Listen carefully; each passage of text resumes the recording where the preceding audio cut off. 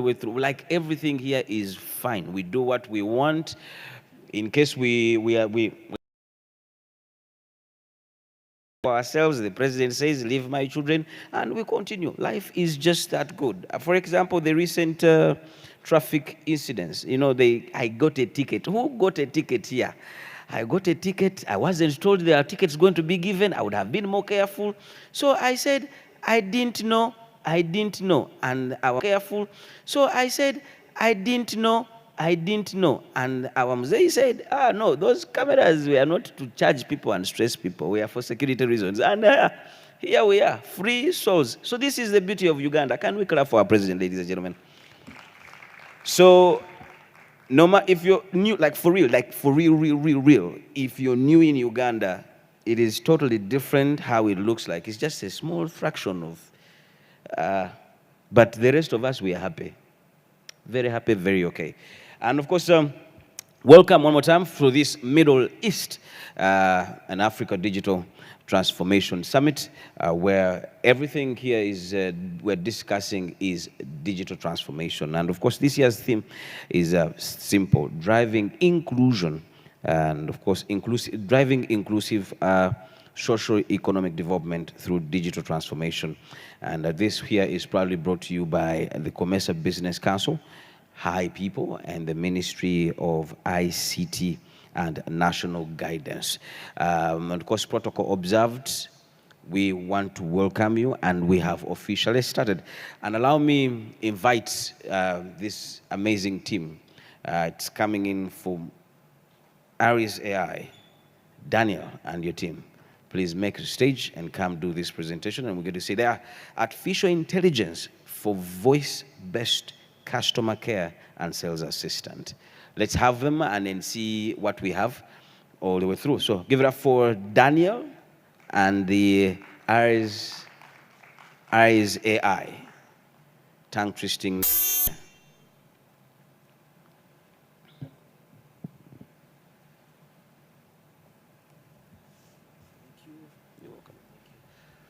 Good morning, everyone. First of all, I want to congratulate the graduates and everyone who is here for being part of the Middle East African Digital Transformation Summit. I am the chairman of AI, Aries. This is my team. The CEO, please, you can take over. Yes, good morning, everyone. My name is Nathan. I'm the CEO of Aries AI. So I wanted to start this by asking everyone a general question. Genuinely, how many of you guys, show of hands, have you had a good customer service experience with most companies that you call? Show of hands, have you had a good experience? Okay. So how about a terrible experience? Let's say someone had attitude, or it was too late, like you had to wait for the dialer to call the customer service person and they were busy. Show of hands? Yeah, exactly. Okay. Yeah. So basically, that's a frustration all of us have, and we wanted to create a system that would avert those issues. Because can we all agree that there's no business without clients? Your clients needed to be, they need to be taken care of for you to have like a healthy business. So we have created an AI system that automatically answers the calls for the businesses 24/7. It will always be happy to take your calls, to always be happy to help with any issue, and you will never have to wait for a dialer to connect you to a customer service agent, and you'll never be delayed, and your questions will be answered very quickly. So Aries AI basically uses large language models to basically answer the calls in natural voice. In the future, we're hoping to get it to work with multiple languages, because right now most of them work with English, but we have already started the process of integrating Luganda and Kiswahili as well. So that, because we're in Africa, most people speak their natural language, but we want to create a system that will allow that to happen. So you can go to this. So these are the value propositions of Aries AI. So it's a robot basically. So it's there 24/7. During public holidays, during Christmas, it won't be frustrated that it's missing with its family. You know, it will always be there. Because it's always available, you never lose leads. Companies need an AI that can, they need to keep track of all their leads that they get in order to get secure deals. This AI will always be able to answer your clients as soon as they have inquiries about you, about your company. It will also automate, you can go back slightly for a second. It will also automate problem resolution, because a lot of clients have complaints. You will be able to help resolve most issues with the AI. And also, it will be capable of doing automated sales calls. A lot of companies call people to check in on the service provision and all that. This AI would be automatically able to cater for that for you as a company.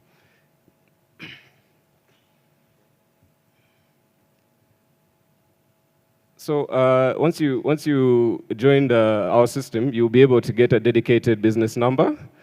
Basically, the same way you call a customer service number, it will give you a number that your customers can call. And in case of any issues and the AI can't handle it, we would forward it to an agent. But most of the situations, the AI we found is capable of resolving. We'll also be able to handle multiple calls. This AI can have actually even up to, it starts with from 2 to even like, you can even reach 200 AIs, but for like a much more reasonable price than, let's say, you're having a lot of people. Then it will have a real-time dashboard that can give you the call data, the call summaries. It will also to give you evaluations of how the conversations went. So you'll be on top of everything that is happening with your AI and customer service. And of course, it will be able to automate sales as well. So the difference between our system and what's on the market is that most of these systems are automated. It sounds like you're talking to a robot, basically. It's like dial 1 to reach the sales team, dial 2 to reach the marketing team. This is going to feel like you're talking to a person, and they will actually even be able to resolve all the issues for you before you even have to reach a salesperson. So it is just like you call a number, you tell them the issue. If it's able to resolve it, to resolve it. If it can't resolve, to push to a customer service person.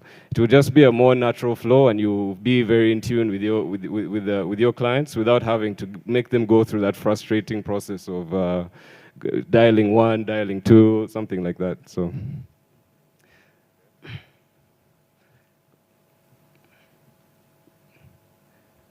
our onboarding process is actually quite swift. Actually, the AI is running right now. We're even ready to onboard people. So we would be able to onboard you from 24 hours to about 72 hours. Basically, we would customize it to your business. Our AI is highly customizable. We can make it be a sales rep. We can make it be a customer service person, a customer resolutions person. So depending on the needs of the company, we'll be able to tailor the AI for your particular needs. So the beauty of our system is that our lowest package actually starts at 500,000 shillings. It gives you 2 agents. So effectively, you're getting 2 customer service reps for 250,000 shillings per month. It will enable businesses that couldn't otherwise have customer service agents to have them as well, because it will cater to the smaller businesses and then also go as far as the large enterprises that need like hundreds of AIs that will keep in touch with all their clients. So it's highly scalable. So yeah, our website is up. We're actually, the system is already running. We're ready to onboard people.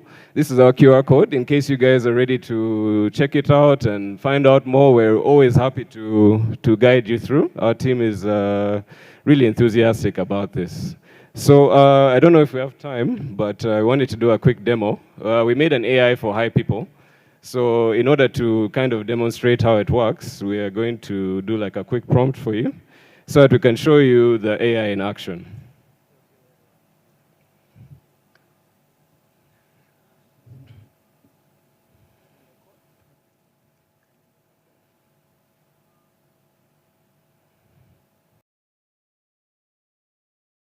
Go ahead.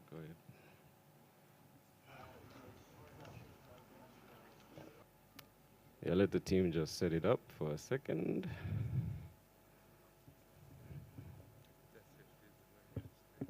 Hi there, this is Brian from Hippipo Foundation. How can I help you today? Hi, Brian. How are you? I'm doing well, thank you. How about you? I'm Is there doing something great. specific? I'm doing great, thank you. I'm, So Brian, I was at a function and I saw a poster of your organization. I wanted to call to check in and find out more about your organization. Could you tell me more, please? Absolutely. We at the Hippipo Foundation focus on empowering communities through technology and financial inclusion.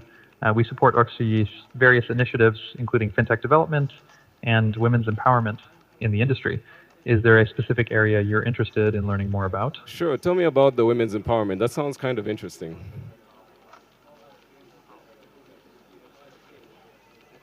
We're incredibly proud of our Women in FinTech initiative. It's designed to empower women across East Africa by providing them with the skills and resources to thrive in the financial technology sector.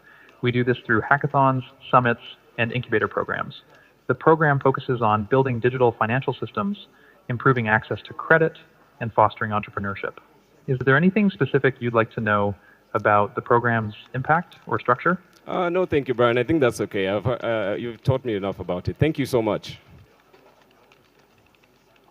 You're very welcome. I'm glad I could help. If you have any more questions in the future or need assistance, feel free to reach out. Have a great day. Okay, so yeah, that was just a quick demonstration because we customized it to hire people. So the point of the AI is that we can customize it to any company's needs. So we wanted to give you a demo of how it would work with like hire people as an example. So depending on what industry you are, we will be able to onboard you. And really, truly, like I said in the beginning, there's no business without clients. You have to take care of your clients.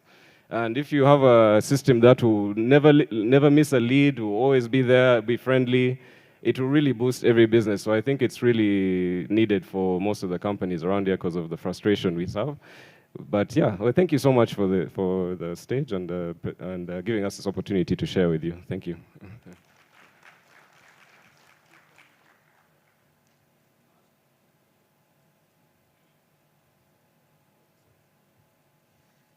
I really wanted to ask some questions. Probably they may have some questions. One, the first question is that if I don't like that sound of that voice, can I customize it to a better voice like mine? Like, 100%, 100%. Actually, because I mean, we're in Africa, so I feel it would be a bit strange to have that tone, you know, of a voice. So we can actually clone the voice to a certain person, so we can get it to sound like anyone, really. Like you can give it an accent as well. Yeah, yeah.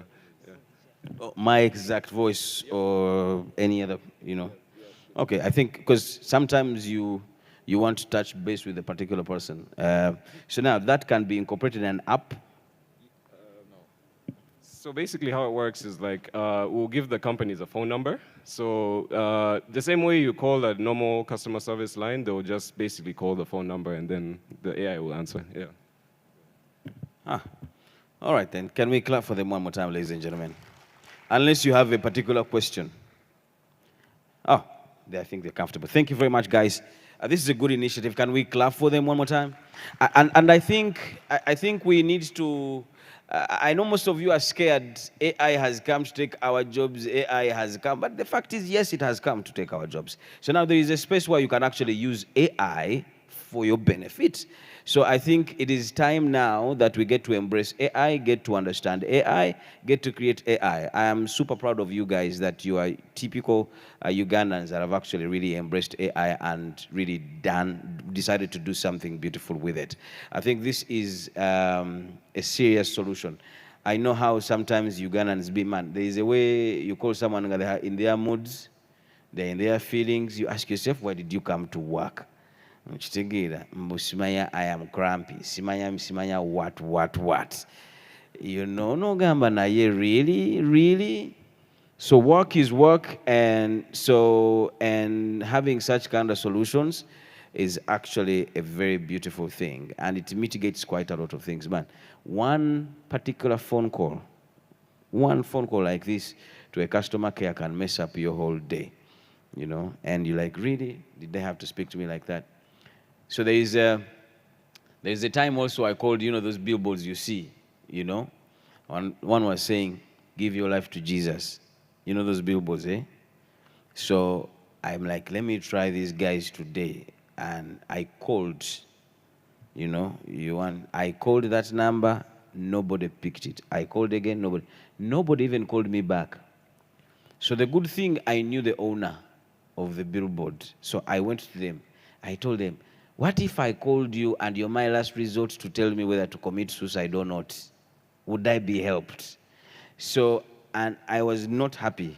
So what happened? They told me, by the time you called, I think, they asked me, around what time did you call? So I said around the lunchtime. Said, it was lunch hour. Someone had gone to lunch hour instead of attending to a call, and he's supposed to be picking all the time. So those kind of issues are definitely be mitigated. Thank you very much, guys. Thank you very much, Aries AI. All right, let's get started. And of course, now allow me invite Mateo Rees, the CEO and founder of Time Pledge. Ladies and gentlemen, let's welcome Mr. Mateo.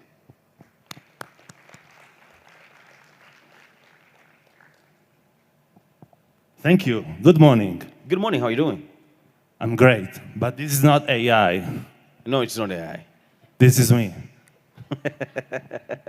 You sound like AI. Please go on. So, I'm supposed to give a short speech on financial inclusion at scale.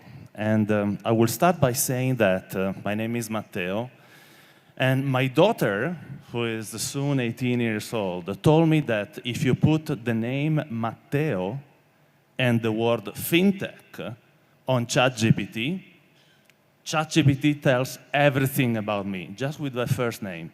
Why? Because I had a very unconventional path. And I just realized that I don't have the clicker for the presentation. It's coming, right? So if you guys could give me the clicker, it would be great. So my unconventional path started with Swift. Who doesn't know what Swift is? Swift rings a bell, an international wire, the big code for the banks. Thank you very much. So Swift is a cooperative that handles most of the payments in the world today, and I spent there 13 years. Then Fintech started, I quit Swift, became an investor, built a couple of companies, started working in Africa 10 years ago, and in 2019 in Uganda. So I do love this country for the past 6 years. It's a love story, and you will see why. So why do we need to build financial inclusion at scales? Because there are still 1.4 billion people in this continent who are financially excluded. Now, you know why they are financially excluded? Because for the same reason that it was more expensive to eradicate the 1% left of polio in the world, this is the big latest mile of financially excluded people that is going to be more expensive to cover. And the reason for that are actually not as immediate as we think. It is very difficult to explain digital payments to someone who cannot read. You know, Uganda is doing pretty well, but there are countries where over half of the population cannot read, and we're talking about elderly people. So how can we build an infrastructure that allows anyone to interact with financial services? Something else has to change to build financial inclusion at scales in this continent. And is the way we think about startup, investing, and building. That's why I call this slide, Stop Chasing Unicorns. Everyone is saying, we need to have more unicorns in Africa. What we need to have is a smarter way to invest in African entrepreneurs in a very different way that today investors are chasing startups. Why? A lot of investors would say there are not enough startups to invest. This is not true. There are not enough entrepreneurs today that can simply have an investment approach, which is what venture capitalists are using.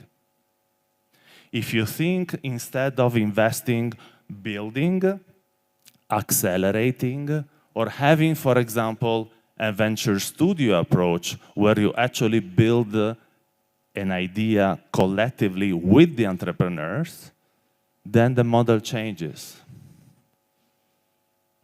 So this is the way in which most of these 1.4 billion people today are making payments. They take flip-flops and cash, and they walk from one side of the other of the village, and they make a payment.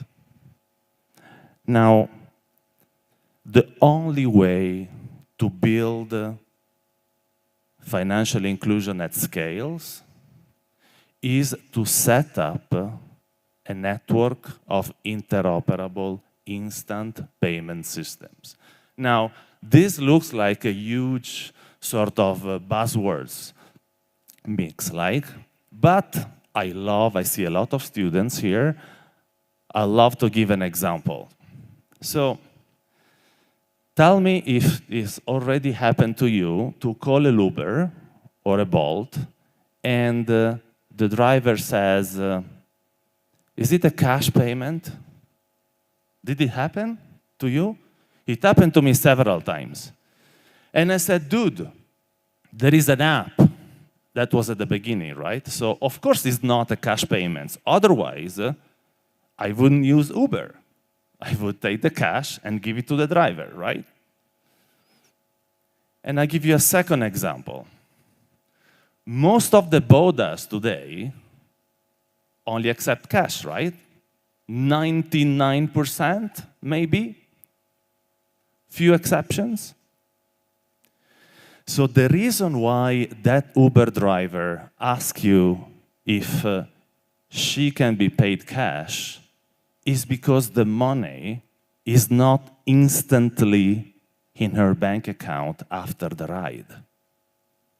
So only an instant payments infrastructure allows that driver to get the money immediately at use. And this system has, of course, to be interoperable. But let me tell you what. If you build through a local switch an instant payment system, it is way easier to make them interoperable from country to country. That's how you get more and more, or that 1.4 billion people integrated. Now, one of my favorite topics. Remember, we are talking about how to build financial inclusion at scale. You all know, and actually a very good friend here in the room told me that Uganda is the youngest country on average in the youngest continent. And that is why I am going to be part of a panel I believe in a couple of hours, where we will talk about learning, upskilling, and talent development, right? And talent has become my passion in the past couple of years because I realized that the gap between, especially in the tech skills, between the students that are coming up from an African universities and the type of job they can get, especially here, is way too big. Here, meaning here in Africa. So we built an initiative called Time Pledge that allows African students to get upskilled for free on tech skills. And then we put them in touch with, it's a not-for-profit, of course, then we put them in touch with the startups and the tech companies that are recruiting in the continent. Now, this is not a spot for Time Pledge because I will do one later on. What I'm saying here is that it is so unfair that a computer science graduated out of the University of Kinshasa makes $500 a month as a data scientist. Because with the little upskilling, she could make 4 times that money, still cost half of what the same profile would cost in Europe, and get 4 times the opportunity to uplift the rest of the members of her family. Now, we will talk about the Thailand pyramid, okay? There are a lot of initiatives today that are hitting the bottom of the pyramid, giving basic digital skills to a lot of people. To build financial inclusion at scale, we need to care for the 1% of the students that will become the next generations of entrepreneurs and job creators of the country. So this is another tip. Remember the Boda example? So I don't know who is familiar with the company Tap and Go in Rwanda, in Kigali, any of you? Amazing. So in Kigali, there is no metro, obviously. There is no tube, but there are buses, like in most of the capitals of the continent. And a couple of years ago, this startup decided to create cards to be able to tap and pay the bus trips, of Kigali city. Now, what happened is that so first of all the bus companies tripled the revenues because, of course, the drivers accepting cash payments were putting 2 tickets in their pocket and 1 ticket in the cashier, right? Now that everything is digital, everyone had to pay its run. Not only that, there are now 1 million of bus cards in the capital. 1 million.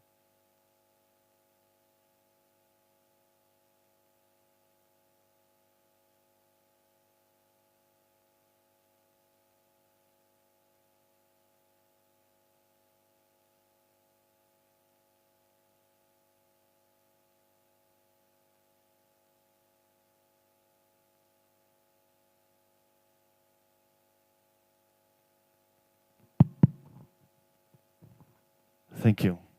So are you with me with the bus stories? I was saying there are 1 million bus cards in Kigali city, okay? You know how many bank accounts Rwanda has? 350,000. So we have now a startup that has a digital way to pay a service with the number of clients that is superior of the official bank accounts. Now, the moment this company becomes a payment company, we have the largest fintech of the country, right? Why am I telling this story? Because the approach to financial services in Africa has to be not only unconventional, but also through ways and means of payments that are maybe part of the daily life. They do not start from a financial transactions, but from a need. And in this case, the transportation need. This is what happened in Europe and in the rest and in the Western world, and it will not happen here, I guarantee you. This is the most shown slide of any fintech presentations ever of the past 15 years. Anyone here has seen the slides, please? Nobody? Oh, a couple. Great. Yeah, I knew you, Keto, would have. So this is, you see the red square top left is the Wells Fargo logo. This is an American bank, okay? Very quickly, the website of that American bank could be modeled in a way that every single word in that website is covered by a number of startups and initiatives that are doing the same services faster, better, cheaper, and sometimes the three at the same time. In Africa, there are no banks to disrupt. In Africa, there is the opportunity to build services, sometimes from scratch, starting from the need of the people and using the technology that are leapfrogging. Yesterday, we were talking about it. The way to do this is put yourself outside of your comfort zone. This is the grandmother that I wish I had, trying my motorcycle. Pretty much outside of our comfort zone, right? So that's the spirit that I wish all of us will put into finding ways to create financial inclusion in ways and means that today are just not existing yet, but could if we simply look around us. Thank you very much.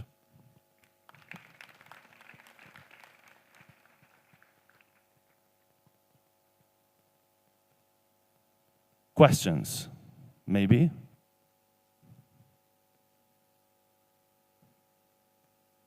Oh, sorry, I forgot one thing, and I actually asked my brothers at the production. So I'm advising a company called GFTN, and yesterday we shoot a video inviting all of you to our next event in Johannesburg in September. It's called the GSME Finance Forum, and if you scan the QR code that will be shown on my back, you get a free ticket to the conference, and I don't know if we can show it, but I invite you to scan it, and is an opportunity to talk about most of the themes that I already mentioned in my presentation. Thank you.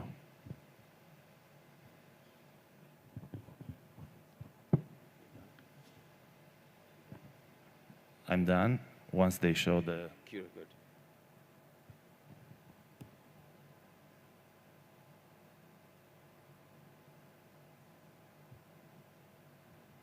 Well, I would try. Oh, there we go. The beach was also nice, though. Thank you. Thank you very much. Can we clap for him one more time, ladies and gentlemen? Can we clap for Matteo? Thank you. Thank you very much. Scan that QR code and you are all invited. But scan it if you have a passport. Don't just scan if you don't have a passport. You can get your passport online, eh? So you don't need to, no longer, now life is simplified, by the way. National IDs, everything, you just, just go on these portals and then just, just small days, few days, you're good to go. All right, ladies and gentlemen, clap for yourselves, most especially if you've just come. We've been waiting for you. You've missed the whole first half. So now we are going into the second half of the program. Allow me, ladies and gentlemen, invite you, the CEO, COMESA Business Council, Mr. Teddy Sobramian.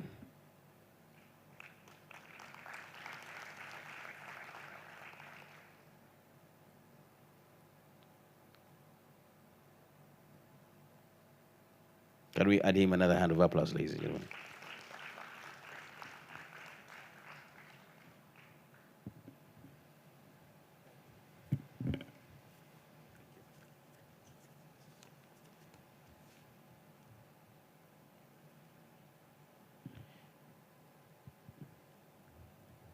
Ladies and gentlemen, a very good morning to you all. It's very interesting to speak on the second day because then you feel inspired by what happened during the first day. And indeed, it is my privilege to welcome you all to the second day of this Middle East Africa Summit.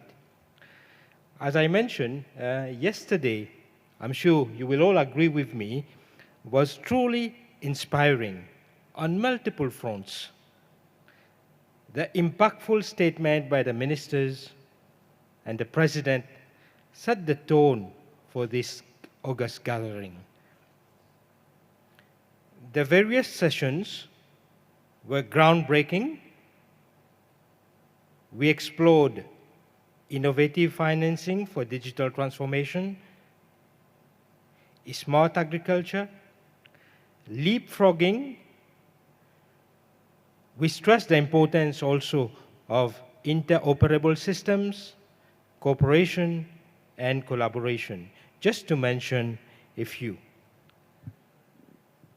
The second day promises to be just as engaging, with even more insightful discussion ahead. We already had a taste of AI potential this morning, and the day promises to have even more interesting presentation and panel session.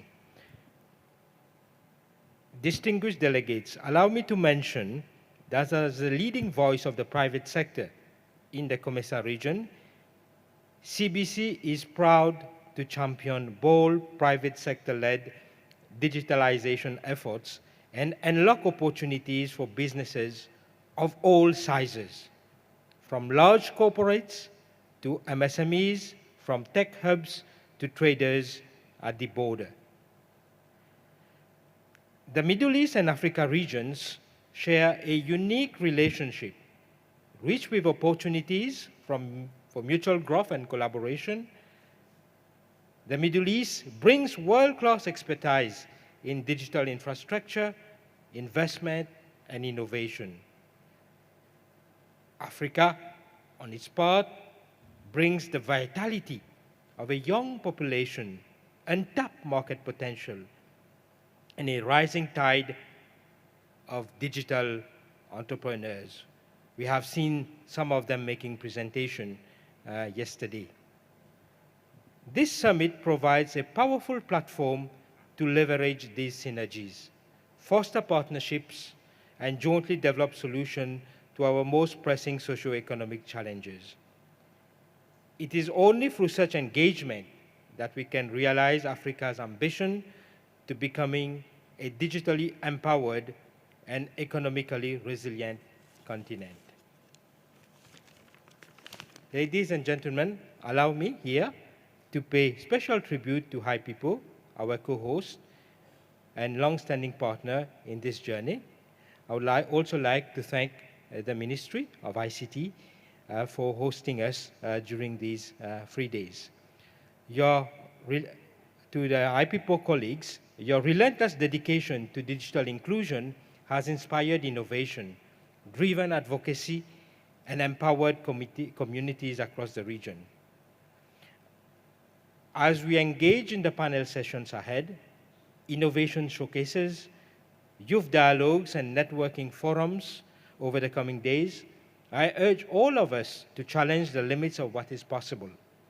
Let us be bold, let us be ambitious, and let us commit to translating our ideas into actions that will transform the economic narrative of our regions.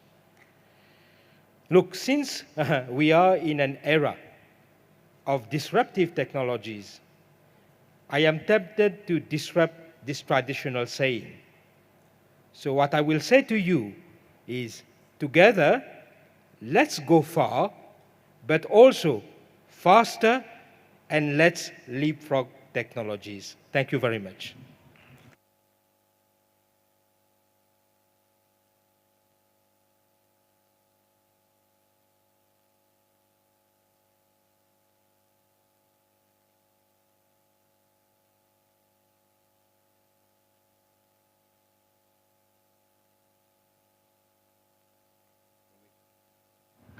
Can we clap for Mr. Teddy one more time, ladies and gentlemen? Another round of applause. Thank you very much for this summit, and of course in partnership with the Ministry of ICT and High People as well. So thank you very much. All right, then let's get to it again. Let me invite this next gentleman. He's the CEO and co-founder of Solar Museveni, and that's spreading affordable and of course spearheading the affordability and affordable solar energy solutions in rural communities across not just Uganda, but the Comesa region. Ladies and gentlemen, let's welcome Mr. Henry Lutwama.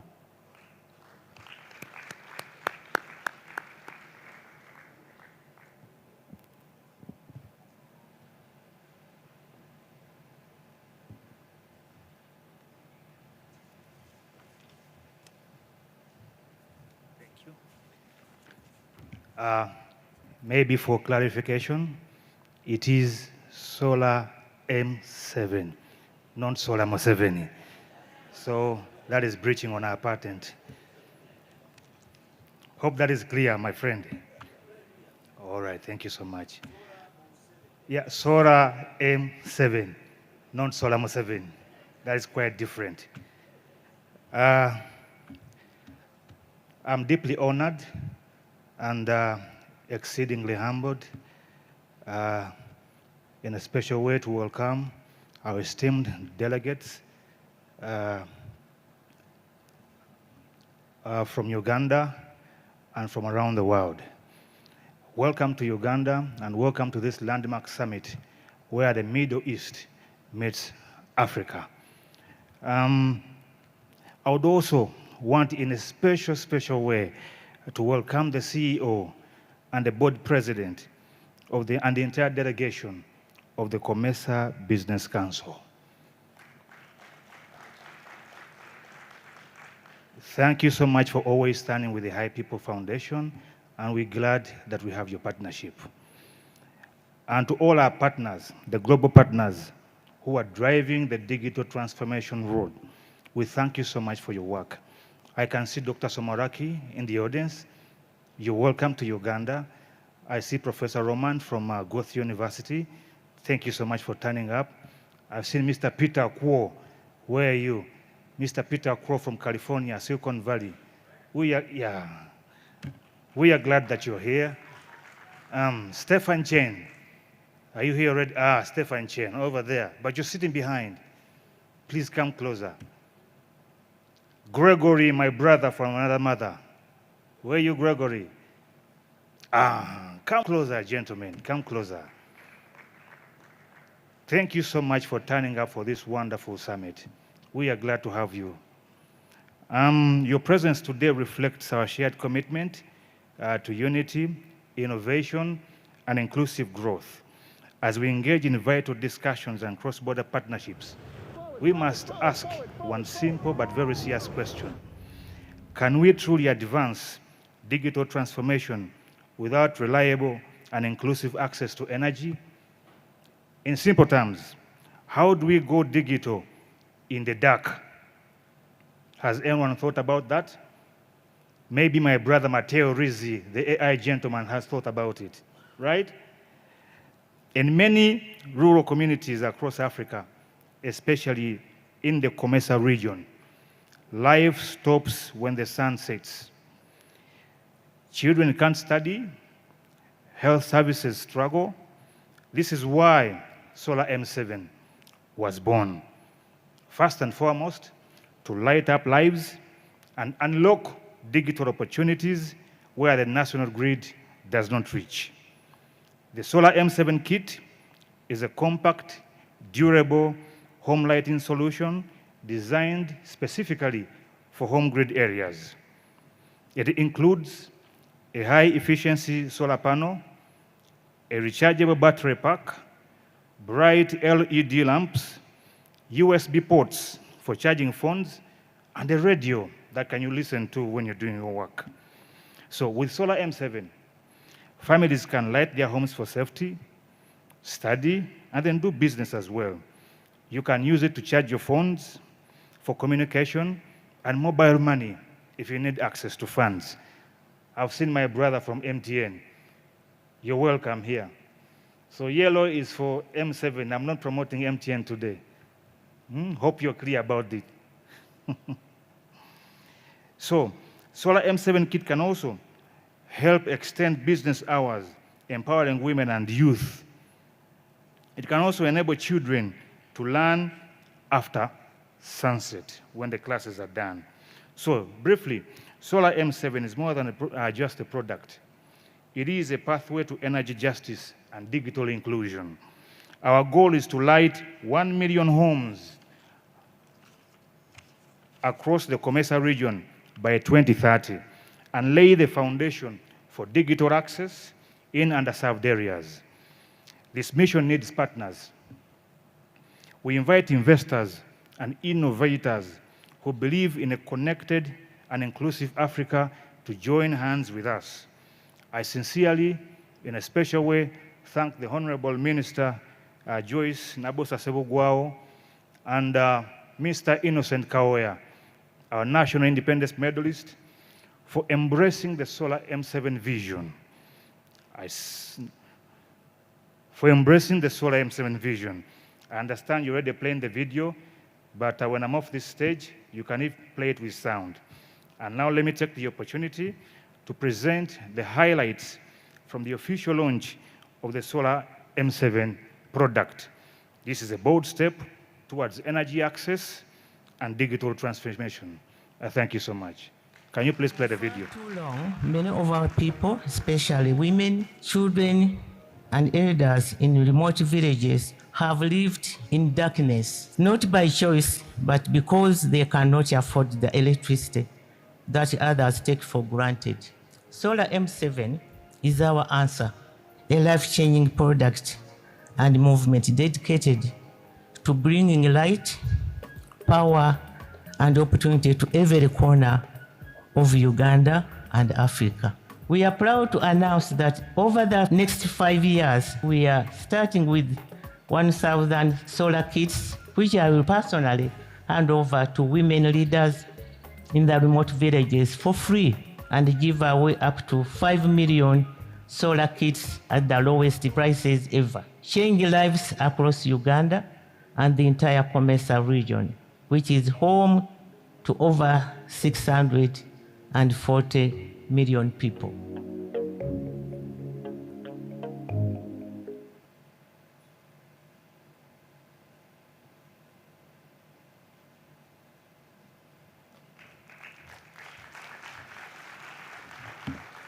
Thank you. Thank you very much. Can we clap for Mr. Henry one more time, ladies and gentlemen? And also, can we clap for this beautiful initiative, Solar M7? But let's face it. When you see it, what do you see? Isn't it M7? Eh? It's as in we write our M7 like that, you know, and then the colors are definitely really those ones. So really, I wasn't wrong to call it Solar M7. Cindy, you also had it in your mind also when you saw it, didn't you, when you're coming in? Exactly. But thank you very much, guys, for this initiative. Henry and the team, thank you very much. This is a beautiful initiative. Honestly speaking, man, by the time UEDCL reaches some of those places, at least Solar M7 would definitely have, created that solution and given people hope altogether. But thank you very much. Of course, in our midst, we have the National Independence Medalist, our CEO with us, Mr. Innocent Kaoya. Thank you very much for this beautiful experience altogether. Please, can we clap for him one more time? All right, let's get to this beautiful panel. I intend to get you out of this place as early as possible, all right? As early as possible, but of course with too much information also. And today we have a serious, beautiful graduation. If you're next to someone putting on a hat, no, that's not a hat. Yeah, that is what? Because it can't be the same. Yeah, if you see someone putting on, yeah, that one. then you definitely know they have actually studied something more than you, at least.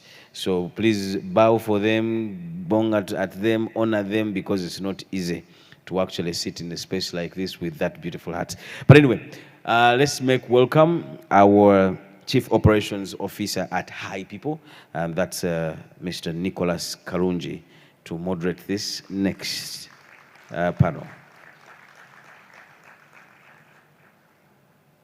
He's always operating, always, all the time.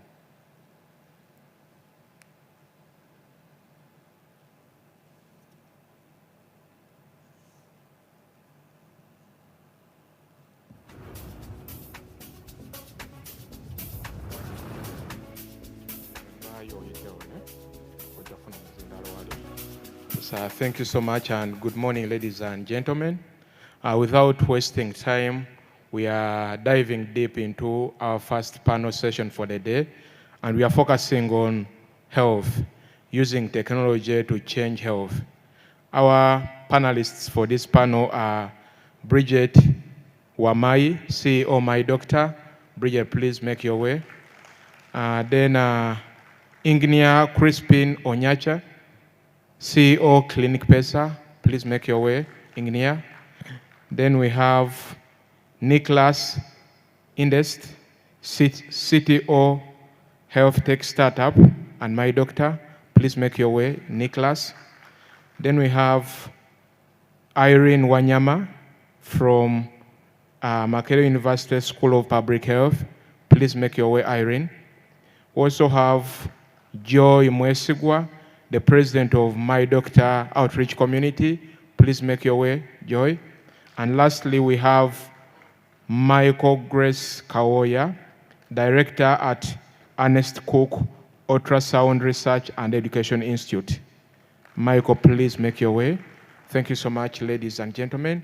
Like I've mentioned, this panel is going to discuss how we can use technology to change health.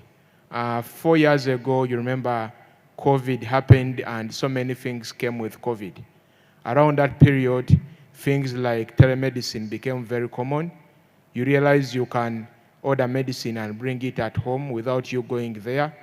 A doctor can attend to you from your home, among other things. So since then, Africa, Uganda to be specific, we are innovating around technologies that can improve public health. The same is happening across COMESA. So these very talented and competent ladies and gentlemen are going to dive into this discussion.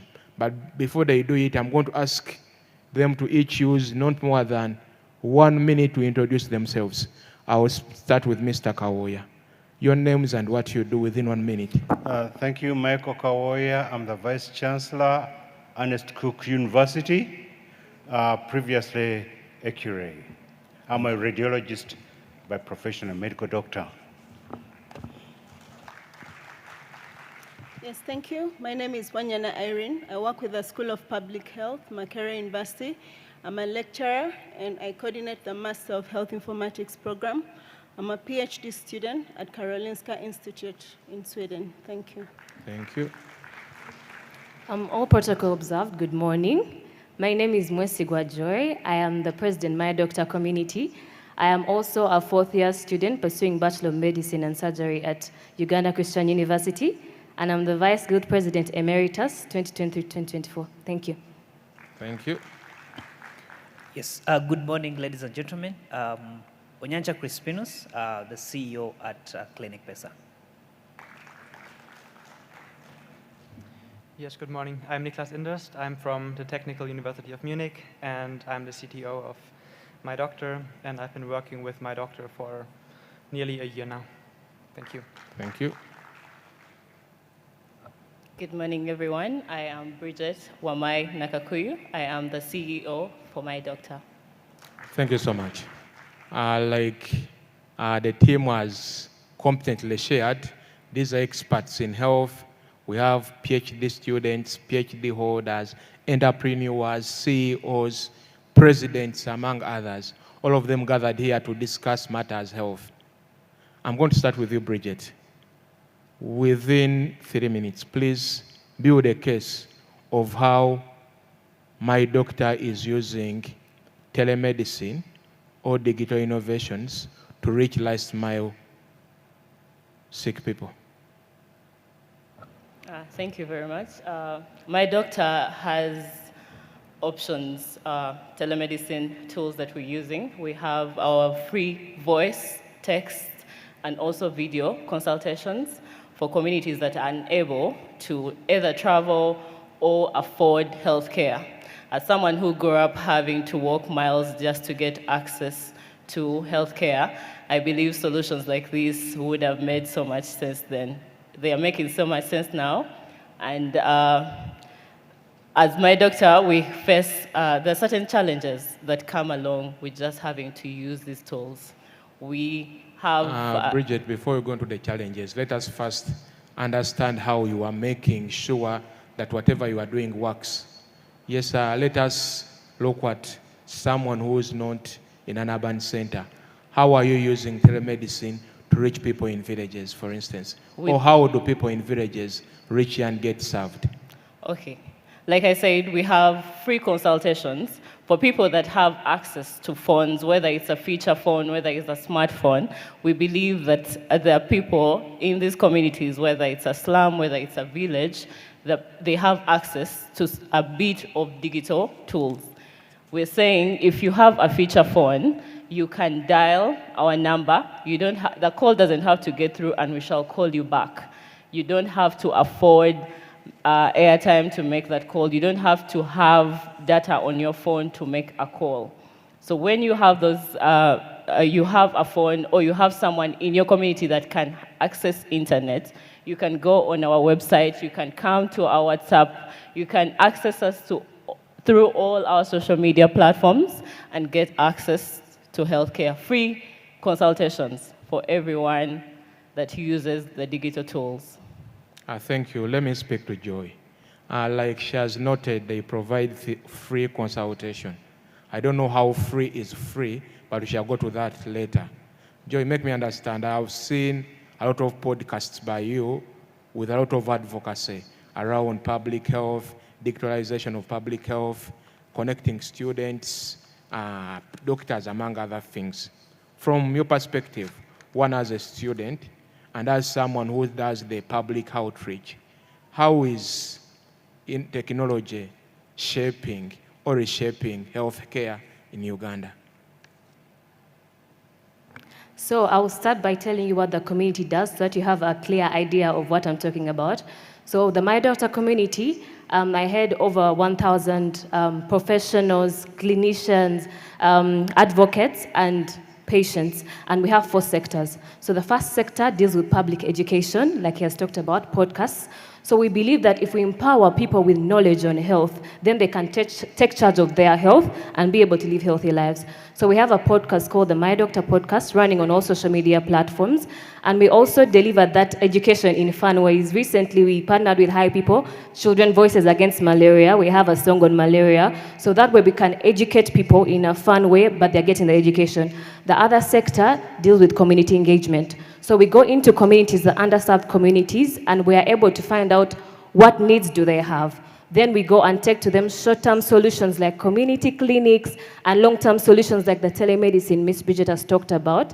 So we have been to Kalere slum, we are going to Boise slum soon, we've been to Kawempe slum, we've been to Katanga slum, and all those have different issues. Then the third is about health advancement of healthcare professionals. So today, as you can see, we have people in blue caps, right? And so we initiated a course on healthcare entrepreneurship, and we're going to talk more about that before the graduation. But we noticed that our medical schools are good, but the entrepreneurship aspect is lacking. You get out and you want to start a healthcare startup, but you don't have the knowledge. You learn on the job. So we'll talk about that later. And the last sector is with partnerships. We partner with organizations with like minds, like Rotaract, like Vigilant Living and all. So with that perspective, I think digital transformation is shaping patient experience. How? We've talked about the telemedicine. Telemedicine, where your doctor is a phone call away, your doctor is a WhatsApp message away, or an SMS away, through services like My Doctor. So there are some experiences that our people pass through. Our people in Uganda lack access to healthcare, and there's something called the 3 delays in healthcare. The first delay is delay to make the decision to come to seek healthcare. So I know most of you have ever had a cold, right? Like flu. And most times you're thinking, should I go to the hospital and spend consultation of 35,000, yet I can get antibiotics at 2,000 in the pharmacy? Most of you would go to the pharmacy. But in the long run, you're building antimicrobial resistance, and if you get a serious infection, we may need high-end antibiotics, and you're going to spend more. So that's one of the delays. And how does telemedicine save us from that? You can just WhatsApp a doctor. If you're confused, you have a headache that is persistent, WhatsApp someone, be like, I have a headache. Do I need to rest, or should I come to the hospital? The second delay is delay to reach the hospital. Over a big population of ours are over 5 kilometers away from the hospitals. In their statistics that were done by Reach Needed Health in Uganda, and they show that 70% of our health facilities are in the urban areas. Yet according to statistics, those only 20% live in urban areas, meaning the other 80% in the rural areas and the other areas have the remaining 30% of the health facilities. That means that they're far away from them. And sometimes when they get emergencies, someone has an accident and they want to go to the hospital, they may die on the way, they will bleed out. But what if you can call a doctor and you're like, wait, what first aid can I give before I reach the hospital? And they will tell you, apply pressure, and all, you will save that life. The last delay is delay in the hospital. You reach the facility, mostly the affordable ones, and there are long lines. And you have to wait from 9 to 4 p.m. to see a doctor. Because our ratio right now is 1 to 25,000, one doctor to 25,000 people. You have to see those people. So it's a bit hectic. But when we have these virtual consultations, we have things like digital health records. Long ago, you would have to, when you go to the doctor, if you find Dr. Victor today, you explain, I have hypertension, I have this. When you find Dr. Joy the next day, you have to re-explain that, oh, I got hypertension this time. But now we have digital health records where we are able to have this patient data. And where we are going right now, we want to form health ID numbers. You know, you have a NIN number. Now, what if we have health ID numbers? Even if you have an emergency, you have an accident, and you have your health ID number, if it's put in any system in the country, any hospital in the country, you're able to receive help. They will know that, oh, this person has epilepsy, they are allergic to this. That is how digital transformation is reshaping healthcare in Uganda, and it's continuing to reshape it in Uganda. Thank you. Thank you, Joy. I agree you have competently addressed the question. But of course, my lecturer used to tell me, you might do the right thing, but sometimes wrongly. You used a lot of time, but thank you so much. Yes, let me speak to Irene. Yes, now that we have heard from someone doing telemedicine, someone advocating for telemedicine, let us speak to someone who's in hospital and in academia. Please make me understand. How can we integrate digital health tools into medical training, public health surveillance, and research across Africa? Yeah, thank you. And I think that's a critical question. So for a very long time, there's been a gap between... Yes, Irene, I'm going to request you to, yes. Yeah. We want to hear you as audible as we're hearing Joy. Can you hear me better now? Much better. Okay. Yeah, so there's been a gap basically between technology and health. And the idea is the people in health are saying our work is too complicated, you can't do it with just technology. And then we have the technology people that are saying, well, we have computers, we have AI, we can do your work. And so there is definitely a need to bridge that gap. And so that is why there is a need to educate, to integrate digital literacy and technology into education. And so there is currently efforts to introduce new courses. For instance, I'll give an example of the Master of Health Informatics program, which brings together students from a health background, but also students from a technological background, and they're trying to work together to address health-related challenges. So I think education, training programs, collaborations within universities that are already doing more work health-wise to try and address issues around health, I think, is one of the actual ways we can get this done. All right, thank you. Thank you so much. Let me speak to my classmate, Mr. Kawoya. Yes, I'm Kalunji. Happy to see you. Please make me understand. I know from imaging, so many things happen and they're all technology-based. MRI, ultrasound, all those things out of technology.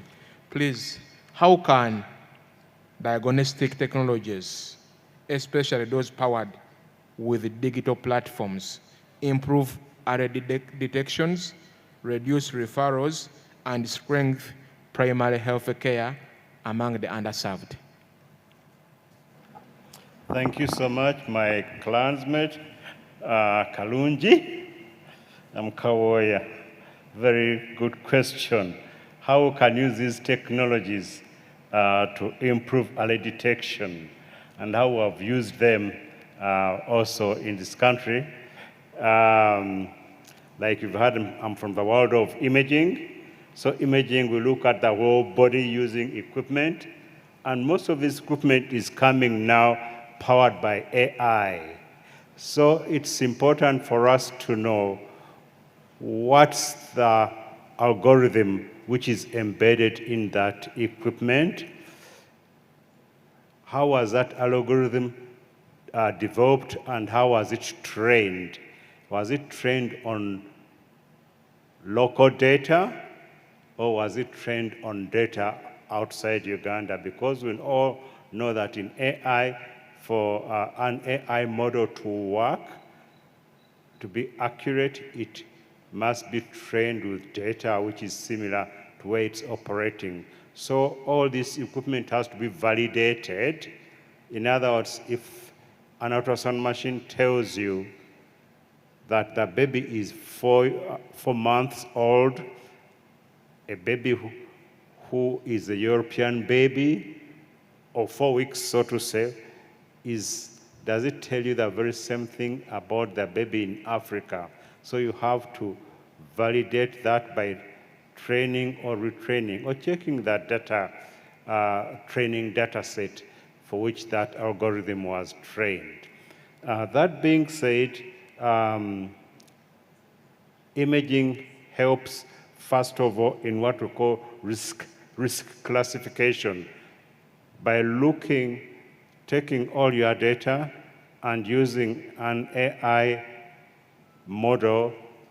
We can now predict what disease you are likely to have, whether it's prostate cancer, breast cancer, tuberculosis. So there's that risk stratification which AI uses. After the risk stratification, then there's also screening. In other words, you do imaging like breast ultrasound, mammography, and you subject these images to an AI model, and the AI then would tell you whether it will predict the probability of you having cancer or not, or having TB or not. Thereafter, move on to what they call diagnosis using imaging equipment, and we do this by taking either X-ray or ultrasound or MRI or CT. So AI here is very useful one in standardizing the image to make sure that it's good quality. And also now there's what they call generative AI.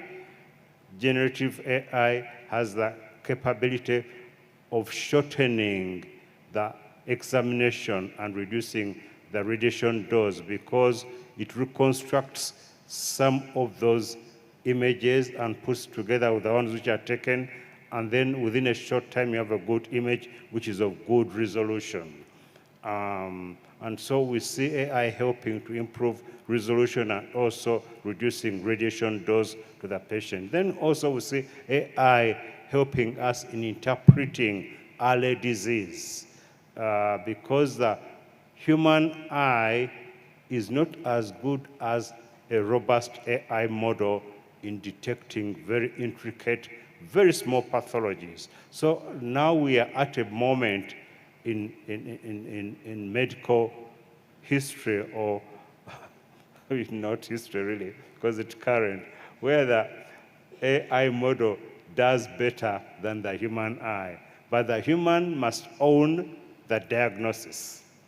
And so you must be able to program it and also you own that diagnosis because of ethics, of course. Thank you so much.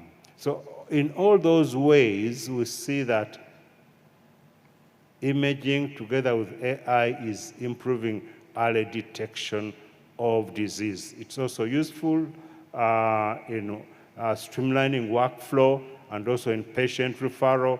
So in all those areas, AI is very useful, and it's something we are applying, and we started to apply. And just to tell you that back at Ernest Cook University, together with Makerere College of Computing and Information Science, we have developed and we're developing indigenous AI models, and I work with them, we work with them to develop these models for, we've done one for the breast, prostate, breast cancer, prostate cancer, we're working on that, tuberculosis, and so we hope that with time we shall roll out some of these models in our equipment, and they'll be able to help us to detect disease here in this country. Thank you. Thank you so much.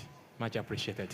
Now that we have had very detailed submissions from my panelists, I can report that this early morning we are being fed with a lot of information.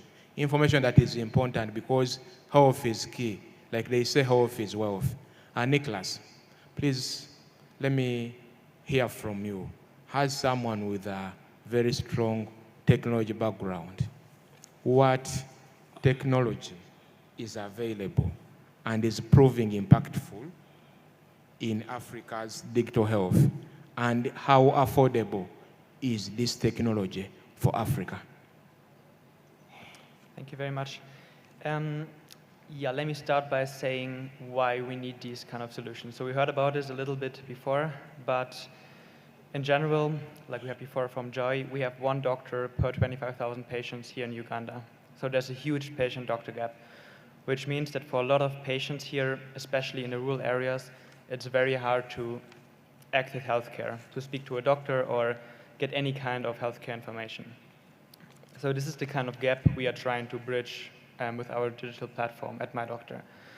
So the ultimate goal basically is connecting a patient anywhere in the country, especially in rural areas, to a doctor. One thing that was said before was that it's kind of dangerous because maybe we're trying to replace doctors or trying to replace the patient-doctor communication. And this is not at all what we're trying to do, especially not with our AI healthcare chatbot. So it is true that part of the platform is the AI healthcare chatbot, where no actual person is involved, but this is not to completely replace any doctor. The goal of this AI healthcare chatbot is to make or to start a conversation with a doctor. So sometimes we just have a simple question regarding our health. And we can Google it, of course, but then we can also use this AI healthcare chatbot. We don't have to go to the hospital for, we don't have to spend on money for a BODA, we don't have to wait there for hours at a hospital just to ask this one simple question. And this is where our AI healthcare chatbot comes in. And then, if it's something serious, if it's something where they actually need to see a doctor, where they need to speak to a doctor, then the AI chatbot will automatically refer the person to a doctor. So our goal is not to replace any patient-doctor communication, it's just to facilitate or to start this conversation.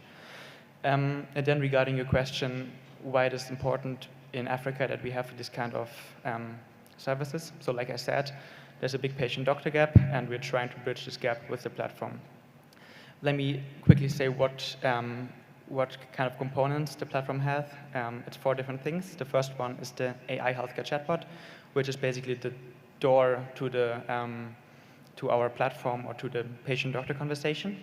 Then telemedicine, as we've heard from Bridget before, which is the core component of the platform. So this is the main component. This is the actual conversation between a doctor and the patient. This can be facilitated via video, audio, or text.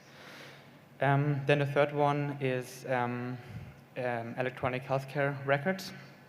So here in Africa, in Uganda, it's very common that you walk into a hospital and by the time you walk out, nothing has been written down ever.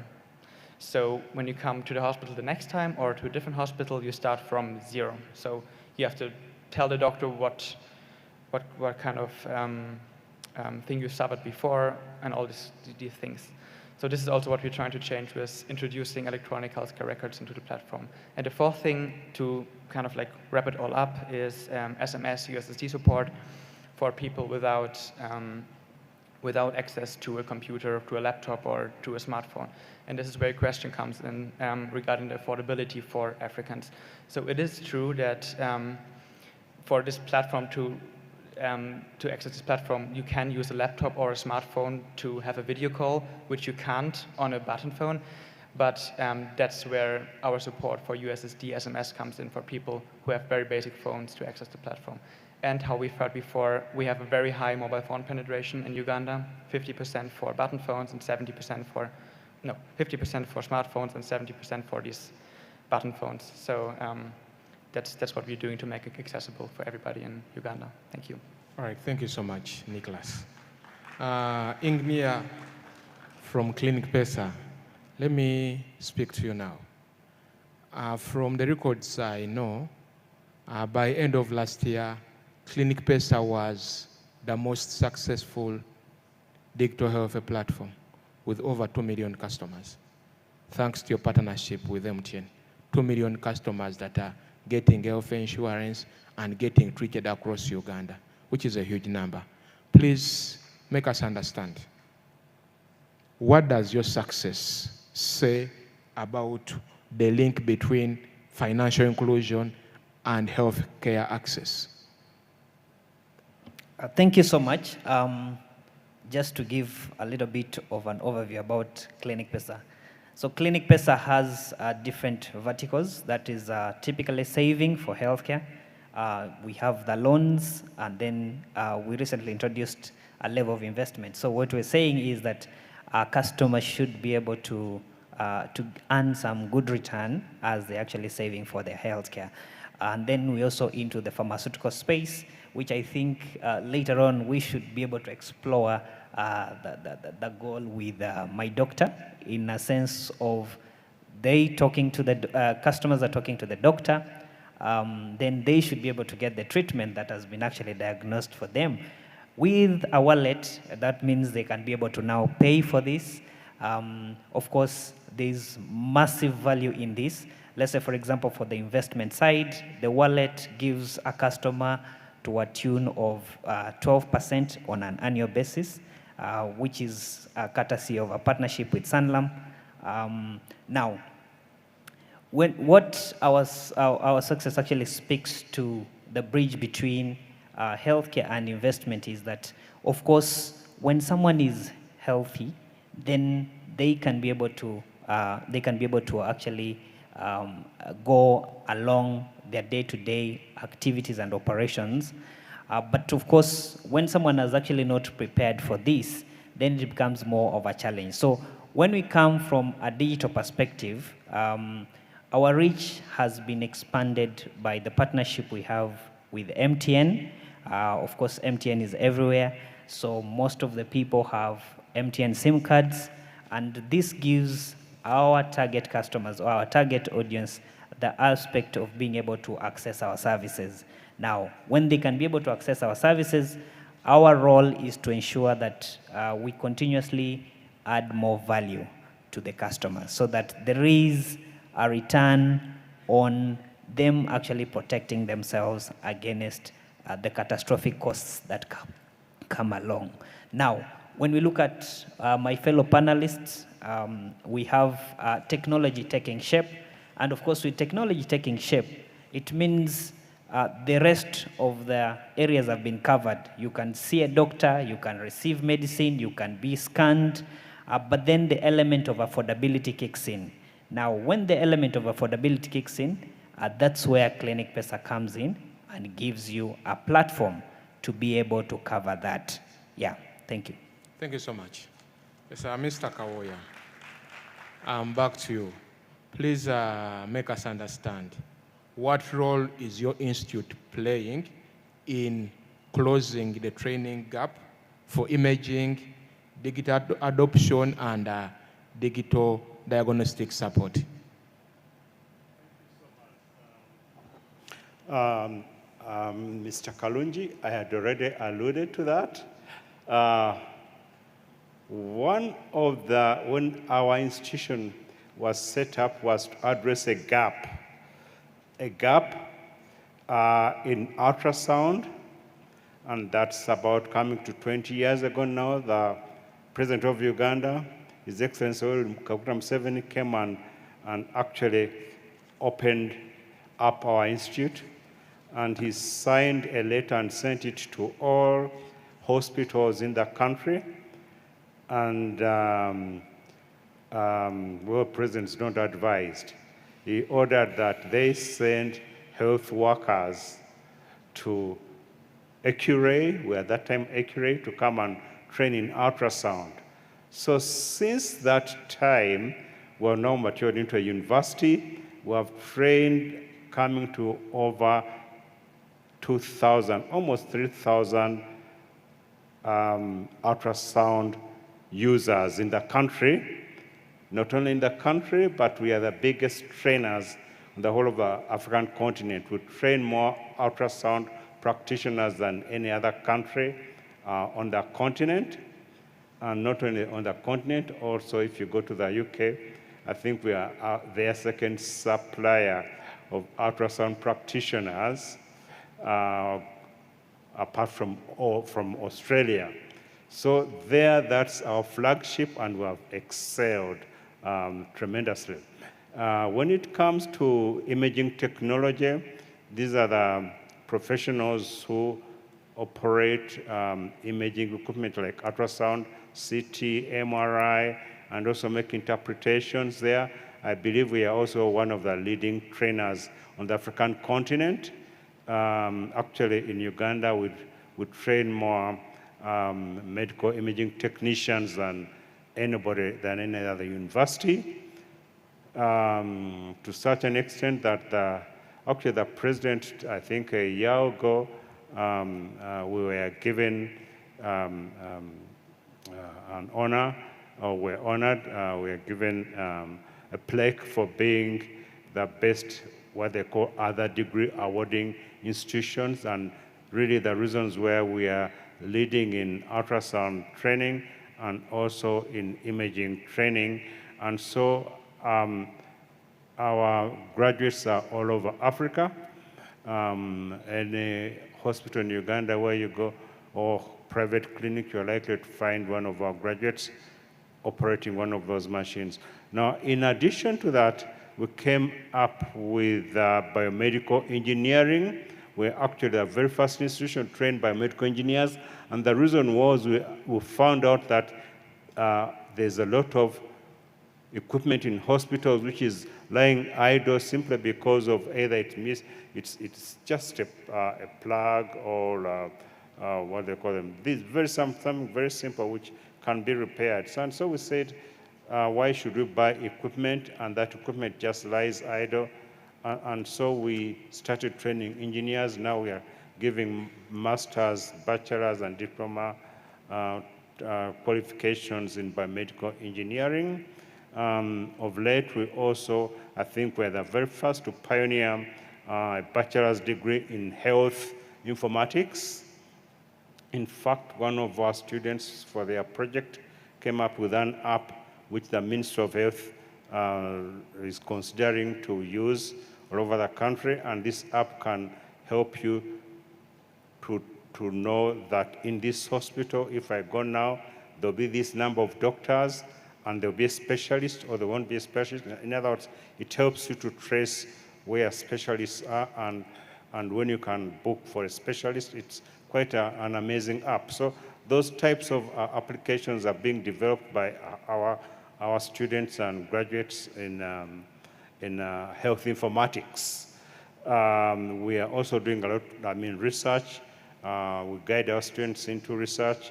Currently, we are looking into using ultrasound to screen for breast cancer for rural populations.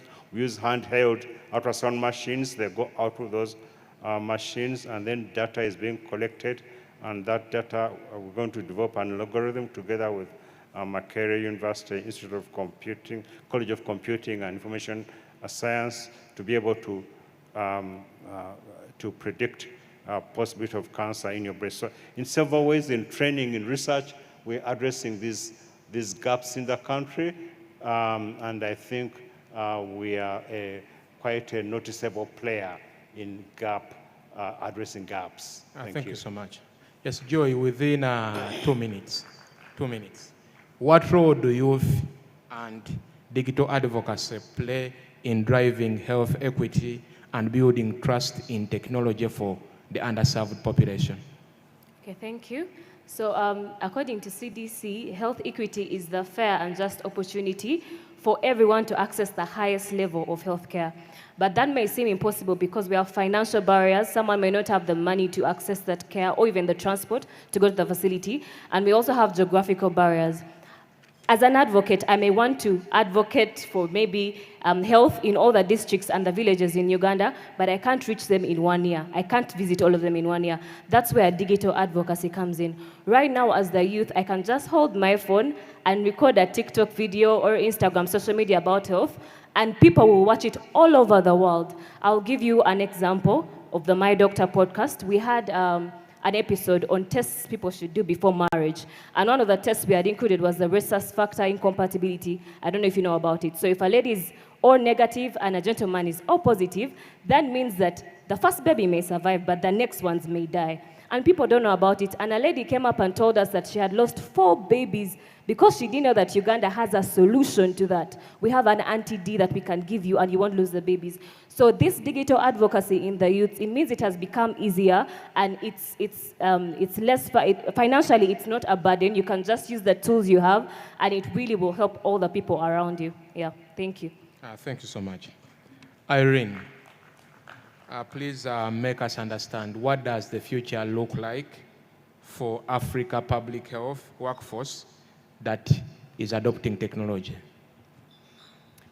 Thank you. I think we have a lot of potential. I think, first of all, we are seeing a lot of digitization.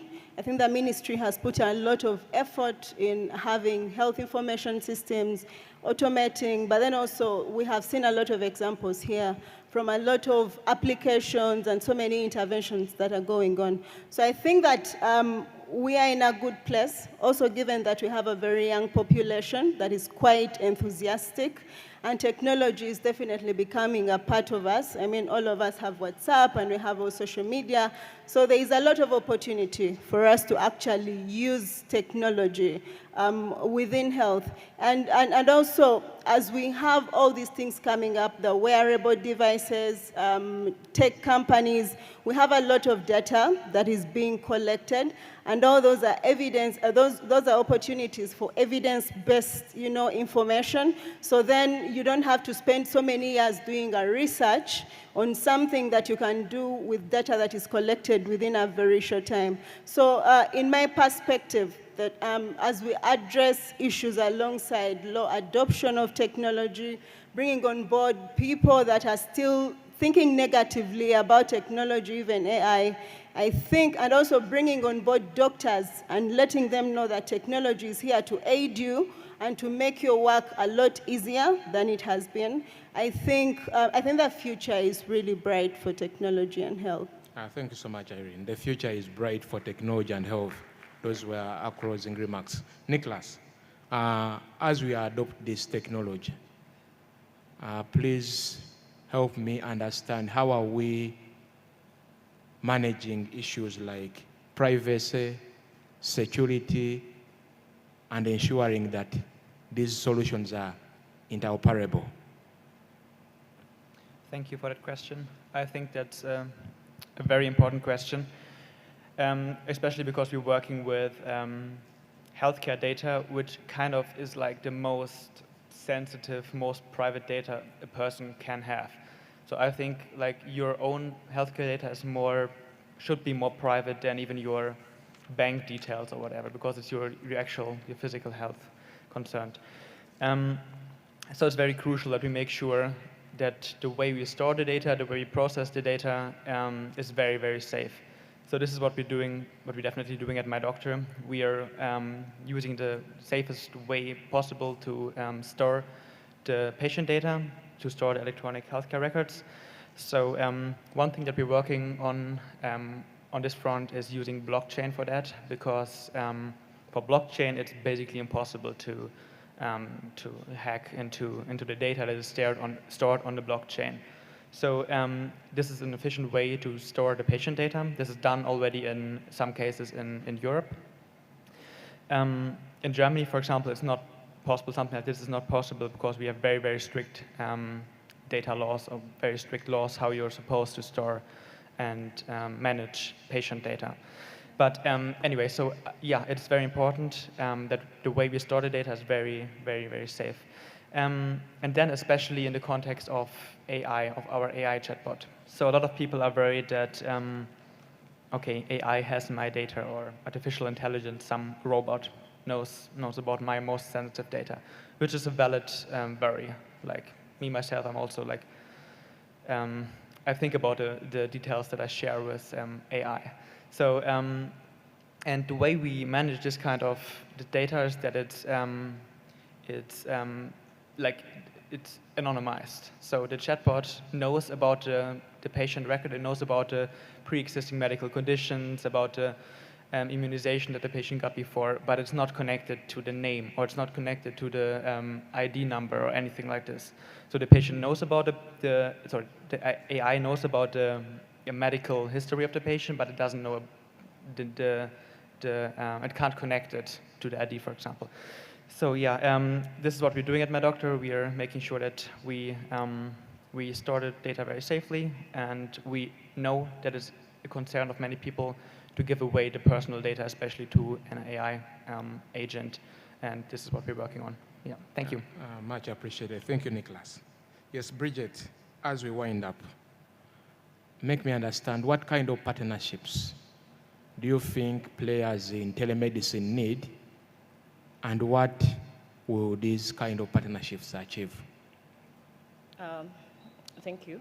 So for one, I would believe the partnerships with the medical schools and nursing schools is very important, because for the tools that we are using, these digital tools, to be effective, the providers need to be able to use the tools as well as the patients themselves. So if you have an understanding with Makere or a UCC, and the students are able to use My Doctor platform to have real-time training on how to execute healthcare provision digitally and also virtually, I feel like that would make a lot of sense, and also bridge the gap that we're trying to close up. Partnerships also with telecom companies.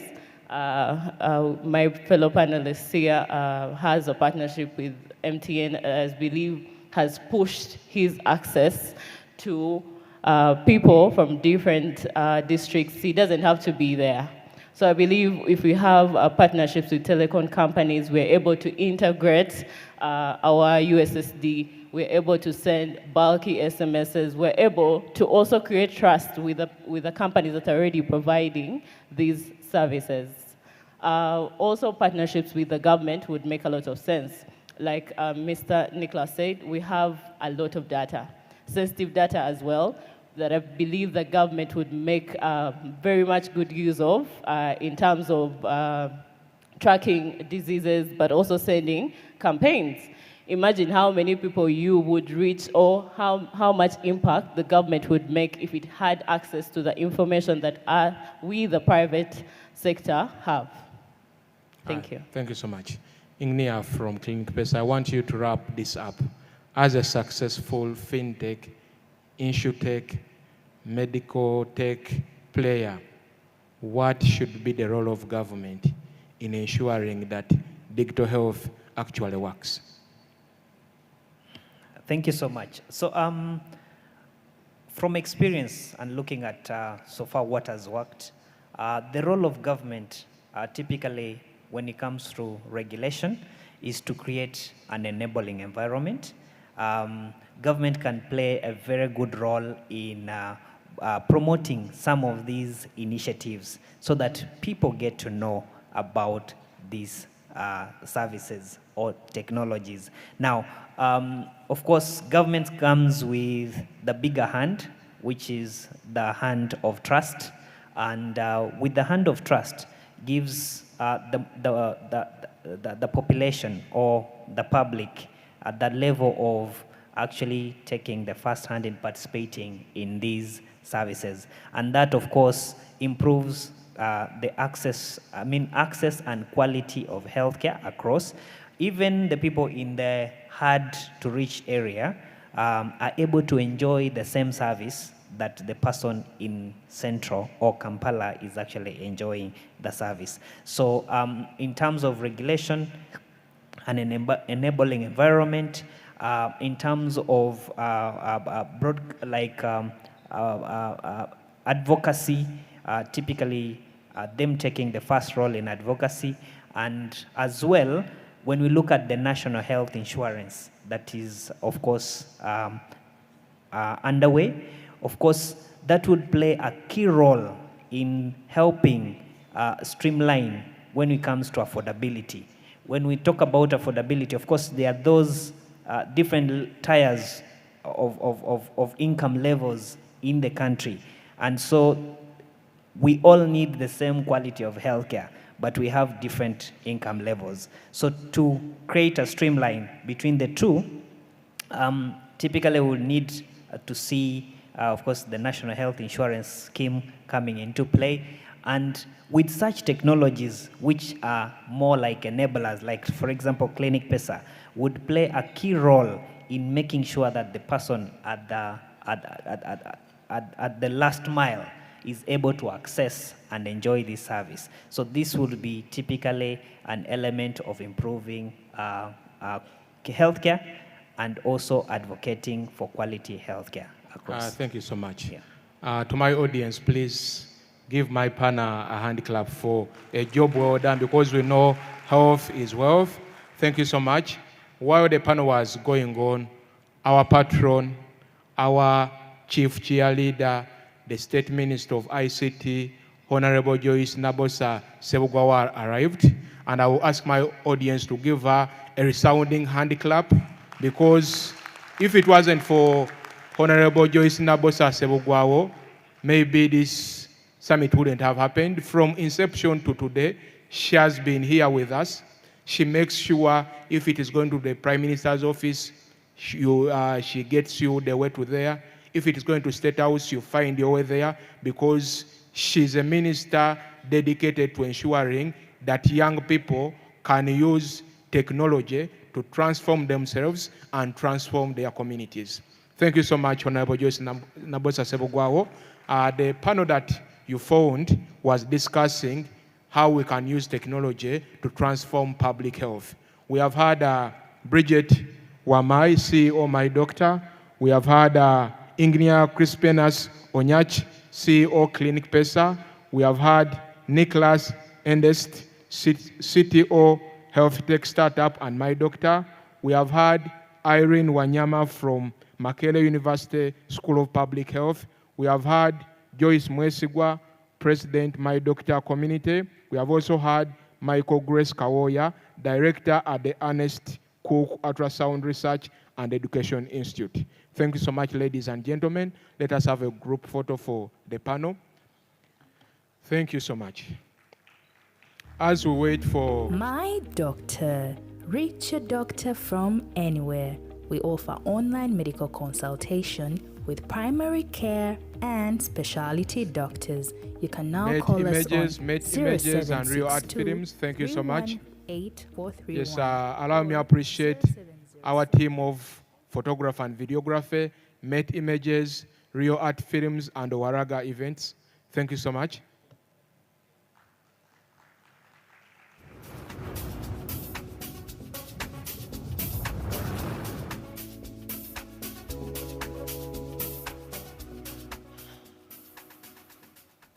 Check it.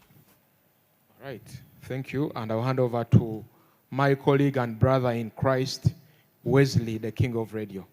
Thank you very much. Can we clap for them, ladies and gentlemen? All right, then. All right.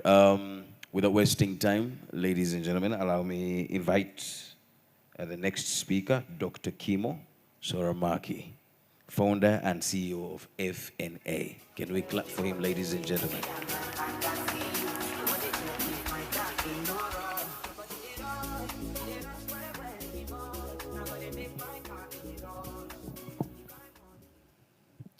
Could I have the clipper as well for the slides? All right, excellent.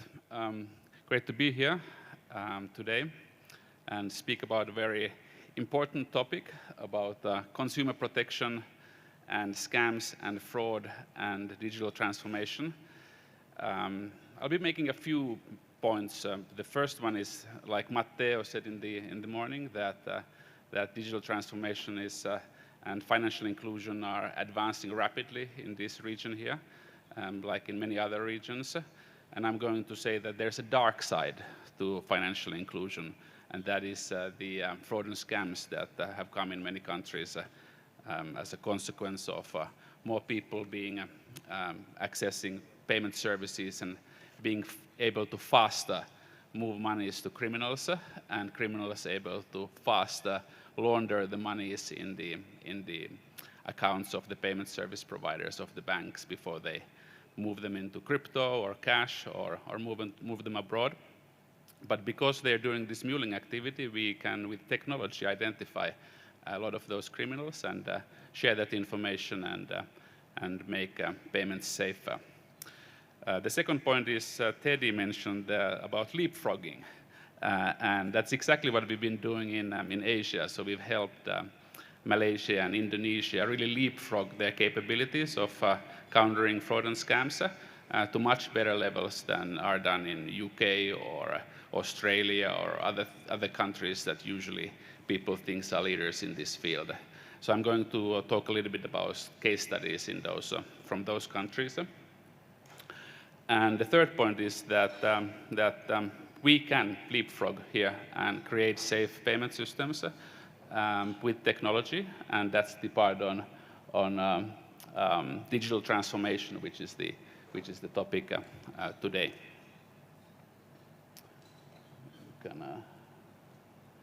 All right, so this is just background. So what is happening is that all over the world, not only here in Africa, but pretty much all over the world, transnational criminal organizations have found financially included people and digital payments and are creating massive scams against these people, run from scam centers in Southeast Asia, but also more and more from other countries in the world, because the criminals are also adapting.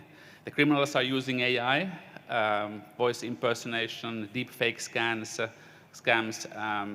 They're getting much better. At the same time, also the financial systems are getting better so that those monies can be moved quicker.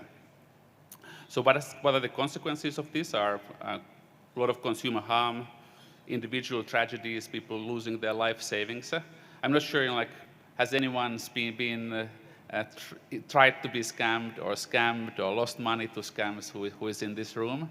I have, even though you would think me as a very sort of advanced user of these systems, but I've lost several times to different scams. They're just very good. They're getting very good.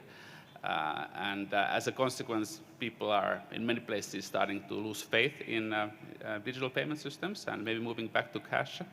And the responses that the governments and the financial institutions and the banks are doing are not sufficient. So in Malaysia, the work that we started really from the fact that people called their banks and say, I've been scammed.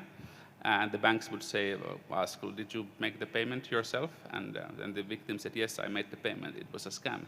It was an online scam. It was a e-commerce scam. It was any other type of scam.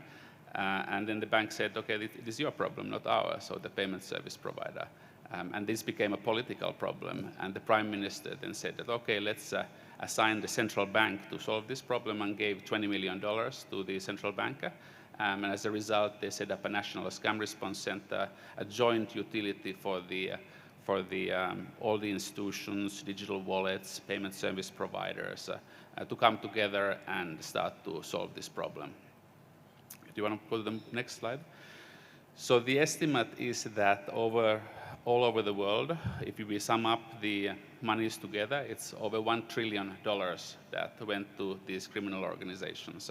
So this $1 trillion allows a lot of investment into new technology. And it's global, so it's in Asia, in Africa. I have statistics from Kenya that 71% of Kenyans have been victims of fraud or scam. I couldn't find statistics for here. But it's also in Latin America. It's in rich countries, it's in poor countries, it's in advanced and less advanced. It's a global problem. You want to go to the next slide? So there are several responses, and here is the leapfrogging part.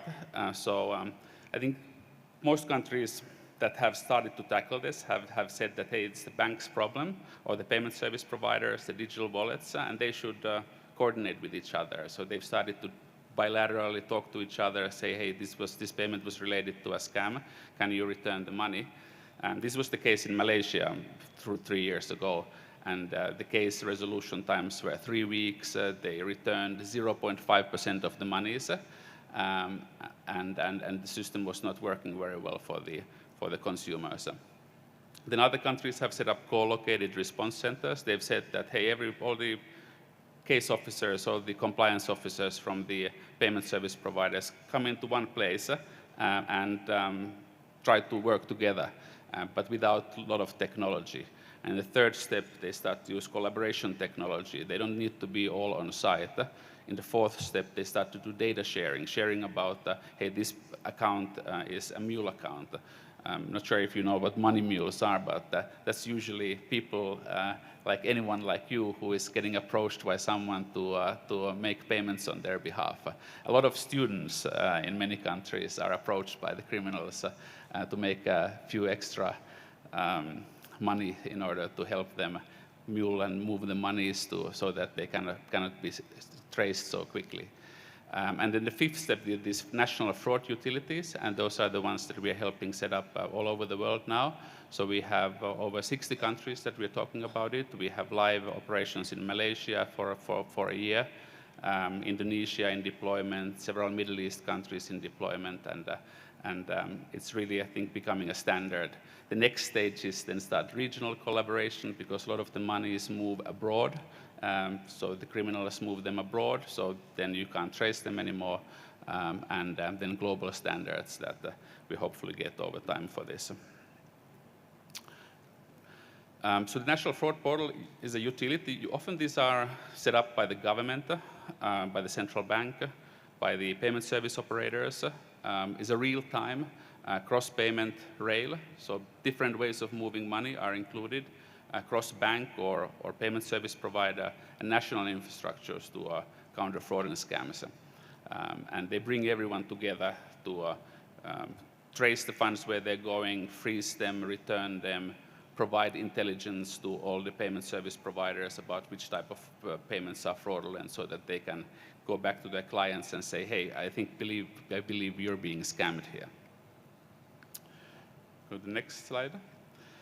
And here's the Malaysian one. So it's currently used by all the financial institutions in the country. That's 48 different digital wallets, payment service providers, banks, different types of banks under the National Scam Response Center. So the National Scam Response Center is this single place where people can call when they've been scammed, and instead of saying that it's your problem, they say, okay, let's try to find your money still in the banking system. And the fund freezing rates really jumped from 0.5% to 30%, which of course is very good. And actually in cases that were reported by the people very quickly, and it's very important that everyone reports when they've been scammed or when there's been fraud very quickly, so they get all their money back, which is of course great for the consumers, and then again creates more trust in the digital payments, because there is a recourse mechanism to get money back if you're scammed and if you're quick to report it. It's also much more efficient for the case officers. They now resolve cases in 30 minutes. before any technology was in place there. That took 3 weeks. All right, can you move to the next one? So this is how it looks like. And this is actually a real case of money muling. So the one on the left, this is the victim. The victim made 1,000 ringgit payment to a mule account, which is this one here. And the mule account immediately moved monies to other mule accounts, which moved monies to other mule accounts, which moved monies to other mule accounts. And this is how no single bank can find the money, because they move across banks. All those colors of those nodes are different banks, and the links are the monies that they are moving. So we can, first of all, find the money in the system still, because it hasn't exited the banking system or the payment systems. And second of all, we can identify a lot of mule accounts on that way. And then we can tell about those mule accounts to the other financial institutions, and they can then ask the customer, are you sure you want to make this payment? Because it's to an account that's been implicated in these scams before. And they do this in real time. There are lots of other components to the fraud utility, but the idea here really is to use technology to help victims recover monies after a scam or fraud has happened, but then also to help the payment service providers, the banks, the digital wallets, the mobile phone operators that enable payments to be better at identifying fraudulent transactions that are requested by their customers. And long roadmap along that. So if you're interested in learning more, so we have a report. It's called Countering Consumer Fraud and Scams with National Fraud Portals. And I hope that we at some point of time get to build a fraud utility in this country too. Thank you.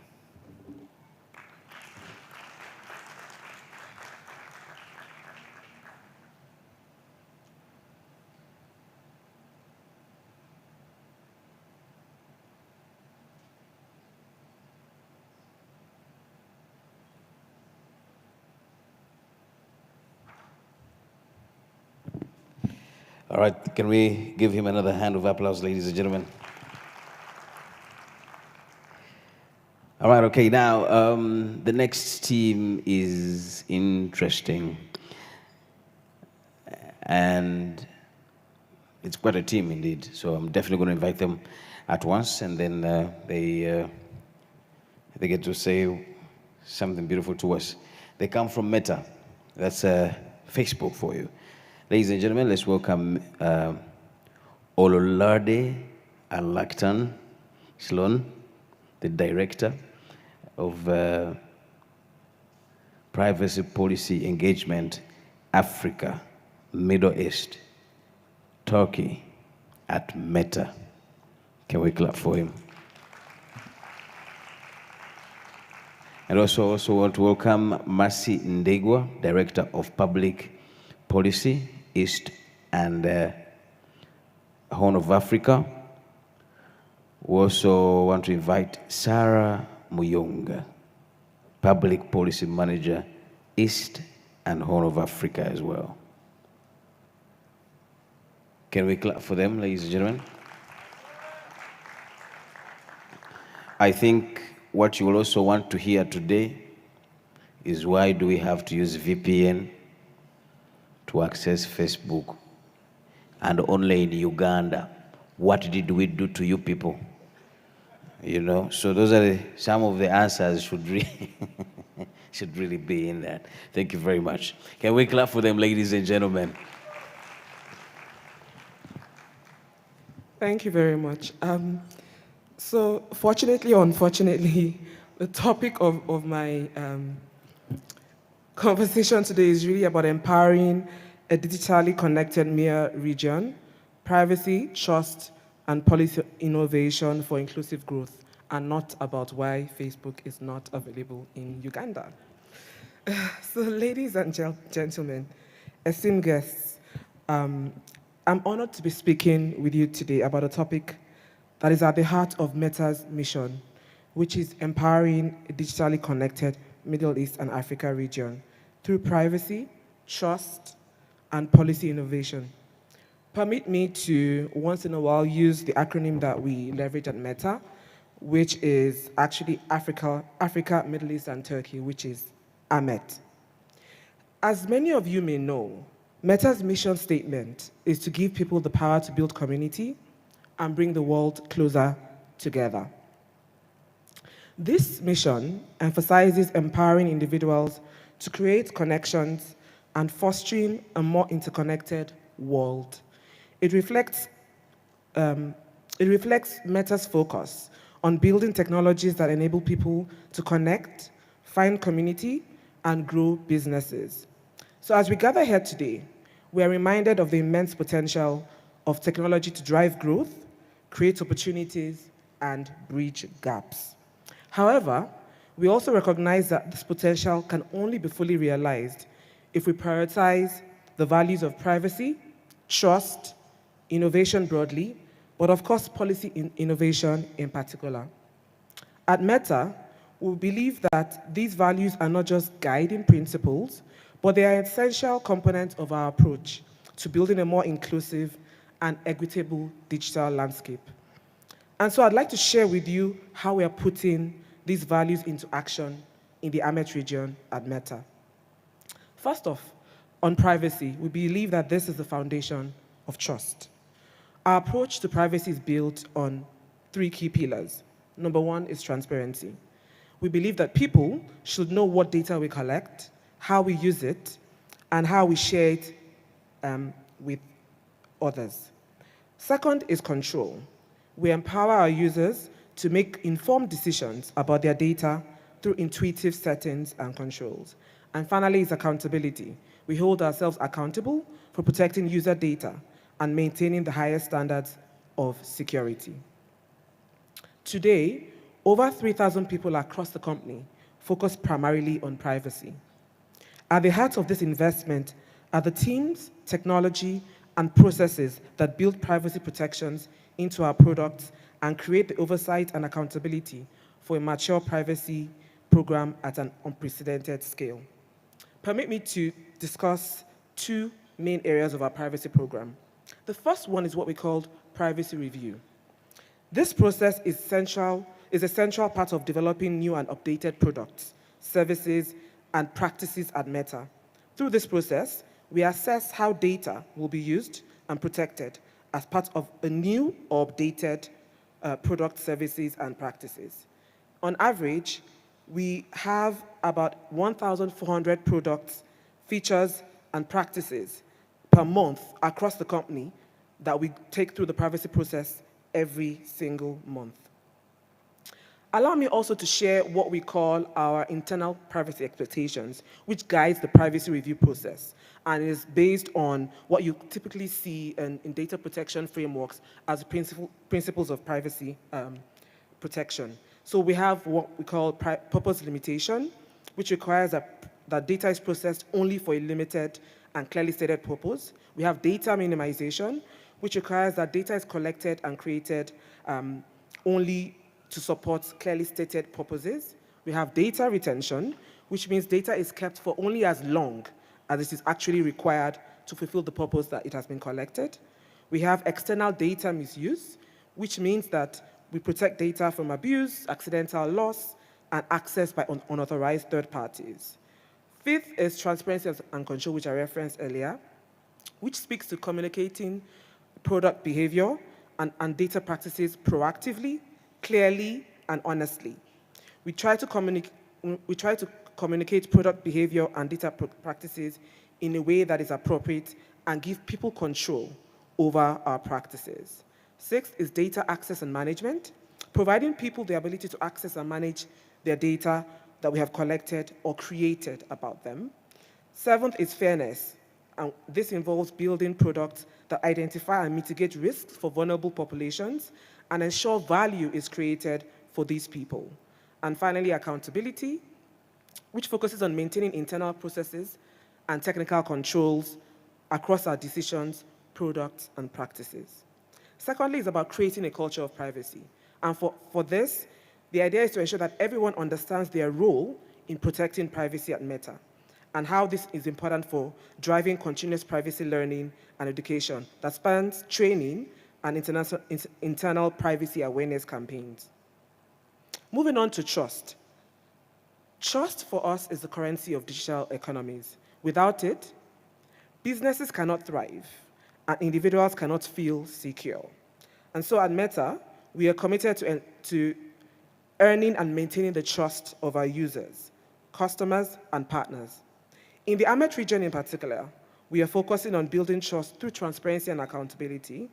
And we're also providing users, like I said earlier, with clear and concise information about our data practices and giving them the tools to manage their online presence. In terms of innovation, we believe this is the engine of growth and that it should be harnessed to benefit everyone and not just a select few. At Meta, we're investing in emerging technologies, of course, like AI and augmented reality, and also exploring ways to apply them to real-world problems in the AMET region. We're partnering with local startups, entrepreneurs, and researchers to develop solutions that address pressing challenges, such as access to healthcare, education, and financial services. We're also supporting initiatives that promote digital skills development, entrepreneurship, particularly among underrepresented groups. Moving on to policy innovation, which we believe is the key to unlocking the potential of the digital economy in the AMET region.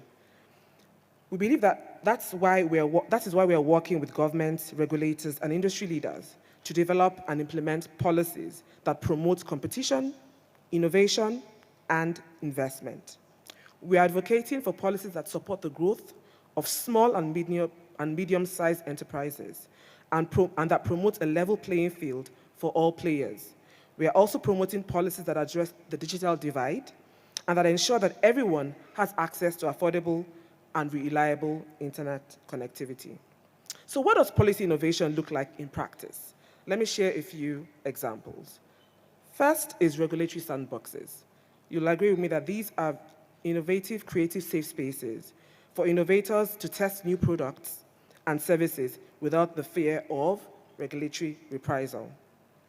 Another example is ensuring data-driven policymaking by leveraging data analytics to inform policy decisions, identify areas of need, and measure impact. And finally, public-private partnerships, which are important to foster collaboration between government, the private sector, and civil society organizations to drive digital transformation.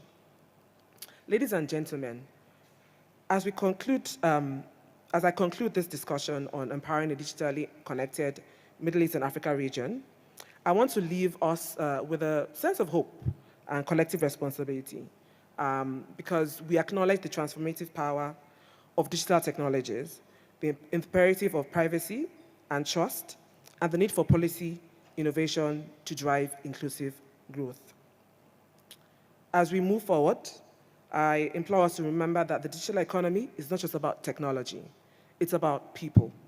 It's about creating opportunities for economic mobility, social inclusion, and human development. It's about how we can harness the power of digital technologies to address some of the region's most pressing challenges, from education to healthcare to climate change and, of course, sustainable development. So what can we do? First, I suggest that we must prioritize policy innovation and work together to create an enabling environment that fosters digital transformation and inclusive growth. Second, we must invest in digital literacy and skills development to ensure that everyone has the opportunity to participate in the digital economy. And third, we must promote a culture of trust and transparency that recognizes that data protection is essential to building confidence in digital technologies.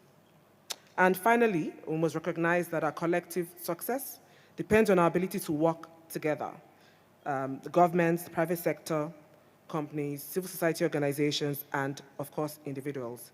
We must foster a spirit of collaboration, mutual respect, and shared responsibility, acknowledging that any challenges we face are too great for a single entity to solve all by itself. And I believe strongly that together we can unlock the full potential of the digital economy and create a brighter future for all especially those in the Africa and Middle East region. Thank you very much for your attention.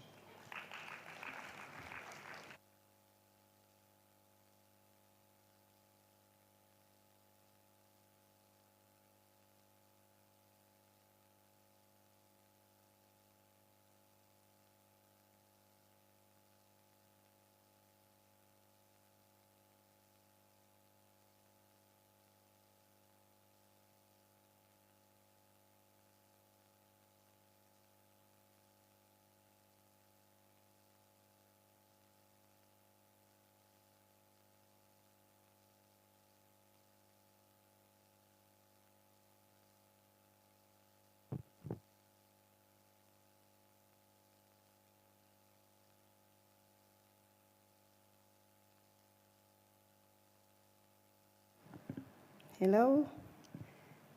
Is it still morning or afternoon? Time is moving. My name is Masindegwa, and I work with this fantastic team at Meta. We cover the Eastern Horn of Africa region particularly. And I think I just stood here having followed very keenly the wonderful address from my colleague on privacy. But I know that on your minds, the question of the ban still lingers and why you're not able to access Facebook. I think the only thing I'm happy to say is that with the support of the wonderful government officers that we have, including the state minister who we've met, we are here to have those discussions to see how we can support the lifting of the ban on Facebook. And we are also just as hopeful as yourselves that this will come sooner rather than later. So please bear with us, and we hope this is something that we'll be able to achieve as soon as possible. So, Madam State Minister, I'm sure that you've heard from the clubs that obviously the people want it back, so we look forward to it as well. Thank you.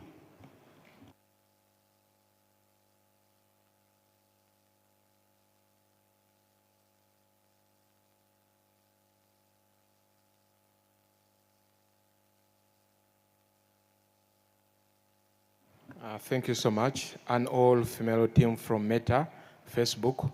To everyone that has been watching and observing and following, like you have heard, they are working with the Ministry of ICT to switch back Facebook. So when Facebook is back, you should always remember to appreciate HIPIP and CBC for inviting Meta to come and engage the government to switch back Facebook. I believe that deserves an even bigger sounding clap, because HIPIP and CBC are changing your lives in ways over and above what you can imagine. To the next panel discussion. The future of learning is digital, and this panel will be moderated by Ande Mugerwa, founder and CEO of MyLib. MyLib is an e-learning platform that is changing lives in Uganda. Their vision is to grow across Africa, but starting with Uganda. Our panelists, as we wait for Ande Mugerwa, the moderator, the panelists are Matayo Lizzie, founder and CEO of timebridge.org. We have Joshua Samuel, founder and CEO of Coins for Colleges. Please make your way. We have Dr. Drake Patrick Milembe, Cybersecurity and ICT for Digital Specialist, CTO at 8 Tech Consults, and lecturer at Makerere University. We also have Leticia Nakitende, the Chief Operations Officer at WITU, that is Women in Technology Uganda. We have Stephania Chan, founder of Cloud UX. Also have Divine Frances Asalo, job placement lead at Women in Tech, WITU. And lastly, we have Thomas Makwelela, MD of Sobuk IMF Limited. Thank you so much. Please take your seats. To ensure that I'll be excited to make sure, ladies, gentlemen, in that order. Let us not over-concentrate ladies and gentlemen on one side. Okay, thank you so much. Thank you. Let us work in that order. Lady, gentleman, lady, gentleman. Thank you. Over to you, Andy. Thank you very much. Good morning, once again. And good morning to our dear panelists. You're very welcome. Our dear panelists, today we are going to be exploring the future of digital learning. And over 244 million children and youth are out of school. And this is according to UNESCO. As much as more millions are enrolled in schools, they are still having a challenge of access to quality learning tools and materials. With the introduction or with the rise of EdTech, AI, and open learning platforms, we are seeing the democratization and bridging of the gap of this. However, this opportunity is still having its own challenges. So in this panel, we are here to explore how Africa and Middle East can lead this revolution, not by replicating the past, by reimagining learning for a digital connected world. So we are going to begin with Mr. Ritz. Mr. Ritz is the founder and CEO of timepledge.org. And your platform has helped thousands access mentorship, skilling, upskilling, and community engagement digitally. From your global perspective, what are the key success factors in building inclusive, scalable, digital learning communities, and how can Africa learning systems leverage this bridge and skills gap?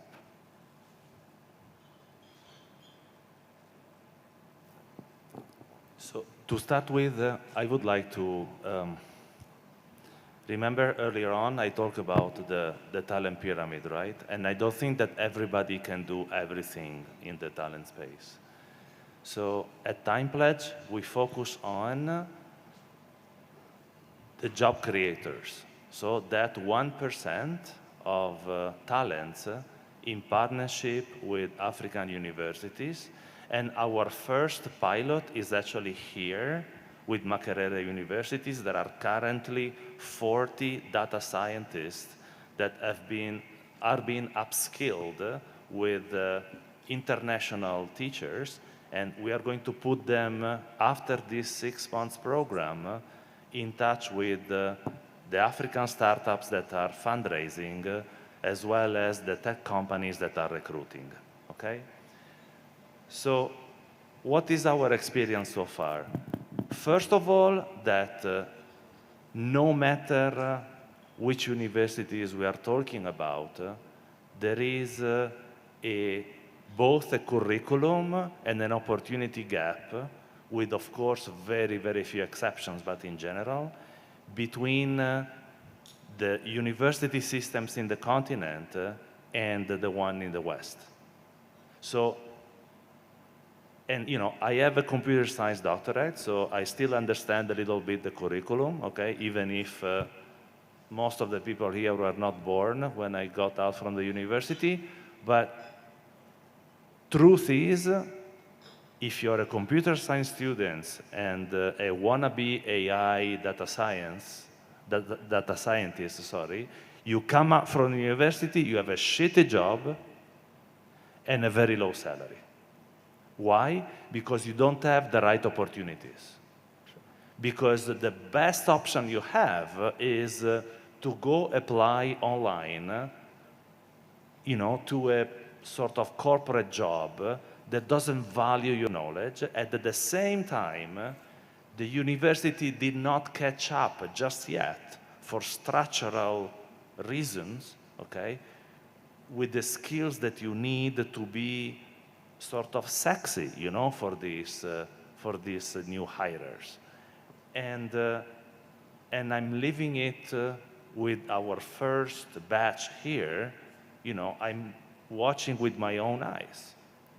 So this is the first problem, is the gap, the opportunity gap. The second is a cultural and mentality gap from the students. You know, you would think that if you offer a free program for 6 months, an opportunity job at the end of these 6 months, and a connection with the type of hires that you usually wouldn't be able to reach, I was expecting to have 5,000 students applying for 40 seats, right? Yeah. Free program, right? In parallel with your university. Well, actually, it wasn't the case. The selection was hard, is hard, but a lot of students are thinking, this is on top of my university program. Do I need to go the extra mile, right? So it is both a structural problem and also, I want to say, a self-motivation, you know, issue where not everyone has the right mentality, you know, to then become the next generation of entrepreneurs, which are the real multipliers of job. I'll stop here for now. Thank you very much. To Madame Divine.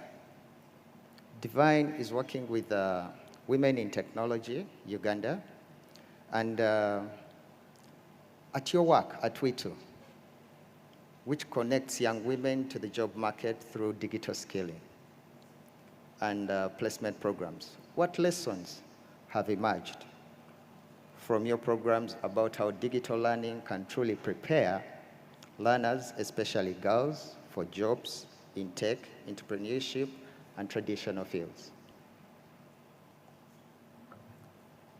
Thank you. Thank you for that question. I'd like to actually add my voice to Mateo's because I resonate with some of the things that he just said. Okay. So Women in Technology has been in this space for a while, and our target group is a young woman, 18 to 35, who we call underserved or from underserved communities. That means these may not even get the chance to go to university, so they may not fit the profile for the program that Mateo was talking about. So these are even more disadvantaged. Over the years, we've tried a few things. Skilling, digital skilling is not enough, that's for sure. Mateo talked about mindset. One of the things that we're doing in our programs is we're coupling the digital technical skilling with mindset change. It's a very, very big part because we as well found that even as technically skilled as a computer scientist was, when you had to push them to go into work, you had to push them to take up opportunities that were readily available. So soft skills, including communication, workplace ethics and integrity is very, very key in getting them work ready. Also, the skilling in itself, and most of the institutions, you'll find that there's millions, thousands of young people getting out of the institutions we have in Uganda. And again, like Mateo did say, the skills that they have do not match the opportunities that exist. So what we do, we're making our skilling programs more practical. So everyone who comes into our Code Academy must actually be attached to a business, an MSME, and design a project for it that will be graded or assessed at the end of their time with us. So the soft skills is important, the practicability, but also we more recently include the private sector as we design our programs because we're skilling for them. So the demand side is as important as the supply side, which some programs sometimes forget. So they're part of our mentorship program. So we have entrepreneurs as mentors for the young people, but we also have successful female tech professionals who come and work with us to design our programs, our training, and make sure that we are evolving with the ecosystem. So that the young person doesn't get out with, skills that they cannot adapt to the changing tech. And remember, this is tech, right? It's evolving. The other thing we're doing is making sure we are including the emerging technologies. So you have a computer science graduate, but also they have to have elements of AI so that they can adapt again. There's also entrepreneurship as well as employment. Obviously, we are saying we're skilling for jobs, but how many jobs are available? How many opportunities? There's still a number of challenges in doing that. There's so many digital opportunities, but the issue of mindset, getting the young people, matching the skill to the existing opportunities is some of the work that we are doing and learning as we implement. I'll stop there for now. Thank you. Divine. To Dr. Drake, cybersecurity specialist and lecturer at Makerere University, among other hats that you wear. As we digitize education, what risks must we prepare for, especially around privacy, data protection, and AI-generated content? Wow. Thank you, moderator.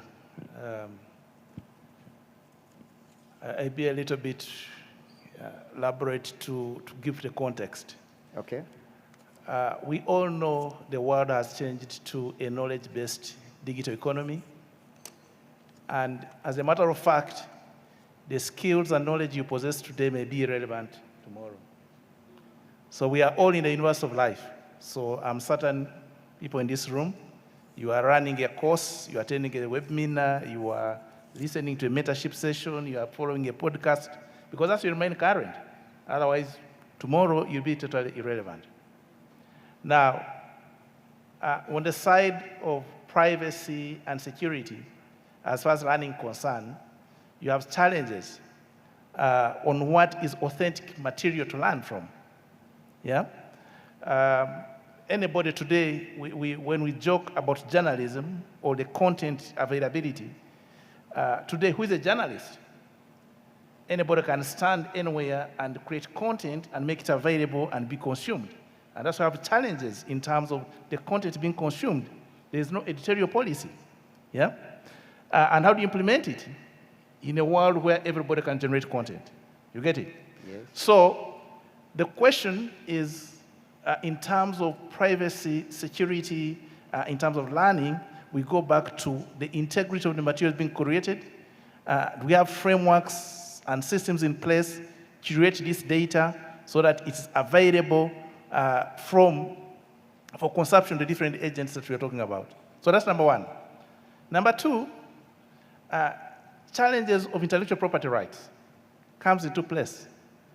I work at a university, and sometimes today, people are lazy in terms of creating new content. So Drake will make a very nice slide or a presentation this session. Another person will pick it and just change the name, right? You don't even own, but you simply change the name. So, and then we got a question of saying, okay, how do you enforce credibility, attribution, and intellectual property rights? Yeah? So those are challenges in these open systems that we actually go in. The third thing about privacy is what you call a digital footprint. So guys, you are consuming digital service all over the place, right? There's an app teaching you financial literacy, and it's telling you, give me your date of birth, give me your passport, maybe give me your name. Yeah. And this data, you've given it out, you know? You may never recover it. You don't have a consent of who manages this data or who consumes it thereafter, right? So the open systems of learning create an opportunity to harvest your personal data, and that limits your ability to control your digital footprint and the future references. So that's another very critical challenge you have about in that case. So you gave me a very specific question in terms of privacy and security, and I don't want to dominate the conversation. I want to give those as starting points, and maybe along the way you could share more. Thank you very much. Thank you, sir, Doctor. Stephen Chen, founder of Cloud UA, UXI, UXAI, Cloud UXAI. Yeah. As a transformational leader at the intersection of technology, education, human potential, and your presence adds a global and deeply inspirational dimension to what we are going to discuss right now. So from your work with Cloud UX AI and Breakthrough Warriors, how do you envision AI and digital platforms? How do you envision AI and digital platforms transforming not just accessing to education, but also the presence of learning, particularly for underdeserved youth across Africa and Middle East? Yes, that's a great question. Thank you for that. Okay. So I think in general, AI is a great opportunity right now globally, okay. Especially for user experience. And so there are still a lot of problems that we still yet to be solved. No matter what industry, we need to know what are we trying to achieve. Who do we want to be? Especially for the young audience here, I will first of all ask ourselves and also in our prayers, who do we want to be and what do we want to do? What do we want to achieve in this life? And so I think that is the biggest question. First of all, when we know what do we want to contribute back to this society, no matter in whatever industry we have, as long as we know what we want to achieve, who do we want to be, and how the success is always there as long as we align with God's will. And so go back to the questions that you have. How do we make sure that that we align with, we have a platform? So Cloud UX.ai is to build a platform, AI platform, to address user experience challenges. So far, for AI, no matter what type of application, we first need to know what type of user experience challenges we have. And before we know what type of user experience challenge we have, we need to know what are the problems. So user research is the key to know who are the users, who are the end users, and what type of industry. Is this healthcare industry, or is this cybersecurity industry, or is this educational, or if this is a consumer product? Maybe it's consumer related, like audio or video or a computer, like a car, more automation car, or any type, or enterprise products. Cybersecurity is an example as well. So let's say if we choose, we want to create a product, we want to build an application, right, for a consumer product. So we need to know what are the problems that we want to address and for which type of industry. And we need to know what are the patterns, most of the patterns, including how do users interact with the applications and what problems we can resolve through those interactions, and how do we quickly, efficiently, productively help the users to achieve those problems, to achieve solving those problems. And so this is the platform that where we're trying to create a platform of containers, units, and also patterns that can rebuild, use those reusable patterns to rebuild the products. Rebuild products including applications for consumer products or enterprise products. enterprise products, including cybersecurity or healthcare products for clinics versus for doctors. So that those are two different type of industry. Thank you very much, Stefan. Sure. Yeah. To Thomas, Managing Director, Subtech IMF Limited. As a PhD student, I understand your research focuses on the influence of digital innovation, on the growth of SMEs, MSEs. How is this aligned with your commitment to advancing inclusive entrepreneurship and technology-driven development? Thank you, Chair. Yeah, the company that I work for, we are very passionate about creating solutions for MSMEs, but not just MSMEs, but also to solve the problems that we face across the African continent. I think the topic of the day for this panel is about the future of learning. So we at Subtech IMF, we were, during COVID-19, had developed a virtual school just to enable our people across the African continent to learn. We have a virtual school which is scalable, which any academic institution can adopt and use it. The virtual school includes your library, your attendance registered, billboards, charts, one-on-one.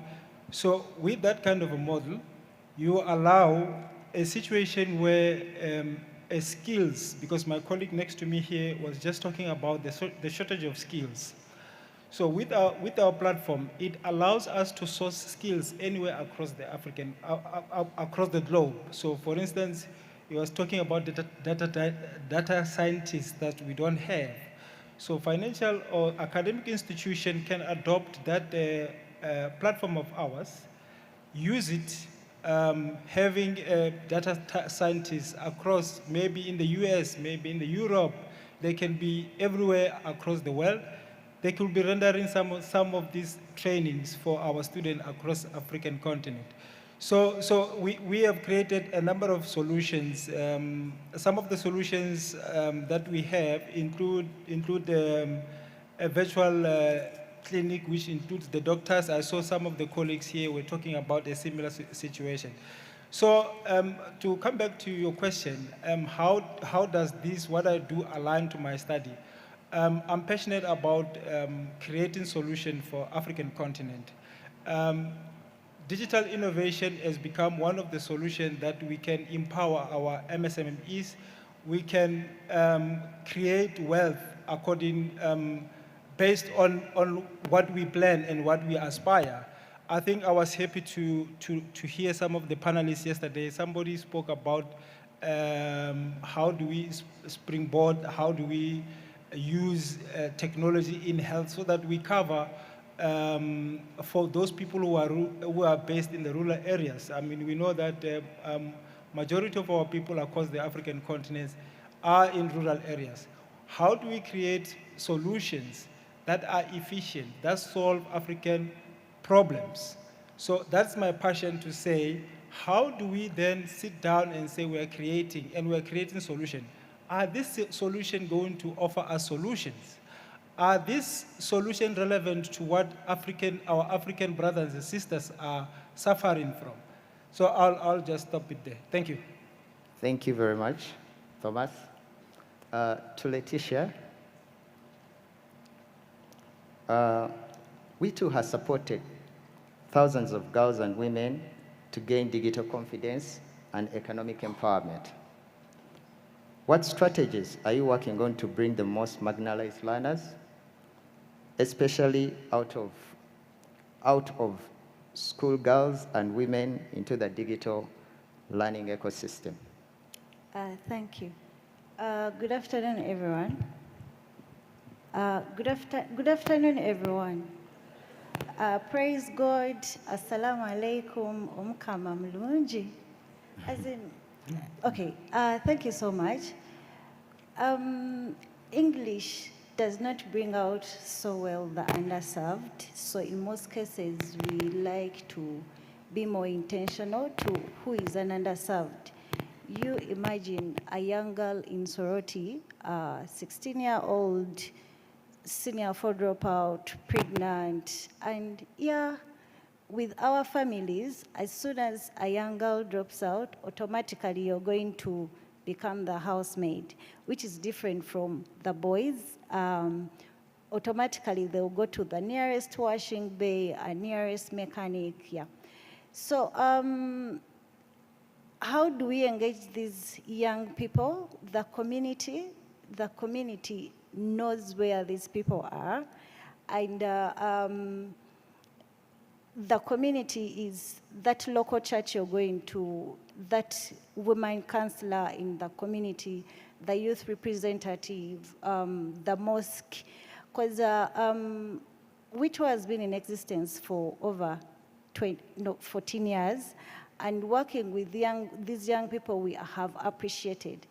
We designed these programs, but for as long as the community does not endorse you, it is going to be quite hard for these young people to show up. We have seen these young people showing up, oh, my pastor said I should come, not because you have something very good. The woman counselor said this is very good, not because what we are designing. So the community plays a very big role. And the other thing, speak the language they understand. Sometimes we speak a lot of English in the communities, and the community translates to what they understand, and in most cases, they misrepresent us. I'll give you a scenario. A time we were recruiting for an entrepreneurship class, and the mobilizer we got that we thought was good just said, they are going to teach you how to do mechanics, how to do hair, how to do tailoring. I'm like, that is not what we said. So as you are going to the community, kindly put the English aside, speak the language they understand, attach value to the programs that you have, because like I said, a persona of senior 4 dropout, I am in the village. First of all, I do not see any use of technology. I am not, in my sense, I am not going to use AI anywhere. So it doesn't matter how good your AI is, do I resonate with it? Do I relate to it? So as we are working with such people, engage the community, help the community appreciate, understand what you're offering, use the language they understand, find ways of breaking it to their understanding. These are some of the things. Peer-to-peer learning. Who are the people that have gone through your program to encourage them to bring others? I had a session last week in Machinde, and I gave an overview of what the program is. So some people came late, and when I asked for a volunteer to say what I had mentioned, this young girl put their hand up, and they only said, these people are going to teach you how to get a job through graphic designing. And I said so many things. I gave an overview. It was a very beautiful speech, but as the peer, that is the only small thing they got. And they are going to market graphic designing because it is what they understand versus the beautiful topic of digital literacy, AI for young women. So what is that small niche that attaches value to them, that they relate to, and they will spread the word for you? I think that is all I can say for now. Thank you. Thank you very much, Letitia. Now to Peter, founder and CEO of CS International. How can we ensure that digital learning is sustainable for Africa? Yes. First of all, I'd like to thank Dr. Joyce and of ICT Ministry to be here. And thank you, Innocent, for putting up this conference. It's been such a great experience to be here. As you know, I landed here in Kampala 60 hours ago. And what I learned about Kampala in the past 60 hours truly shocked me. Shocked me in a very positive way that this is not what I was expecting. I was thinking deserts and motorcycle running, or even bicycles running around the street, but this five-star hotel was never in my imagination, and that all changed 60 hours ago.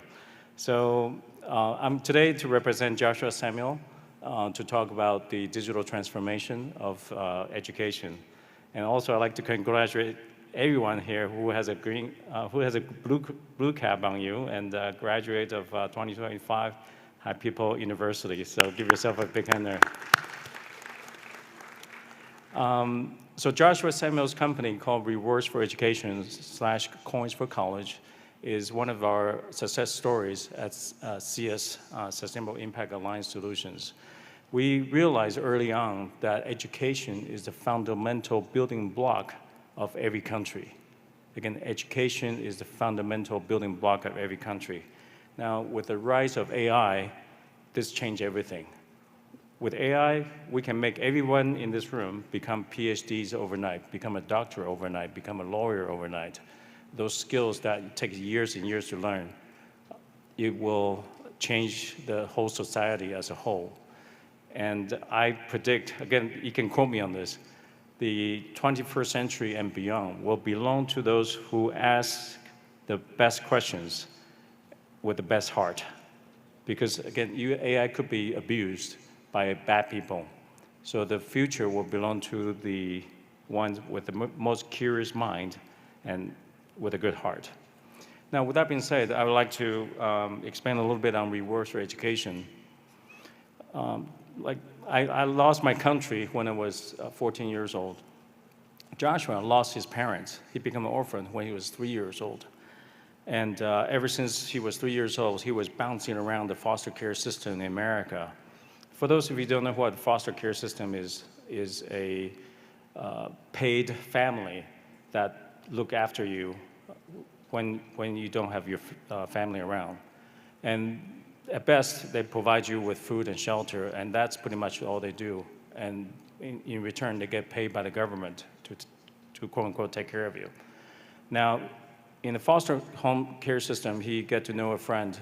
His name is John, and become his best friend.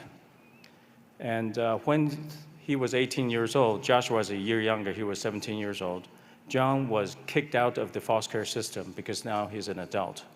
And the only way that the system designed is that if you were to become 18 years old, the only way to have that support system of the foster care is that you stay in college. But John did not realize that, and all of a sudden he was out on the street the day after his birthday on the cold street of New York City. And 7 days later, he passed away from the weather. He literally froze to death on the streets of New York because he didn't have a proper education. So from that moment on, Joshua Samuel decided that he's going to create a program to reward and pave the way for the future foster care children so that they can have education. This is not a fight for a better iPhone. This is a fight for his life. So he designed a system 10 years ago, and finally, with the support of ICT Ministry, we'll be launching that app here in Uganda to provide scholarships for university graduates like you, for high school graduates. So we're committed to provide 100 college scholarships within 3 years for graduates of Uganda high schoolers to attend universities in America. And that is going to be our goal. And eventually that program will expand to 1,000, 10,000, 25,000, so that you can have the brightest around in America, having the top institution to come back to improve Uganda as a whole. And that, thank you. And that program is called Rewards for Education. again, it's too late if you want to go to college, if you decide to go to college at 17 years old. This needs to start on the first grade. You need to say, okay, I want to go to college so I can have a better future for myself and my country. And so this Rewards for Education is an app starting from a very young age. Again, with the UN's SDGs and also Uganda's Vision 2040, you dictate that you want to improve the graduation rate, you want to improve the literacy rates, you want to improve a better education. Again, AI is there to help you, but AI cannot be there to do it for you. So with Rewards for Education, it starts a reward program even on the first grade. So teacher can track your attendance and give you rewards. And that will take the sponsorship of many of the people here on the stage to say, okay, we'll provide this if you do this. And it's a very simple reward system that encourages young children to finish their high school, to finish their even first grade. So we believe with this program, in conjunction with the ICT minister's help, we can really make this into a reality in the very, very near future. So with that, thank you. Thank you very much, Peter. This has been a very interesting conversation from our panelists. I actually had another round of questions. However, time is not our best ally. I'm going to request that each one of you gives us a closing remark of at least a minute each. And we'll start again with Ritz about the subject. Future of learning is digital.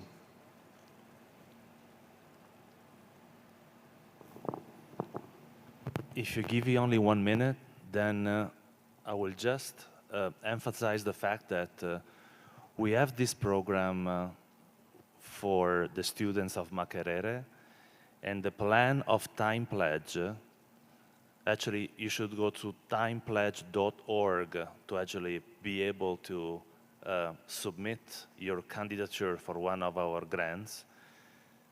One, I want to extend the program to every single university of the country. I'm talking about the tech talents of the country first. Second, something that I forgot to tell earlier, the program is not just an upskilling program for tech students to become better coders. It has also, in parallel, an entrepreneurship program to make sure that the students that are not willing to become an employee or a CTO of a big company, but they also want to set up their own startups, they have the tools to do it, okay? So Time Pledge has two phases, as the coder upskilling and the entrepreneurship program. And I'll do a request, since we have the honor to have the ministers listening to this program, is that the key to make this happen is the fact that if we wait for the big donors' money, meaning the MasterCard Foundation, the Gates, the Rockefellers, it takes the African Development Bank, it takes a lot of time. What is critical in each ecosystem is find out a smart public-private partnership, because at the end of the day, the Airtel, the MTN, the central bank, the Stanbics are the ones that are going to need these talents. They are spending money to train them anyway. So what best than making a partnership with university and with program like ours to make sure that that 1% of job creators gets the proper upskilling program. Thank you. We need your help, Minister. Thank you very much, Ritz. To Divine. All right, thank you. Mine would be, since it's just one thing, again, also to place emphasis on collaboration. and it's been rightly pointed out, public-private partnerships. The private sector is who we are looking to hire to give these young women jobs. The issue of inclusion is sometimes forgotten. When we talk about young women or young people, it's not homogeneous. We have to remember the marginalized group. How are you getting them into the fold? So I'd like to encourage the private sector that when we call upon you to come for our career fairs, when we call upon you to join our mentorship programs, come. Because then you don't have to, because my job entails talking to employers every day, and you say, oh, the young people that are coming out of university these days are useless. But you have a chance to contribute to grooming them. And also the institutions, and which many are doing now, continuously build your own capacity for you to actually groom that young person that's going to be employable. And government, again, I'd really call upon government because, again, policy is in their hands. So when you talk about the curriculum, by the time somebody finishes P7 primary school, if they have not been introduced to these emerging technologies or this changing space we are in, it might be too late by the time they get. So curriculum is quite important. So that's where the government, but also incentive for the government to to support the private sector to thrive, because many startups, SMEs struggle. They don't have the capital to pay for this HR that we are churning out of the institution. So they require the government, Ministry of ICT, but also maybe tax breaks and so on, to come in, help the private sector thrive so that they will then be able to hire the young people that are coming out of these institutions. Thank you. Thank you, Letitia. So, sorry. Divine. Thank you, Divine. I think next we'll go to Dr. Drake. Thank you. I will be very spot on. One, I'd like to thank the government of Uganda for a very extensive investment, I think, on digital skilling, in more particularly through the means of ICT and the Uganda Communication Commission. As I speak now, I have about 5 teams in 5 different regions of the country. They're actually doing training and with the support of UCC, so that's excellent. We have actually trained, I think in the last 3 years, we trained about 10,000 persons with disability. We trained over 100,000 farmers, and with very great testimonies. So going back to the key message, the future is e-learning. Why? Because our skills, they are just relevant for a short period of time. And the knowledge we need is actually very dynamic. So we need to have a multi-set of skills. So the call for action, number one, I'm happy the Honorable Minister, she's present. In this country, we have a challenge of mindset. And we no longer have civic education programs. Yeah? You sit on our roads, or when you're driving on our roads. Actually, in Uganda, you drive on, if you're doing the right thing, you are the wrong guy. Why? There's no civic education. And technology can help us deliver civic education in the most efficient way. We need to sort out issues of bottlenecks around connectivity, access to devices, and create programs that stimulate the availability of open education resources across board, both for formal and actually informal education. Last but not least, Honorable Minister, this is for you.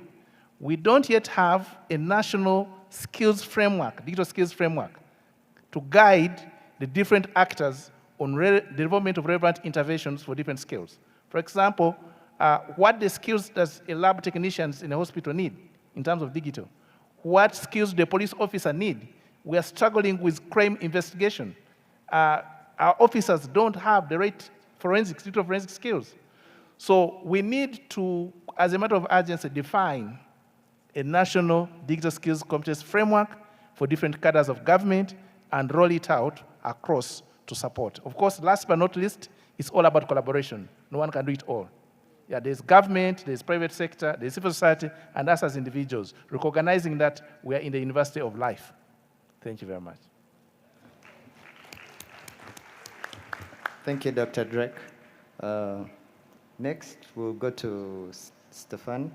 Yes, so in 10 years, we can with AI, most of the tedious work, repetitive jobs, tedious jobs, will be replaced by AI.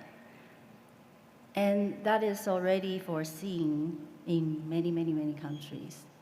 A lot of companies already have a lot of layoffs in the Western world, as you guys have seen that in the news. So AI is going to replace the jobs that are tedious and repetitive by AI, the AI automation. AI automation is going to take over some of the work. But this is not going to be a disappointment.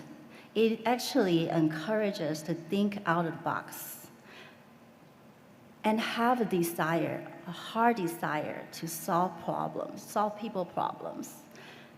Because AI will never know what problem do we have, what inside the inner issues that we are facing. Only we know, only human knows human. So I will encourage you to have a mindset of desire to solve problems for one another in the society, and also have a spirit of entrepreneurial spirit. The entrepreneurial spirit to build job as well. So think out of the box. And also, in the same time, right now there's a lot of AI tools that is perfect for marketing yourself. Knowing how to market yourself and marketing your products is very, very, very important. There are a lot of video tools.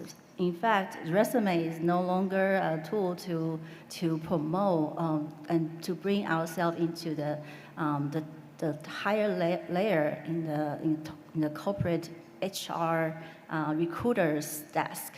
So using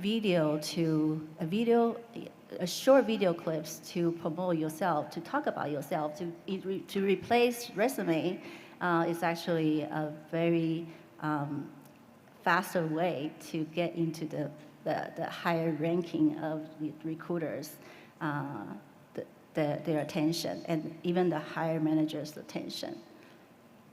Yeah, so I will encourage everybody to become entrepreneurs, and also to know who you are and knowing how to promote yourself, and so that you can differentiate among others.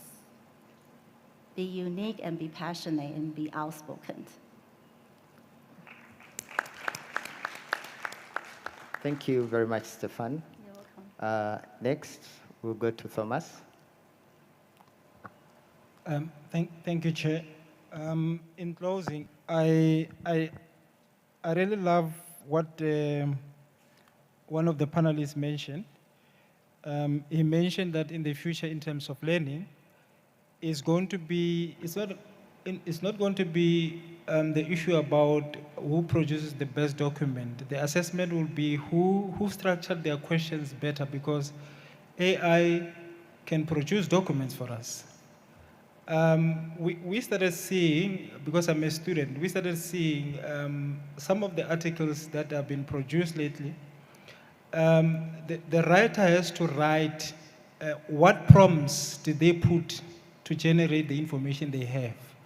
So it is important that going forward we start acknowledging that some of the things really AI is going to take over, and we have to think about what are the new ways that we are going to assess ourselves in the future. Going back to what we offer, from SOBEC IMF, we offer one or two important platforms. One called Imaliame, which offer solution on cross-border money transfer, education, telecommunication, e-commerce, and I think I also mentioned healthcare. So what I will say is this, in closing,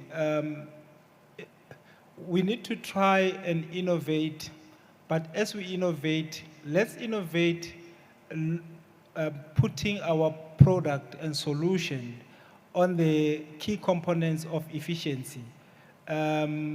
Based on that, because if we come with efficiency, you have to look in terms of if somebody has innovated something, what else can you do that complements that? instead of us trying to go and innovate and create, duplicating the same thing that they have, rather than doing that, let's come up with ways that we can complement what is already there. We don't need to reinvent the wheel. Let's create a solution that complements what is already there. In closing, I support collaboration. I'm ready to collaborate. Whoever wants to collaborate, we are ready, and we are ready to talk collaboration. Thank you. Thank you, Thomas. Next, we have Letitia. Okay, so as we are designing for young people, as we are designing for the youth, I think we need to be intentional to what we say omuntu wawansi. Most cases, our selection criteria kicks them out, and it doesn't matter how they know they are smart, they are confident of themselves. Most cases, we tend to stick to the criteria. It is not about math, knowing math, as in anyone can learn anything at any time, no matter how complex it is. We just need to be mindful of the selection criteria. We need to be mindful of involvement. One of the challenges we have lately is the age bracket. If it is 18 to 35, even if you are 35 and a half, the program will not take you in. So can we be more inclusive? And we are living with people with disabilities. They are capable of doing a lot of amazing things, but who is involving them? So I would recommend, as we are designing all these brilliant programs, can we involve and entrepreneurship? I think of a market woman who is vending tomatoes. How am I going to use AI? How am I going to go into the digital fintech, digital ecosystem and involvement despite of where I am trading? So can we involve these people? Because they are running almost 70% of our economy. So as I wind up, I want to say something. Someone mentioned that AI is going to take over women's jobs, more so because women will not show up because they are cramping. I was like, oh my God. FYI, I do not cramp as a person, but I have been around people that are cramping. Dear gentlemen, it is hell. And in my office, what now we are doing is mentoring young women. Life does not stop because you're cramping. How do you be productive despite having a bad menstrual cycle, which is, by the way, a full-time job? To all the women, you understand. Despite the fact that I don't relate, because I don't, but I am seeing people, it's really bad. So as we are still designing, how do we design being inclusive of such small things? Because the persona we are designing for is very important to people taking on our programs. And lastly, while most of us want to work with the universities, we have so many institutes that are accommodating people that are out of school. We have so many skilling organizations that have these young women that cannot, or these youth that cannot afford university, but they are willing to learn.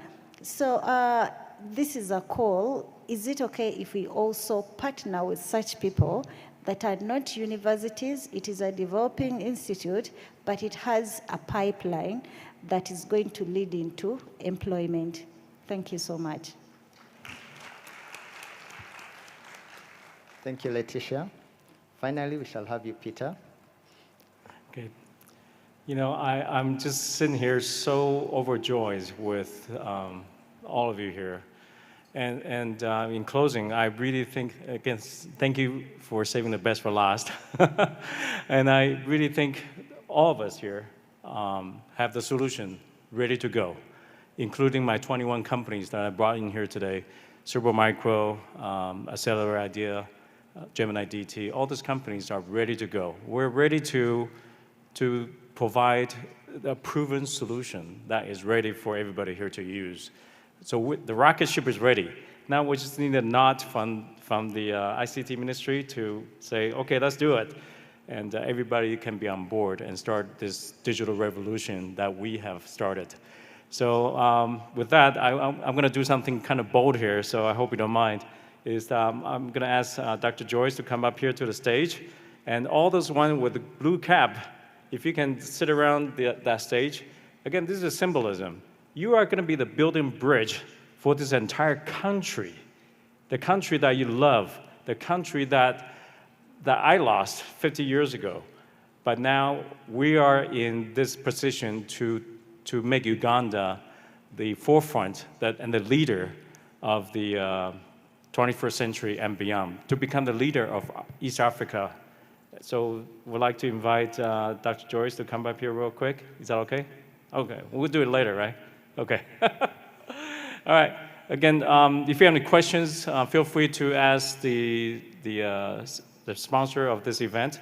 And I look forward to hand out that 100 scholarship next year when I'm here on the stage, okay? Great. Again, thank you so much.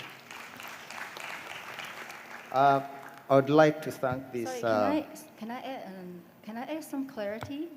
Kindly. I want to add clarity because, as I mentioned earlier, regarding repetitive works and tedious work that could be replaced by automation, AI automation, it's for example, those works are related with like bookkeeping, right? So things like you need to repetitive doing the same thing over and over and over again.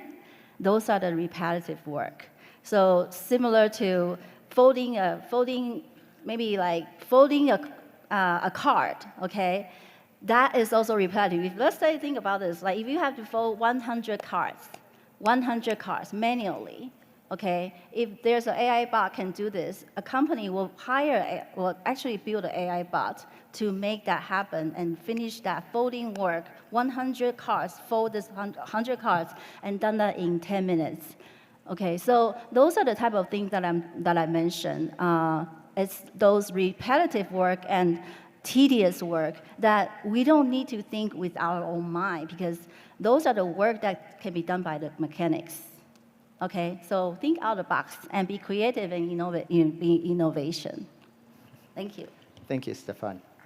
I would like to thank our phenomenal panelists. What we've had today is very clear. Digital is not the future. It is the present. The question is, how do we ensure that it is inclusive, affordable, localized, and impactful? So let's go build the future together and digitally. Thank you very much. Thank you. Thank you very much. Can we give them another round of applause, ladies and gentlemen? And let's have them have a panel photo. And then immediately after that, I invite the next speaker, which will be the second last item, I think.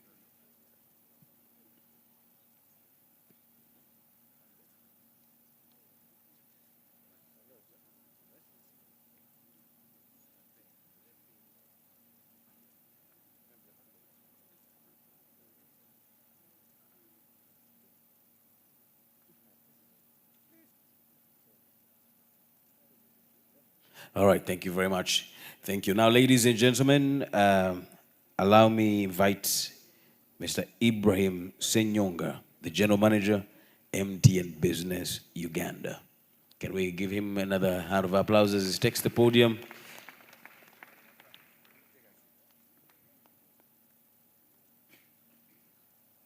To address to us telco to telco at MTN's journey on digital transformation.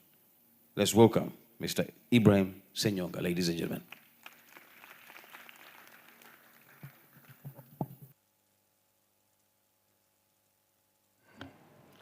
The State Minister of ICT, Honorable Joyce Nabosa Sebugwao, present here today, distinguished guests, fellow digital transformation champions, graduates, all protocol observed. It is a great honor to speak at this summit where minds from across the Middle East and Africa have come together to shape the next chapter of our regional digital evolution. I bring you warm regards from MTN Uganda, a company that has worked alongside the people of Uganda for over 2 decades, connecting people to knowledge, and people to opportunities, and now driving the digital economy forward. Today, I stand before you representing a company that is no longer just a telecommunication company, guided by Ambition 2025 strategy that is intent on leading digital solutions for Africa's progress. MTN is evolving both strategically and intentionally from a traditional telecom company to a fully fledged technology company, a techco. This transformation is not just a corporate pivot. It is a reflection of what our customers, our partners, both technology capability and channel partners, call transformation. It's not just a corporate pivot, it is a reflection of what our customers, our partners, and indeed our economies thrive in across Uganda and the continent at large. Enterprises are demanding more than connectivity. They are asking for intelligent, integrated, and secure solutions, power, growth, and resilience. Businesses want platforms that enable them to scale faster, reach wider, and serve smarter. At the same time, the government institutions need digital tools that increase efficiency, transparency, and citizen engagement. On the other hand, our youth, like the ones we've seen here today, our entrepreneurs and our informal sector players are eager for technologies that unlock new opportunities and reduce barriers to participation in the money economy. At MTN, we are rising to meet this call. We are offering end-to-end digital solutions from scalable cloud services and enterprise-grade cybersecurity, Internet of Things, big data, unified communication, software-defined access technologies, managed network service. Our platforms are API-driven. Our infrastructure is 5G ready. Our vision is very, very clear to be a trusted partner on Africa's journey to digital transformation. In Uganda, this transformation aligns seamlessly with the National Digital Transformation Roadmap that was launched on 17th August 2023 and the Vision 2040. We are proud to work closely with the government of Uganda, development partners, and the private sector to ensure that our investments contribute meaningfully to Uganda's digital ambition. We have seen firsthand our digital inclusion can empower women, youth, unlock productivity in the informal sector, and spark innovation in the rural sectors. Through targeted initiatives in the digital literacy, youth innovation hubs, and affordable access to connectivity, we are ensuring that the digital economy is not just for a few, but for all of us. Ladies and gentlemen, MTN is ready to walk this journey with you. We are not just a service provider, we are a partner in transformation. We are committed to delivering technology that transforms lives, supports public sector innovation, and drives sustainable growth across the region. Let us build the Africa and the Middle East we want, digitally empowered, economically resilient, and globally competitive. The time is now, because at MTN we believe together we are unstoppable. Thank you very much.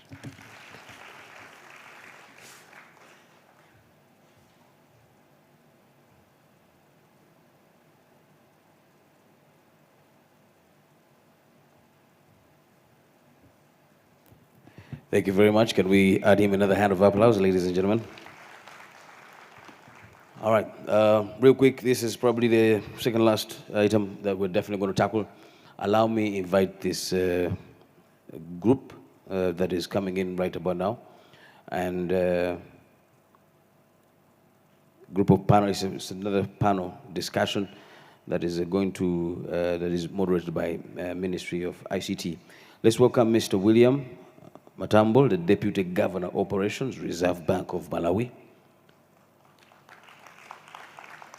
Come on, let's welcome Dr. Jonathan Pinefilo, the Chief Operating Officer, Commercial Business Council, DFI. Let's welcome Yvonne Mpanga, the founder and CEO, Business Trends, ladies and gentlemen. Madam Yvonne. And also let's welcome Bernard Kabanda, the Vice President, Sales, Web Fontaine Group. Miss Wes Salima, the team lead at Money Fund. Let's welcome.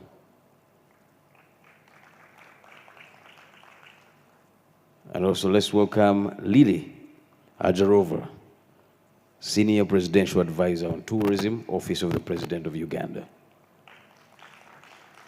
And to moderate this panel, ladies and gentlemen, let's welcome Moses Wetasa, the Commissioner for Communications and Information Dissemination at the Ministry of ICT and National Guidance.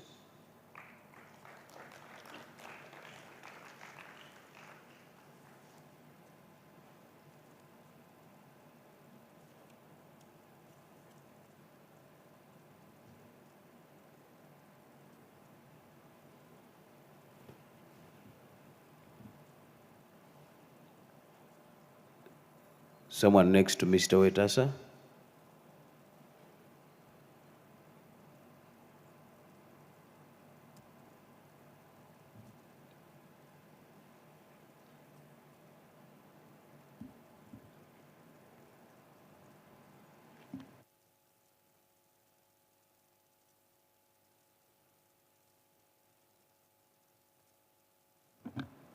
All right, then he had stepped out, so it is very evident.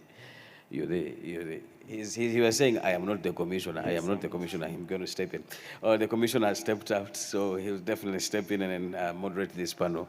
But he's not the commissioner, he's the Chief Operations Officer at High People. Thank you. Thank you, Wesley. Like he has noted, the commissioner had an emergency meeting and he has stepped out, but regardless, we move. Still on the panel, we have Agi Patricia, founder of Agile Media Africa, on my far left. I'm going to ask my panelists to use 1 minute each to introduce themselves and what they do, from my left to my right. Thank you. Starting with Agi. Thank you very much. I'm Agi Patricia Turomwe, the CEO and founder at Agile Media Africa. We're in the business of elevating impact. Thank you. Good afternoon, everyone. Lilia Jarova is my name, a tourism expert, an environmentalist, an author, and currently also working as a senior presidential advisor on tourism. Thank you. Good afternoon, everyone. I am Wezi Salima from Malawi. Under the Malawi Communications Regulatory Authority, we have an innovation fund, which is called Money Fund, in which I am the team lead. Thank you. Good afternoon. My name is Bernard Kabanda. I work with a company called Web Fontaine Group. We're quite present in Africa, especially Western and Northern Africa. And I cover the region of East and Southern Africa. Thank you so much. All protocols observed. I'm Yvonne Mpanga. I do business development consultancy. I'm the founder of the CEO Forum, as in Business Trendsetters Forum, where we identify, recognize, and promote notable business trends. I'm very happy to be part of this panel. Good afternoon. My name is Dr. Jonathan Pinfo. I work as Chief Operating Officer for the COMESA Business Council, and I'm leading a flagship project on regional retail payments platform for COMESA. Thank you. Good afternoon. I'm William Matambo, Deputy Governor responsible for operations in the Reserve Bank. And because of that portfolio, I'm also in charge of the payment systems, infrastructure and policy management, and even operation of that space in Malawi. Thank you. Thank you so much. We have a very great team from across COMESA, and we are going to discuss digital trade and cross-border integration. I'm going to start with Mr. Deputy Governor. He has noted that he's in charge of the transition from cash to cash light to eventually cashless economy in Malawi. Maybe briefly tell us from your experience, Mr. Deputy Governor, how is the transition from cash to cashless going in Malawi? Thank you so much for that question. Malawi is making very steady progress, I think, to move from cash to cashless society. I think we have done quite a number of initiatives. Malawi is already on instant payment. So what it means is we've already moved or transitioned to a point where you can make payment using one mobile platform to a bank, to another MNO operator, or even to pay for various services instantly. Malawi has also got a national switch that has actually helped us to transition and make a lot of progress in this space.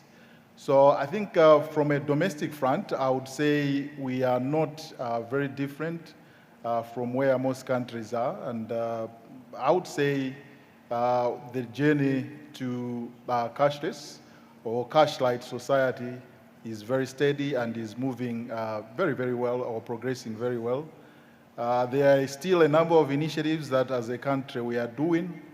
And I think because we've covered so much domestically, at the moment our focus is more now on how can we replicate the same across the borders. So you find that we have already started work, I think through the COMESA business platform to start working with them on how we can also create seamless payment infrastructure, seamless payment systems with our neighboring countries across the country. Maybe for now, I should stop there. Thank you so much.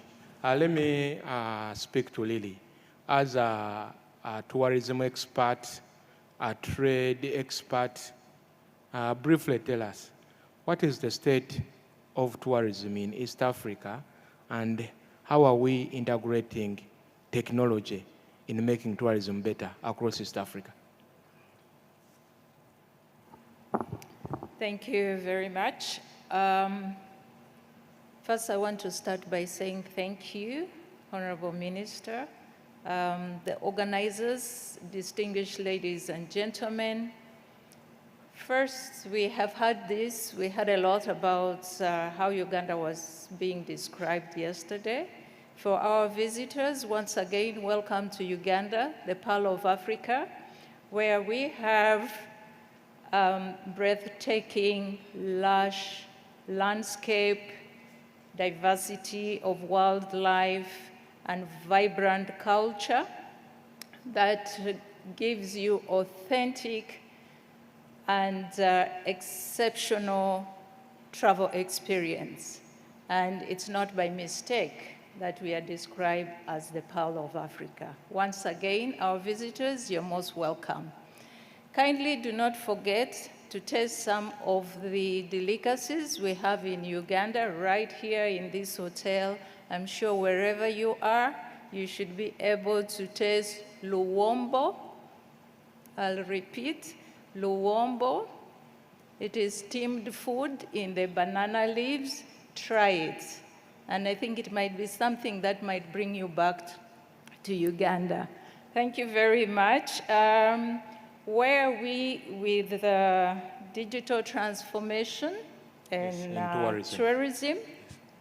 First, I must say, tourism is one of Africa's most inclusive and transformative economic sector. It stimulates regional movement, investment, employment, and cultural exchange. We still have a long way to go, but there are already some efforts in digitizing the services. We are seeing the use of virtual reality. We're seeing the use of e-visa systems. And in the context of what we are talking about cross-border, one of the things that we can refer to is the collaboration between Uganda, Rwanda, and Kenya, where we have a common visa system. This has actually enhanced business to 20% within the 3 countries.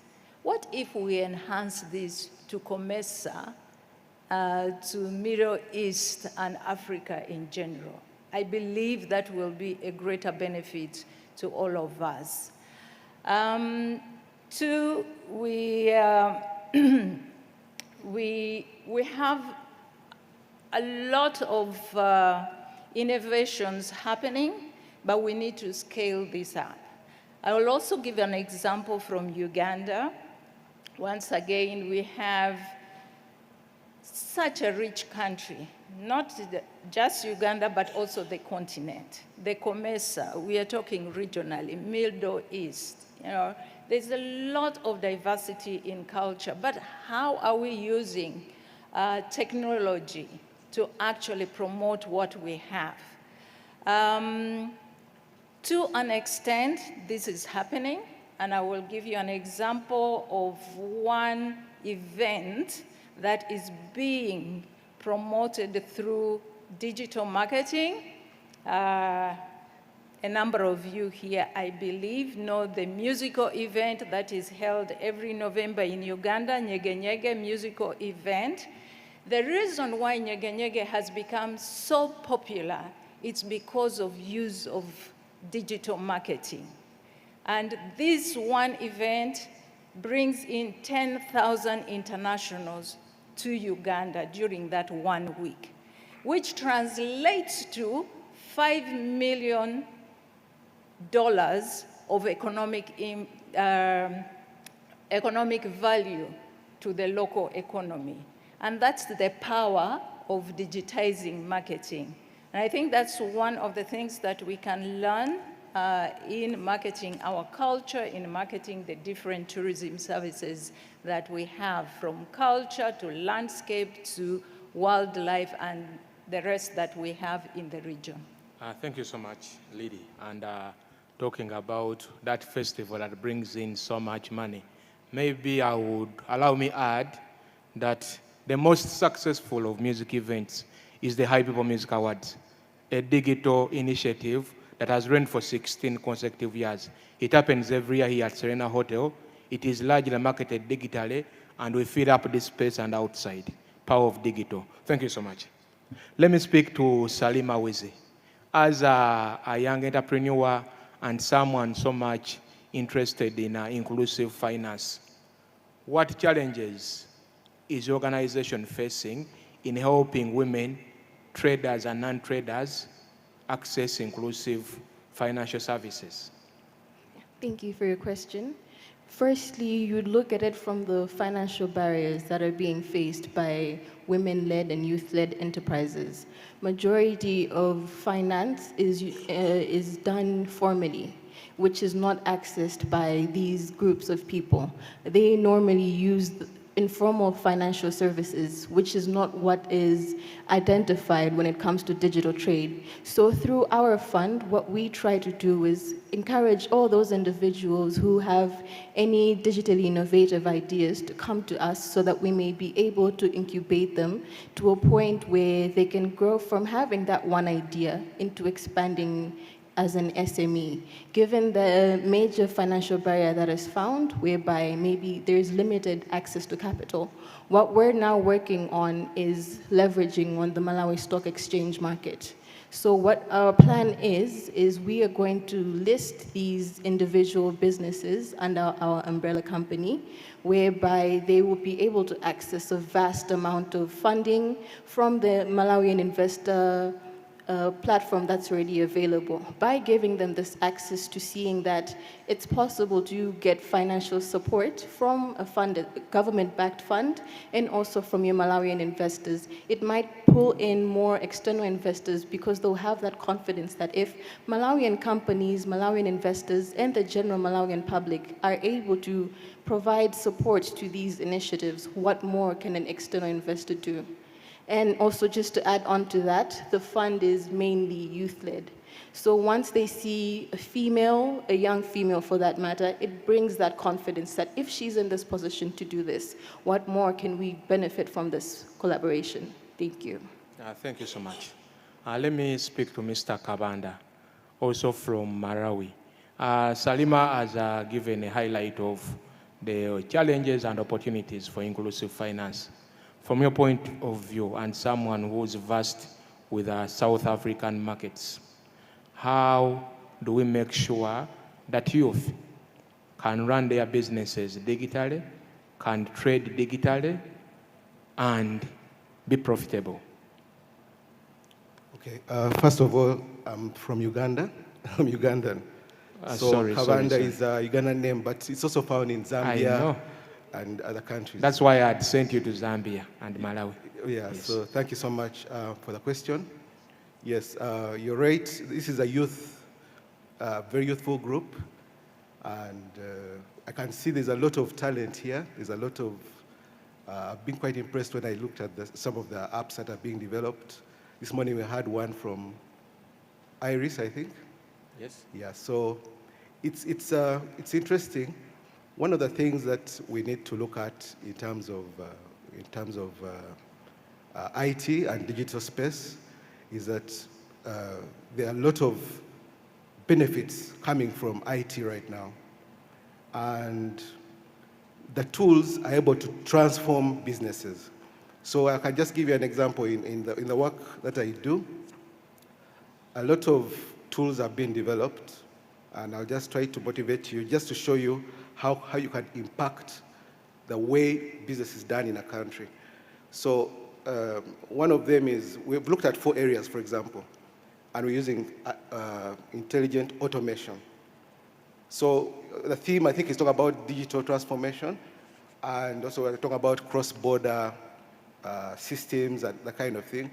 So cross-border systems can be those systems that facilitate trade in goods and services, exchange of goods and services. So these systems, one of them is changing the way customs officials work. I'll tell you that I used to work with URA some time back, and we used to have customs brokers. They're called customs brokers. They're people that help you when you import your vehicle. They'll try to get you to do the right thing, to declare the right thing to customs. Now, one of the biggest gaps there was they didn't know about the harmonized commodity description coding system. And that system is basically to say, if this is a motor vehicle, how do I classify it in the customs way, the way customs understands? Most of these people in the brokers, they don't know anything about classification. They've not been trained. Sometimes it's basic training. And on the other side, you have customs officials who have been very well trained. And so when they declare, they're supposed to pay a penalty for a wrong declaration. So what we've been doing, some of the tools we've been developing are, for example, to help the broker classify correctly with 99% certainty. And also it helps customs officials who sometimes may not know what what they are doing. And in a way, it's giving the brokers, the customs brokers, a lot of confidence in the way they declare customs. And those penalties sometimes are just punitive. So as a youth, you can do a lot of tools, as someone mentioned, I think earlier today as well, that solve problems. I think it was somewhere today somebody mentioned that the tools that have to be developed have to solve problems.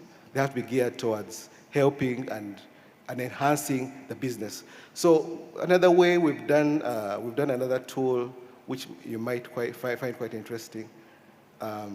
It looks at OCR, optical character recognition. I've not yet seen anyone talking about this here, but it's a very interesting concept.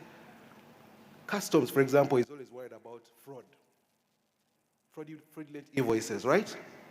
So what we do is that we've now developed a tool that would read the characters of an invoice and be able to store them.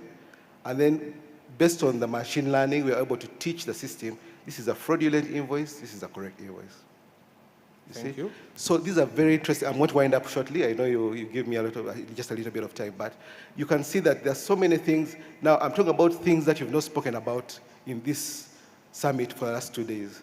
But there are so many solutions that you can develop as young professionals, not necessarily IT, but you can do a lot in the space of customs, of trade, whatever. So I just encourage you to be firm and determined to learn. I think somebody just mentioned, the professor mentioned that we are in the University of Learning. Thank you so much. Thank you so much. Yvonne Mpanga, please enlighten me on some of the digital innovations, especially in fintech and e-commerce, that are helping African entrepreneurs overcome the different trade barriers that have been discussed earlier. Your microphone. Thank you very much. First of all, allow me to recognize the business trendsetter public sector, our Honorable Minister ICT, and that leads to how I get to answer the question. Because most of the digital platforms are not only enabled by the way the government makes it possible and the conducive environment that ICT creates and some of the policies. I did a survey a survey was done, and I tried to do a common check as well on some of the things that I've done. And when I looked at the report by Commerce Business Council, CBC, given in 2021, it turned out that most of the trade that is done digitally, 85% of it turns out to be fraudulent because of some of the regulatory issues. So some of the platforms that have been embraced, of course, we thank MTN, Mopesa, MTN, Momo, Airtel for some of those platforms that we use. The question is, how do we make them more common? How do we improve the standards within the region so that they are more common? And how do we ensure consistency? And then the regulatory gaps are also addressed, thanks to the efforts that are being done by some of the systems being put to ensure that that is done. The other platforms that have been used, especially when it comes to cross-border trade, are, of course, the ones that we all have tried to use, especially the SWIFT GPI, the PayPals, the Pegasuses.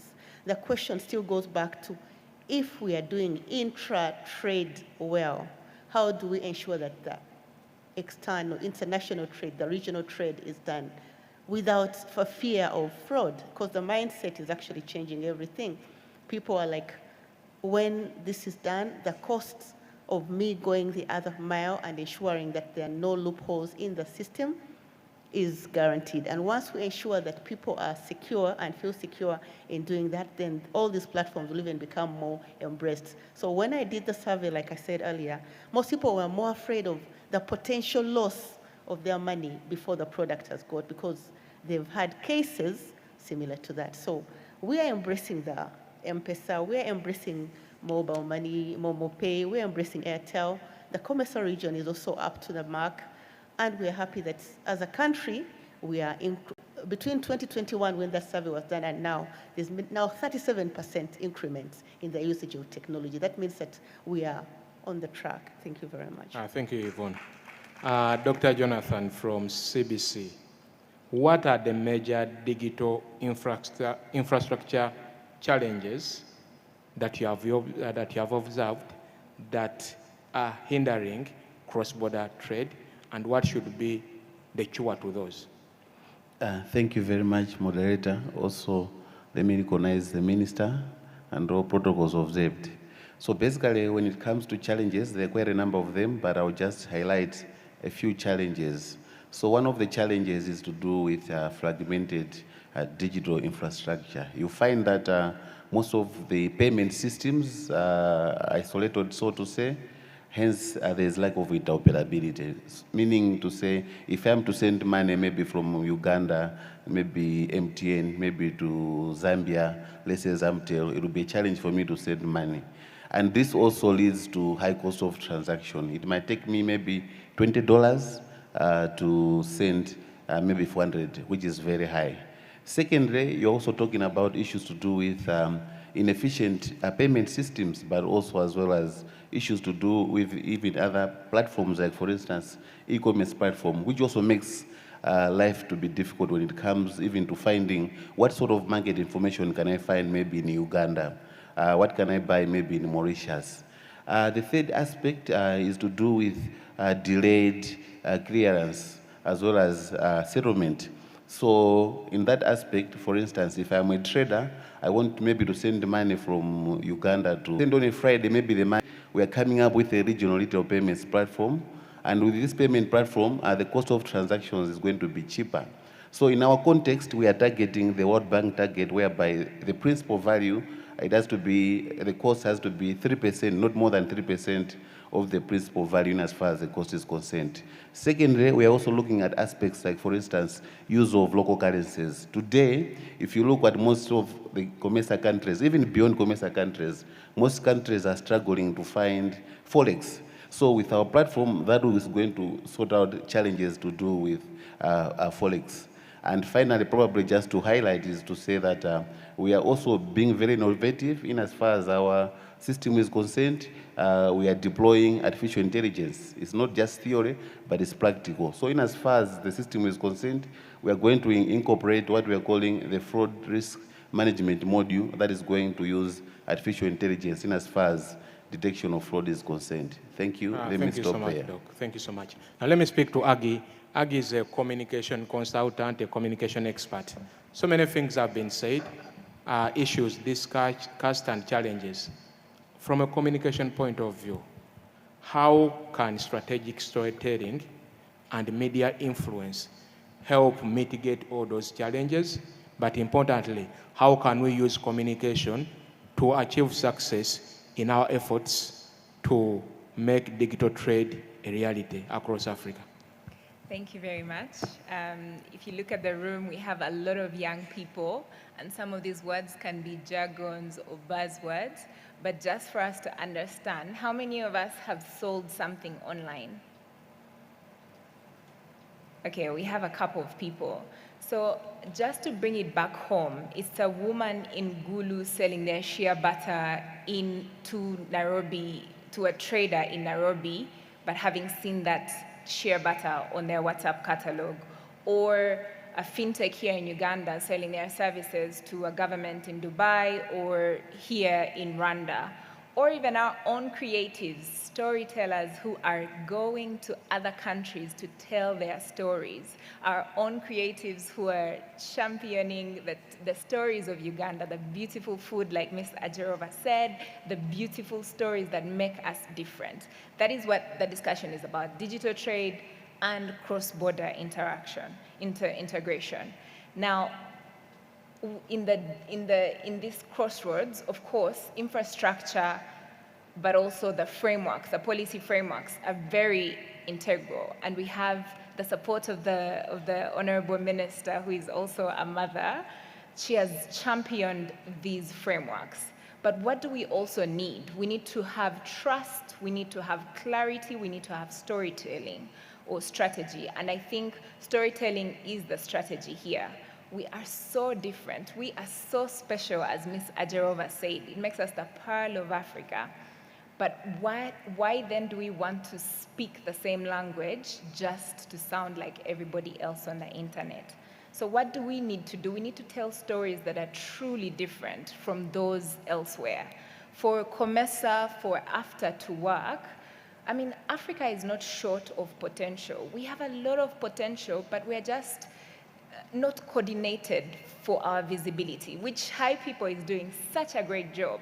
They are finding the successful stories, they are promoting those successful stories, spotlighting them in the different region, and that is what we need to do in order to inform policy, in order to bring or attract investments in these countries, in order for us to move our needles in our economies. We need to tell the right stories that are truly ours.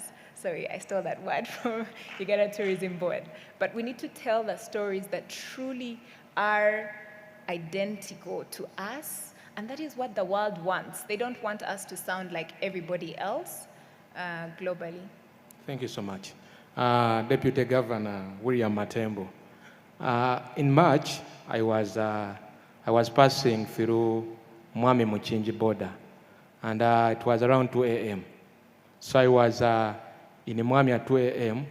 and everything was closed. But as I was doing my clearances, we were hearing a lot of music on the sides. So they told us in Muchinji, which is Malawi, people are partying, but in Mwami, people are sleeping. I congratulate you for having a very lively country, but that's not the question. The question is, how is the Reserve Bank of Malawi working with regional counterparts to ensure seamless, low-cost, and secure cross-border digital transactions across the COMESA region? Thank you once again, Mr. Moderator.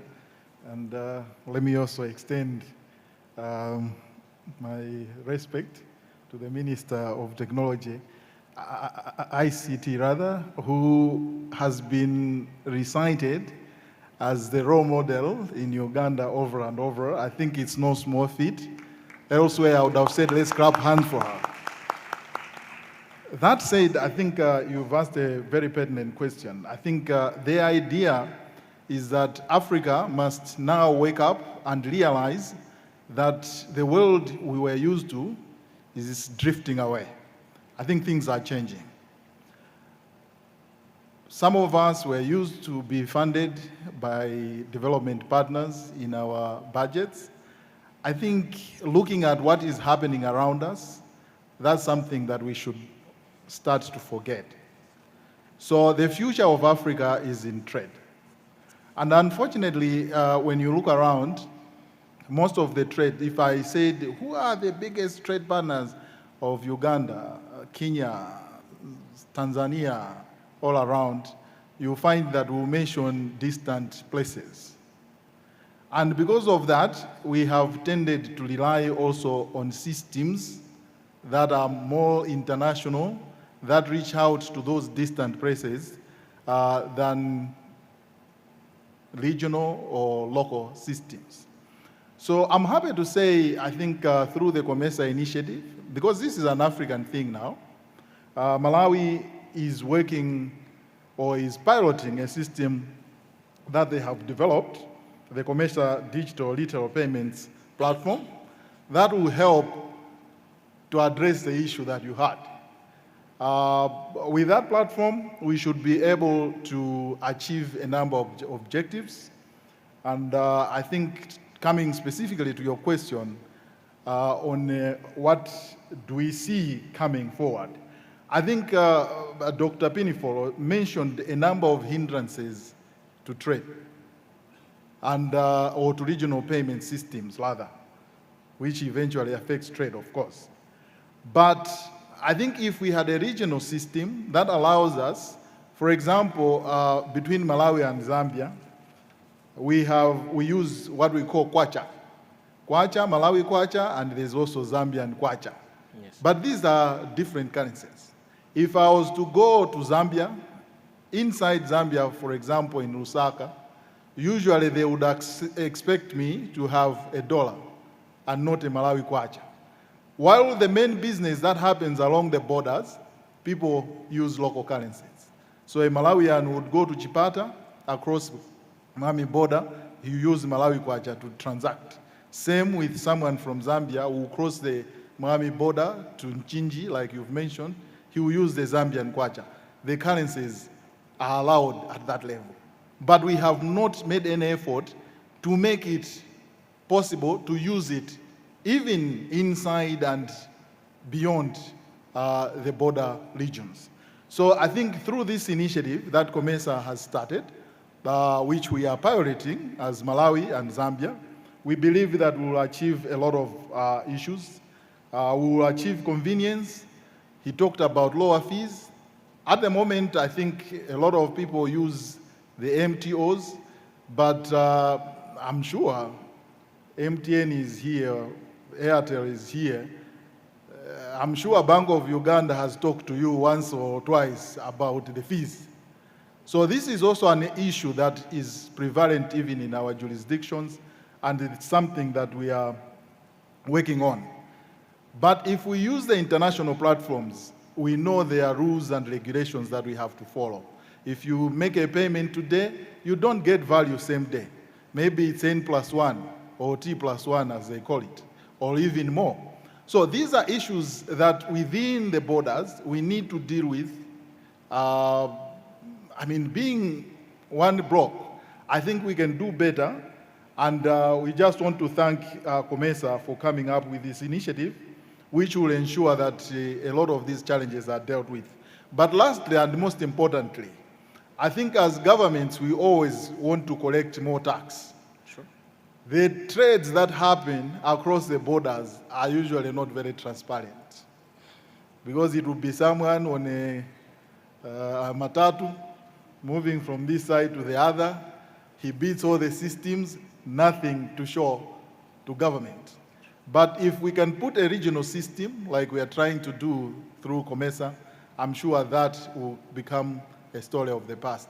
So I think I would stop there to say it's a very good initiative that we are part of. Thank you. Thank you so much. Dr. Jonathan, the Deputy Governor has elaborately explained the DRPP and how it's benefiting as a pilot.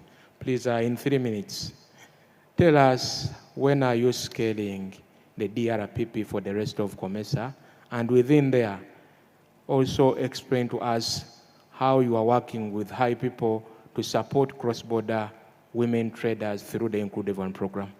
Thank you. Thank you very much, moderator. Yeah, so first and foremost, also just to thank the Deputy Governor for the support that they are giving us in as far as this rollout is concerned. So we're starting with Malawi and Zambia, and then we'll go to the rest of countries, Uganda, Mauritius, Egypt, Ethiopia, Kenya, and the like.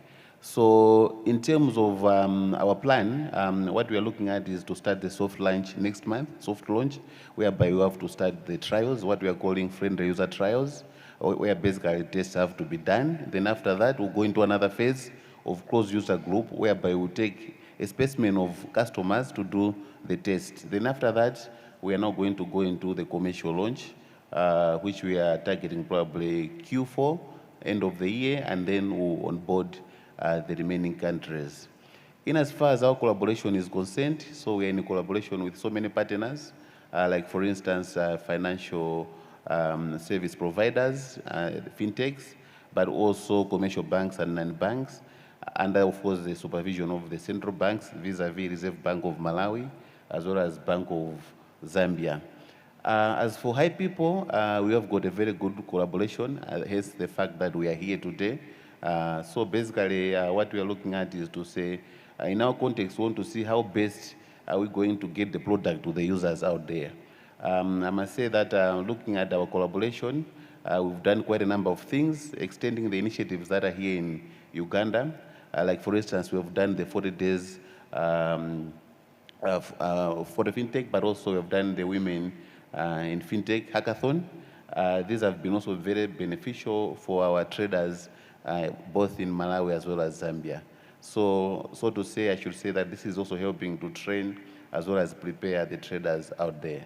Thank you. Thank you so much. Honorable Minister, what Dr. Jonathan fell short of saying is between, in the past 7 months, High People and CBC held the first of its kind Women in Fintech Hackathon for Zambia and Malawi in Lusaka. We held the 40 Days for the Fintechs initiative for Zambia and Malawi. That's why Mr. Deputy Governor had to cross through the nights to meet the Fintechs in Malawi. In that same period, we did a leadership training for women traders for Zambia and Malawi. But most importantly, in the past 6 months, CBC and High People has trained 6,000 women cross-border traders with digital skills, both in Zambia and Malawi. And we intend to extend this across the entire COMESA region. So, Honorable Minister, not only supporting the women in Uganda, we are making sure that with your support, our impact can go across Africa. Much appreciated. Going to Yvonne Mpanga. In your opinion, what policy frameworks would you most recommend to accelerate the role of women in cross-border trade and to ensure that women benefit from cross-border trade? Thank you. First of all, congratulations, High People and team. That's very good information, learning that 6,000 women are being trained across the borders.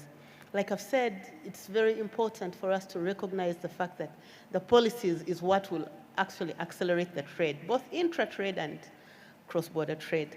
Some of them that I think that we must put before anything else is to make sure these trade regimes are very simplified. Ensure that there is as much trust built as possible, whereby fraud, even when detected, is punishable, because there are regulators now that are being thought about. We ensure that harassment cross-border is minimized, especially by tax agencies, so that the ladies or the people who do the cross-border trade, is systematic to reprimand them. And then, of course, the cross-border procedures, the e-commerce that we are using, the platforms that we are using, should not be prohibitive, that somebody, if they have to send stock or product worth 2 million, then they are spending almost 15%, which should be their markup. Some of those policy reforms should be able to help ensure that there is more transparency and the procedures are streamlined. Thank you. Thank you so much, Yvonne. Yes, over to you, Salima. In your opinion, what strategic partnerships and policy frameworks would you recommend to enable SMEs, especially in underdeveloped economies, to compete and scale in regional and global value chains? Thank you. Firstly, before we look at what policies are brought forth, we need to look at what type of goods and services do we want to trade with our counterparts. We need to ensure that the type of trade we want to pursue solves the local problems that we're facing. Given Malawi, looking at Uganda, we're facing similar issues. We have similar problems, and we can develop these solutions ourselves locally. So what if we now start looking at creating these innovative products and services that are solving the problems that we're facing? If Malawi solves something and shares it with Uganda, and Uganda does the same, vice versa, we're then trying to now connect an interconnected type of digital trade. For instance, it was highlighted yesterday that you have a number of Ugandan innovators that are expanding into the Malawian market. What more if we now look into the entire region? How best can we grow it? And aside from that, when we're looking at e-commerce platforms, why don't we create our own platforms that are addressing the things that we're looking at? We have a Malawian innovator that creates their own platform, a Ugandan innovator creating their own platform, Zambia, Zimbabwe doing the same, and ensuring that these are talking to each other, these are talking the same language to ease the way that we trade with each other will be very much appreciated. And aside from that, we're looking at the strategic partnerships that, such as High People, CBC, the Malawian government through the Reserve Bank are already doing. Strategic partnerships play a big role when we're looking at digital trade. If we have all these ecosystem players talking to each other and understanding each other's language, we'll ensure that our digital trade within our region is very well up there and we're able to talk to each other. Thank you. Thank you so much. Mr. Kabanda, from your experience, what should government do to ensure that the young men and women in this group, in this hall, but broadly the young women and men across are able to use these digital skills to transform trade, and transform their lives? Okay, it's a very good question. I'll share an experience I had last year. I was in Bangladesh for implementation of a project. I do have multiple things I do. I do the sales part, but I also do other things. So we were implementing what they call a single window solution. And I learned a lesson from the government of Bangladesh. For each expatriate, you're required to hire 5 local staff. You can waive it to 3, but you cannot go beyond 3. So for each expatriate staff, you have to have 5 or 3 local staff. So basically what I'm trying to say is that the government needs to provide, to incentivize these people to work. They need to make them productive. A lot of people are working on the streets, and they ride borders because they cannot do what they did in class. So in Bangladesh, I'm telling you, the people who ride motorbikes are degree holders. But they are trying to do something about it because they're trying to create jobs for the youth. In Uganda, we're also talking about, yesterday somebody mentioned 51 million people. The official statistics talk about 46, but the numbers are growing. And people are saying the people who are below 17 years are 50% of the population. It's a serious issue. The jobs need to be created. We need to find ways for these people to be employed. And they have the skills. They have the skills. I know there might be some gaps, like somebody mentioned in the morning, from the universities that have been coming up. Some of them are not well streamlined, so the curricula are not very good. But they have been able to learn enough. I can tell you that Ugandan youth are competitive in most of the countries I've traveled. I've been blessed to travel to a number of countries. Ugandan youth are competitive, you speak good English, you are very hardworking, and you're very honest. So a lot of employers actually value the Ugandan staff more than others.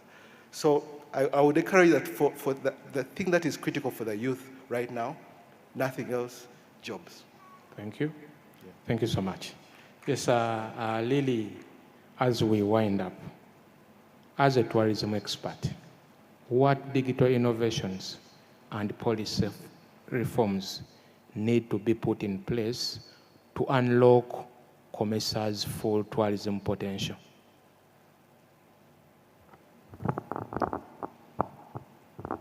Thank you.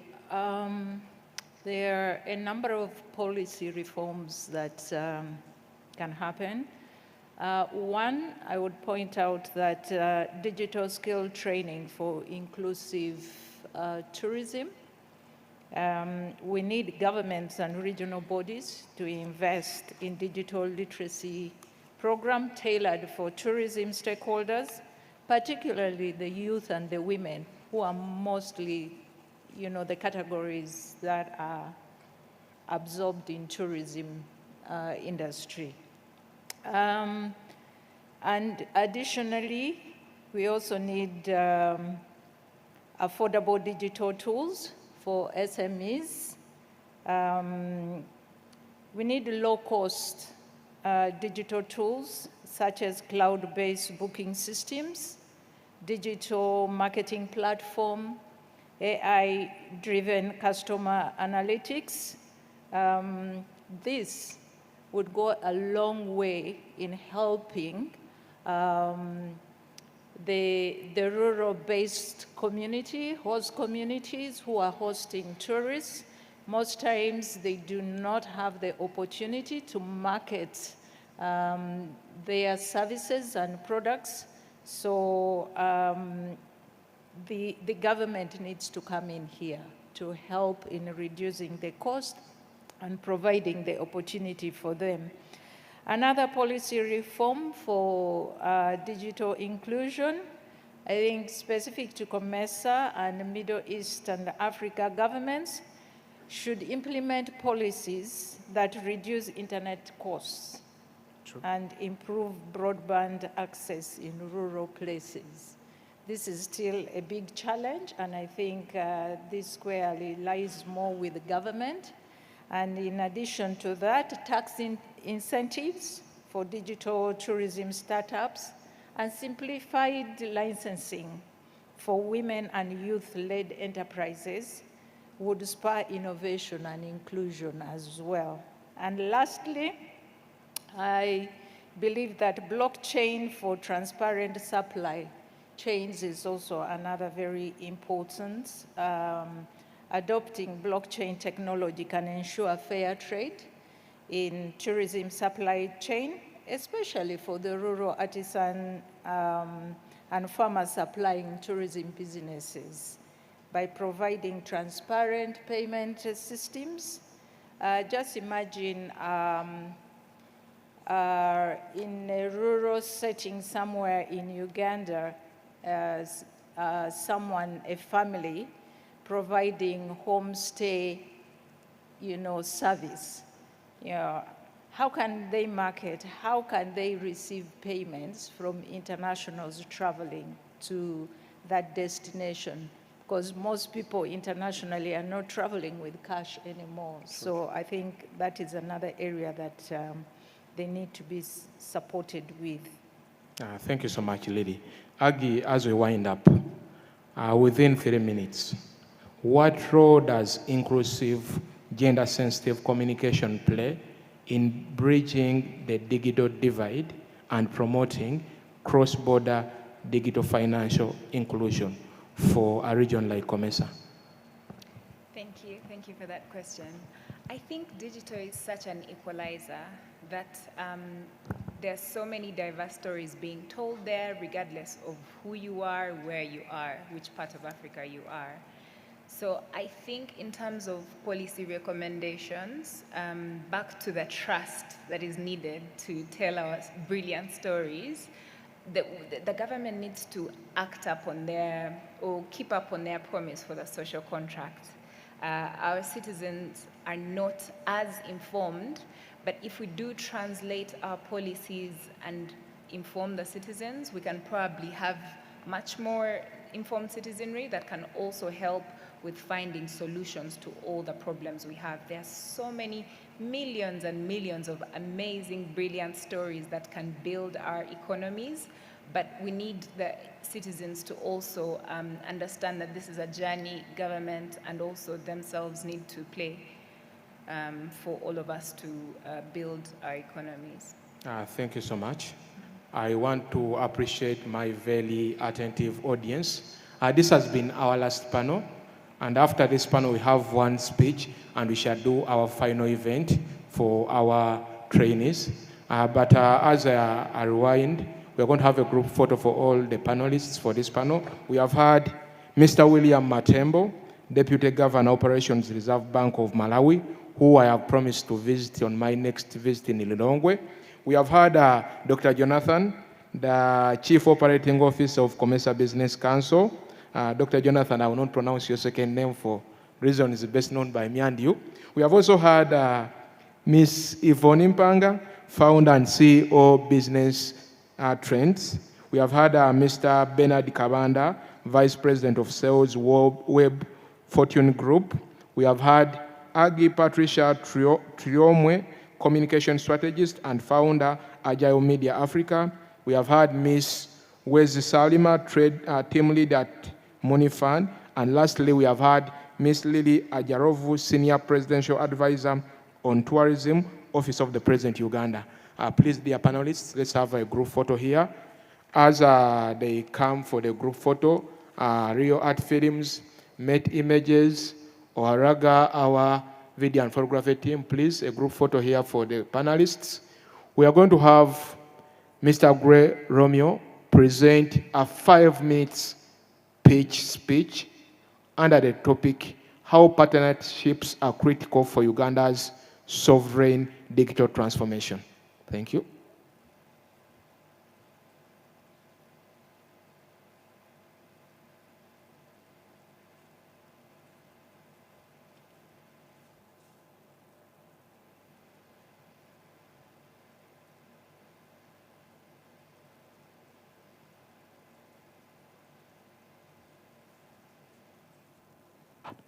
Let's clap and welcome Mr. Greg Romeo, ladies and gentlemen.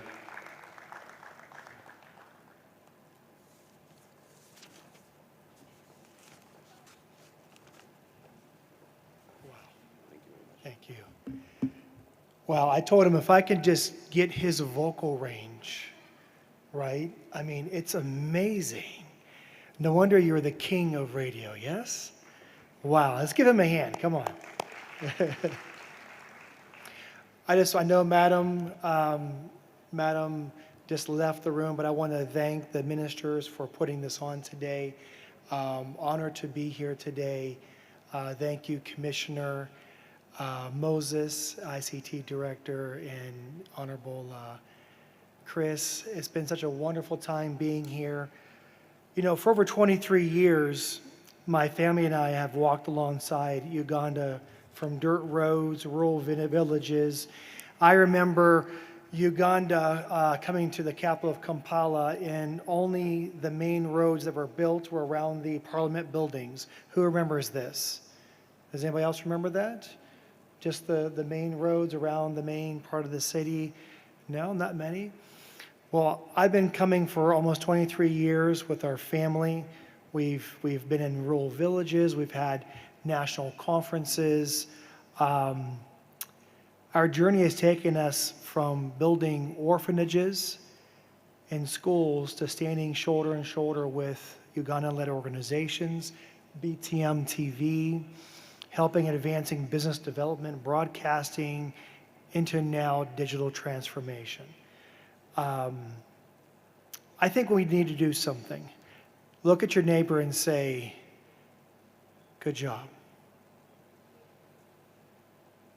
Because, you know, this is exactly what Uganda in East Africa, Middle East needs.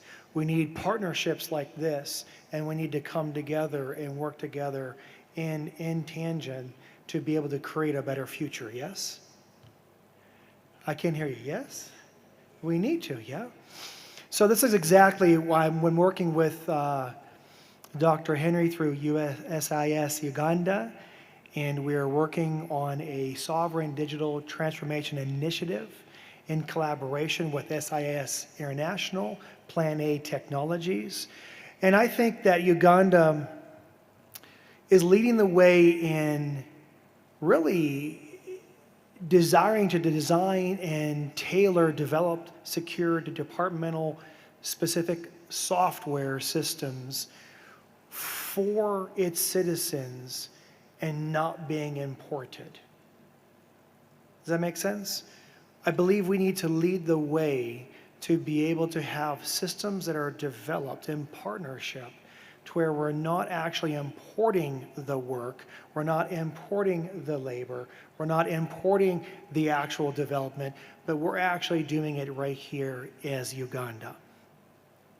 So what I wanted to talk about today is we need to have more homegrown solutions hosted here in Uganda.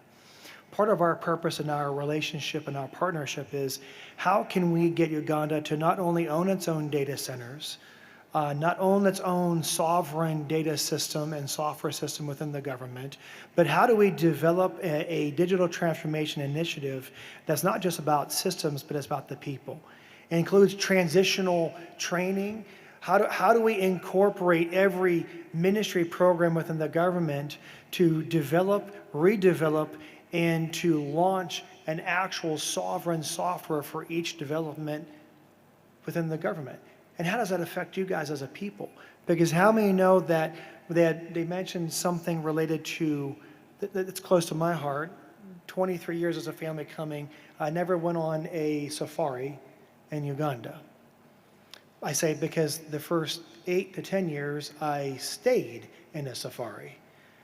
And so, but to find the place that we actually found, they were able to take payment, they were able to access us, they were able to communicate to us, they were able to show us where they were staying at.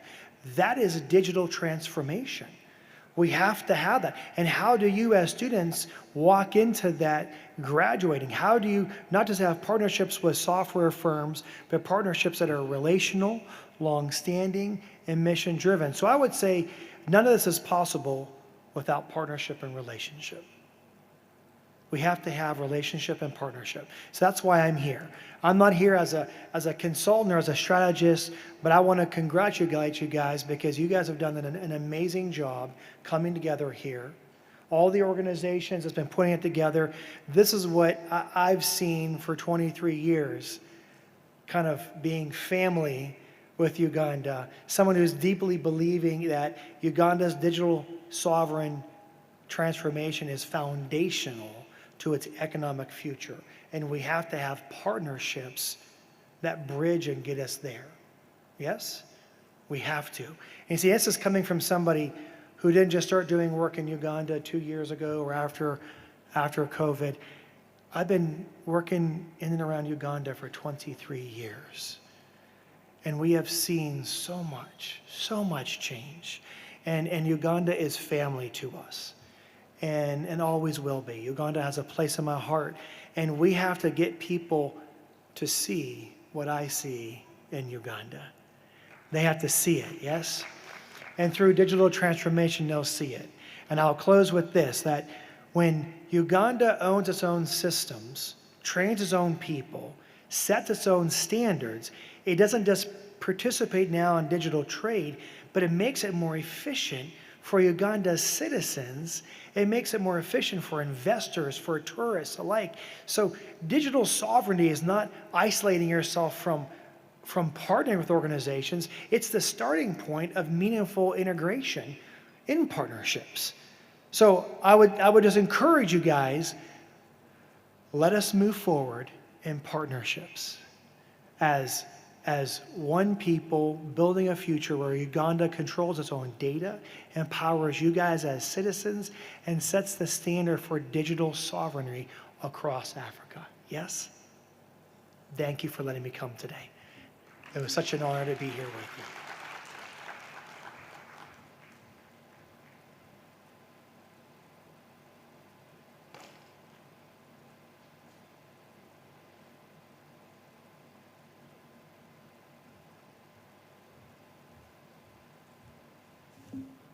Can we clap for him one more time, ladies and gentlemen?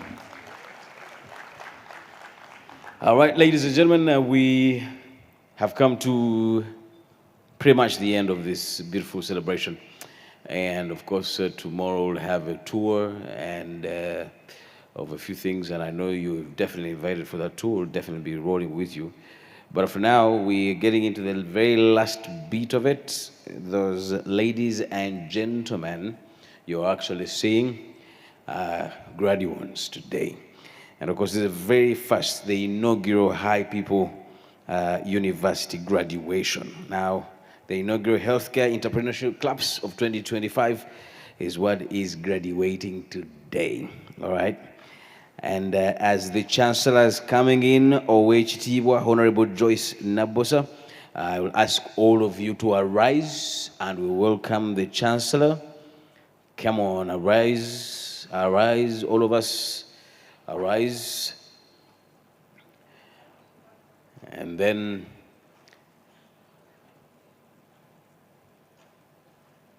let's have the anthems, ladies and gentlemen. Let's have the anthem as the Chancellor is coming forward.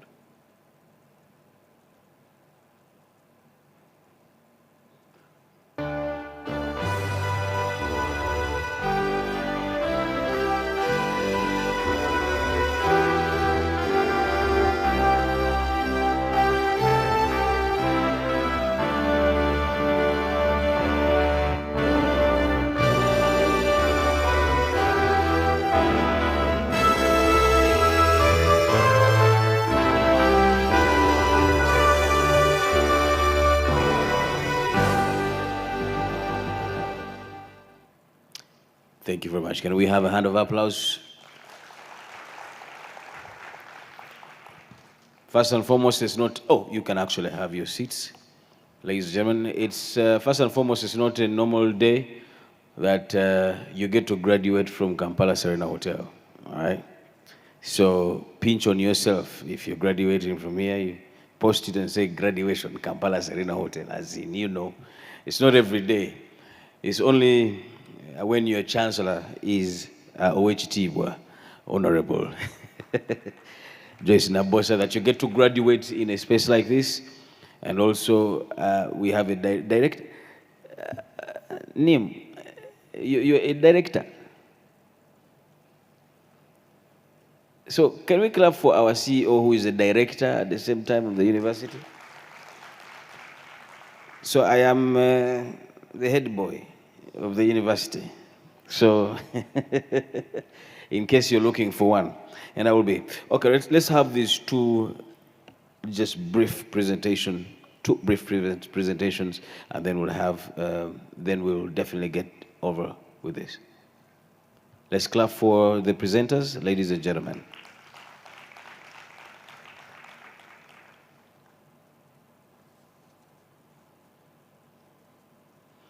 They're going to be presenting these two presentations are actually for the top 2 entrepreneurship models. Can we clap for them?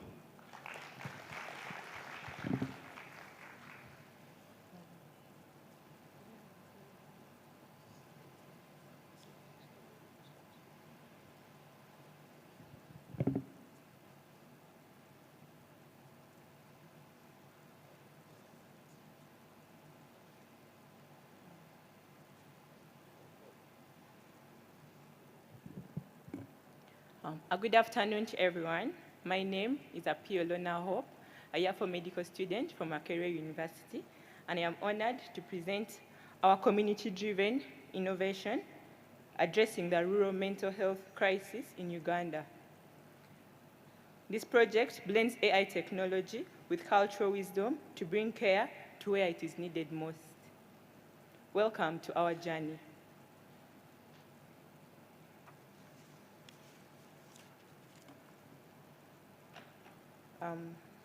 As the IT team gets ready, I'll start off. To begin with, over 30% of Ugandans experience a mental health disorder in their lifetime. With only 1.4 mental health professionals per 100,000 people, and 70% are found in urban centers. The situation worsens when 85% of those needing care go untreated due to stigma, high costs, limited access, and cultural beliefs.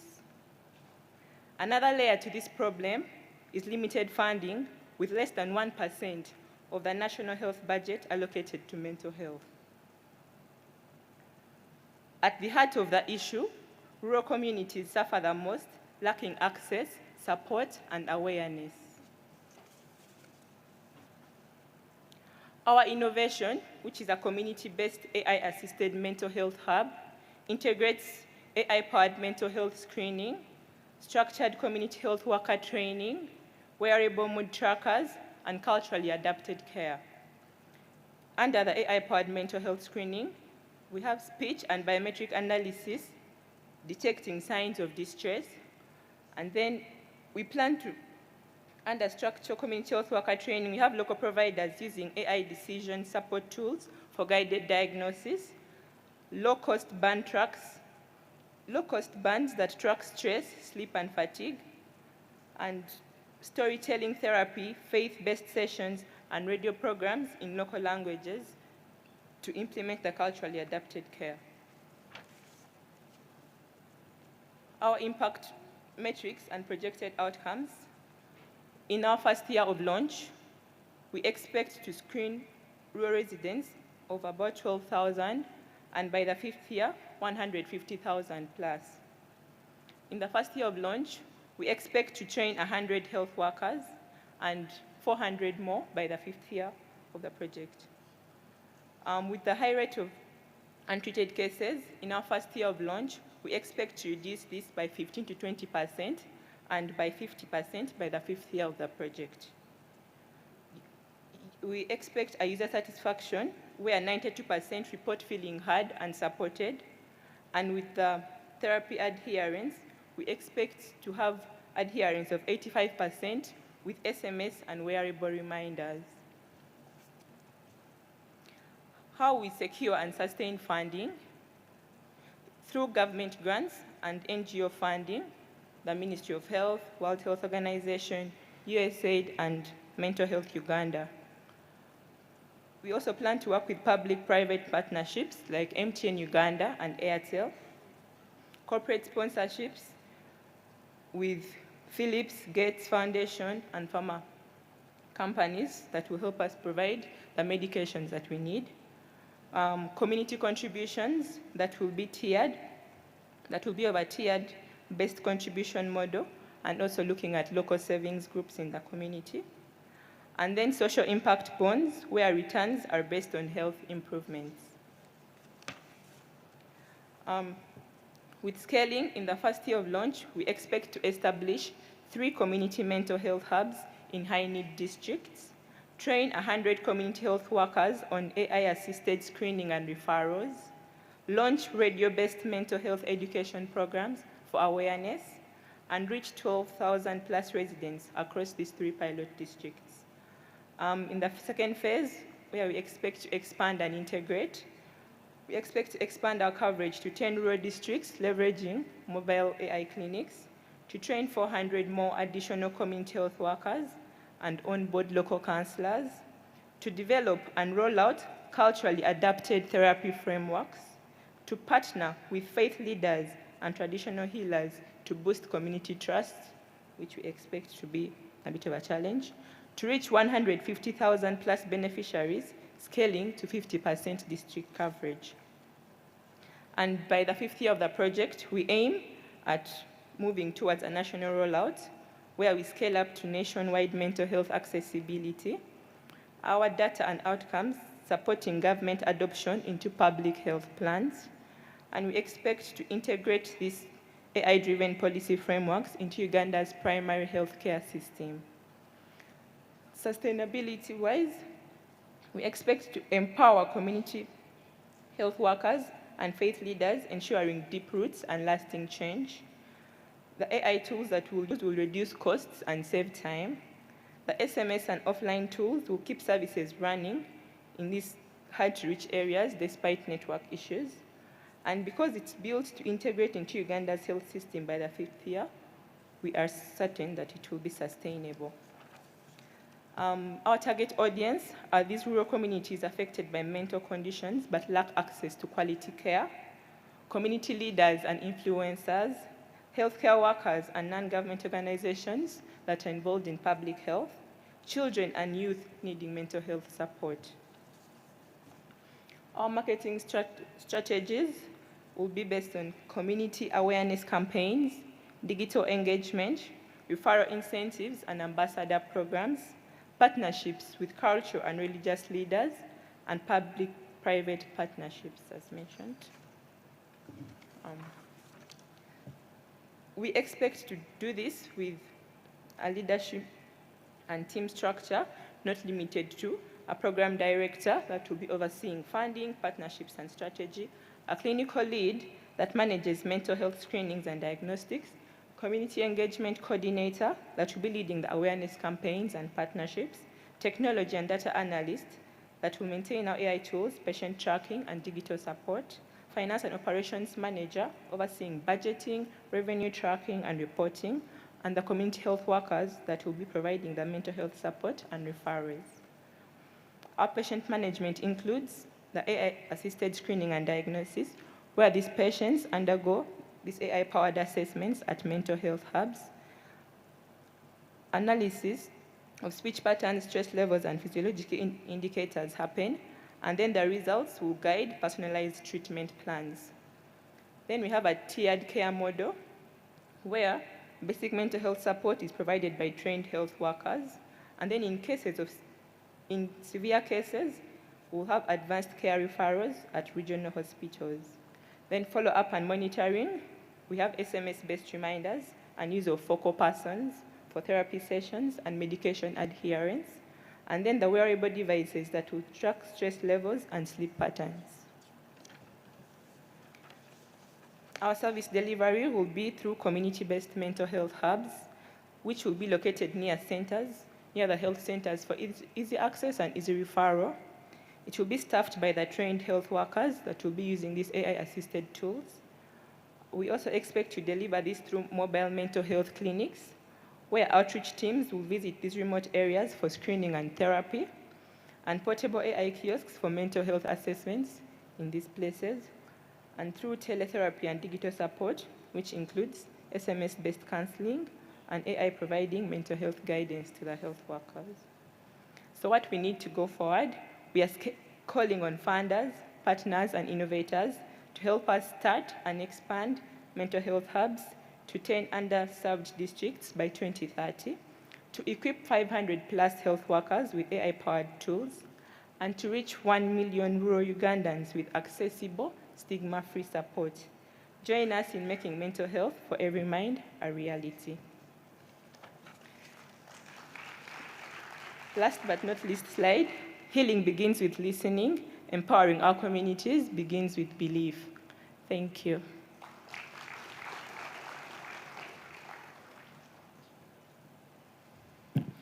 Thank you very much. Can we clap for her one more time, ladies and gentlemen? My only request is if the screening should not go to the rural, we need it in Kampala. Mental health screening. We are doing not bulungi really.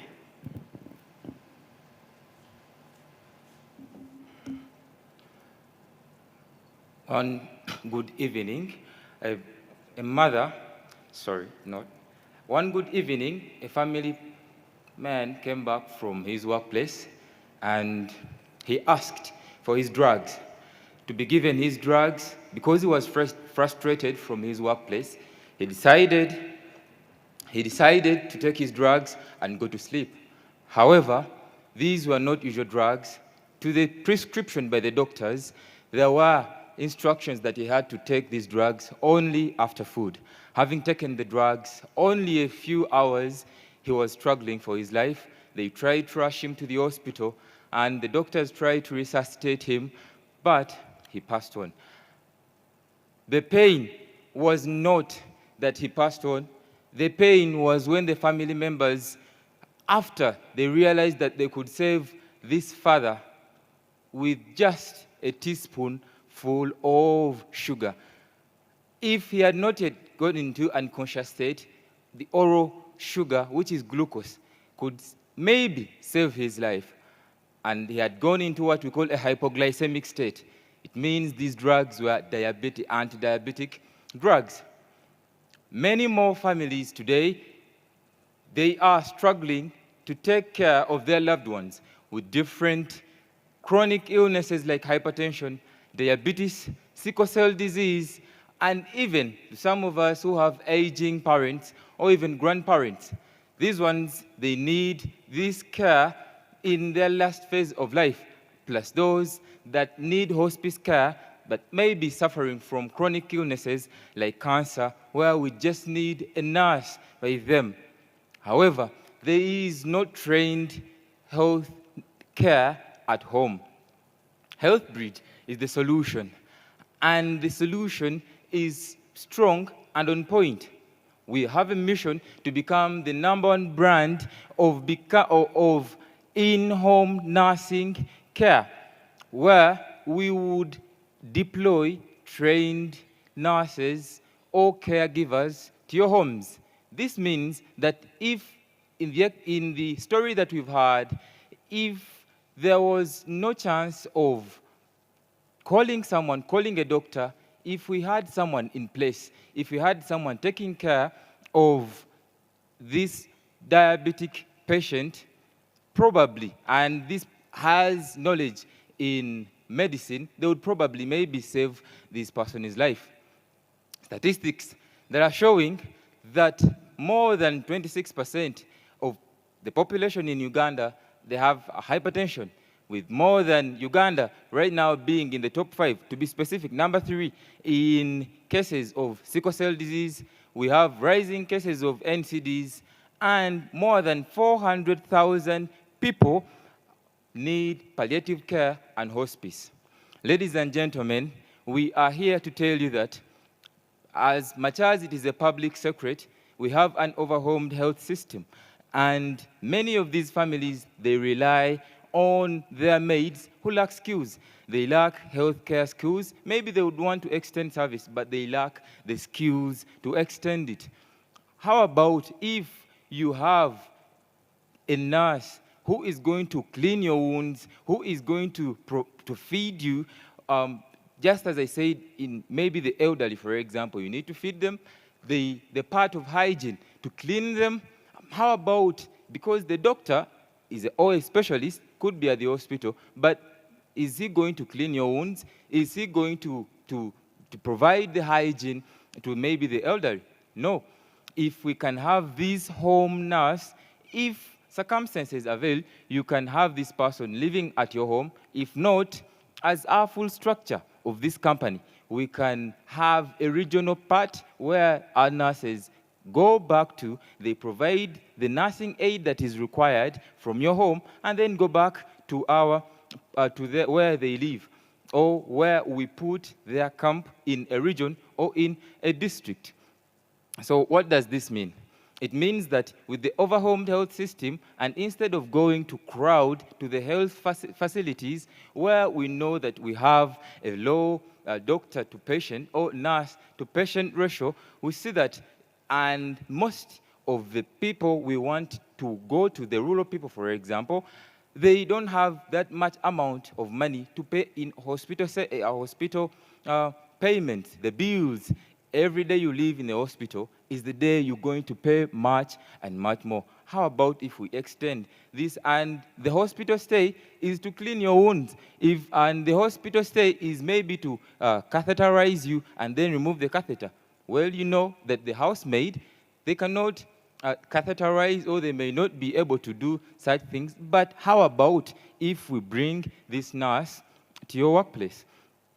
So this is how we came up with HealthBridge. With HealthBridge, we make that a myth. The unstructured, the fragmented care at home, which is also unskilled, we break it, and we bring a structuralized healthcare system, which is nurse-based. We all know that nursing care is literally the foundation of medicine. We all know that. So if we can bring this foundation back, we will be able to restore dignity. We can be able to bring a peace of mind to your, for example, if you have the guilt, you want to take care of your mother, but you are at work, you don't know how, and the maid doesn't. We say we are here. We are here to extend that to you at your home, at the convenience at your home. So if we, right now, we've already made a model of how we're going to start with a pilot here in Kampala. We are expecting to go to spread by 2027. We are expecting to go as far as the major urban centers in Uganda, starting from cities like Mbarara or Mbale, and then we make regional camps, as I've talked about them. How about that? How about after that, we extend to the next regions, maybe the regions of maybe East Africa? How about that? How would it feel if we interconnect, maybe from a nurse, such an emergency that occurred in the story that I gave first? How about this nurse, after maybe giving the care, maybe they could not call the doctor, they provided the first aid, they called an ambulance, and the doctor can start from there. We're right now seeking about 22,000 USDs so that we can kickstart with our MVP application, which application would enable the nurse to connect with the families through this, and they would be able to order for maybe to book. At the same time, this application can enable the nurse to track vitals. At the same time, this application can enable us to maybe to have a plan, a personalized plan with the principle of personal-centered care in mind. Thank you so much.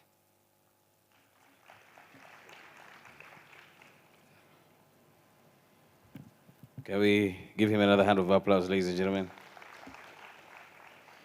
I think some callings in life, whatever profession we are supposed to be doing is supposed to be a calling. The passion this young man is using to share medical things, I could not able to can myself. So that's why it's very important. Not everybody should do sciences. Do them when it is your calling. This business of the future is bright. No, do them when it is your what? Your calling. the passion that he has invested in to just do this research and the entire team, it can only be desired to do. You desire to do it, you love to do it. So that's why me, I'll always be on this microphone. Whether what, me, I'll talk. Me, I'll be here to talk. Put me in those things. I can't able. Even if you don't pay me here, me, I'll talk. Now, for example, that young man, even if you don't pay him, he will do medicine. I'm assuming, But thank you very much. Congratulations. All right, let's welcome Madam President to actually come and be the last person to say something, and we're good to go. Can we clap for Madam President, ladies and gentlemen?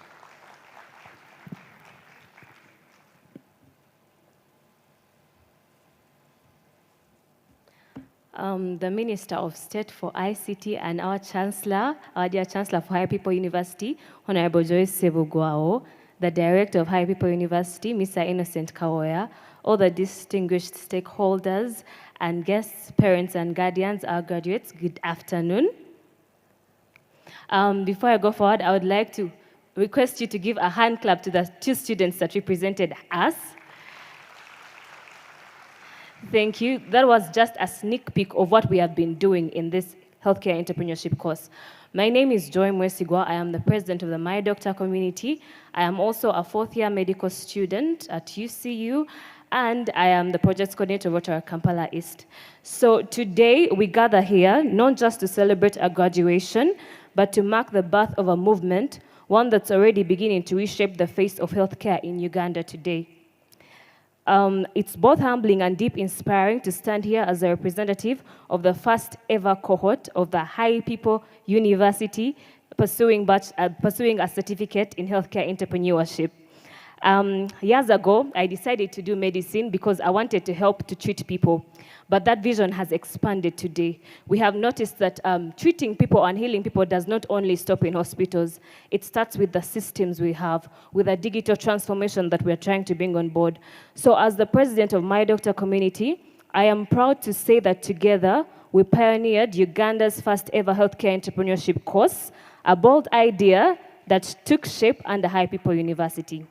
With the guidance of brilliant minds and generous hearts, we were able to fully sponsor 130 students from all over the country doing different disciplines. We have students, medical students pursuing personal medicine and surgery. We have midwifery students, nursing, lab technicians. We have people doing radiology. We have finance. We have people in environmental health.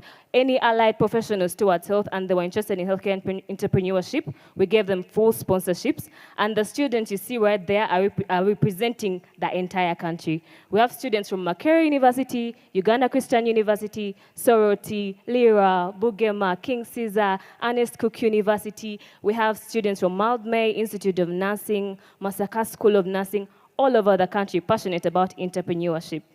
So I am proud to say that this wasn't just another online course. It was a movement, a mission, a mini revolution quietly happening in the hearts and minds of 130 students across Uganda. Over the past few months, we have tackled some of the most critical gaps in our healthcare systems.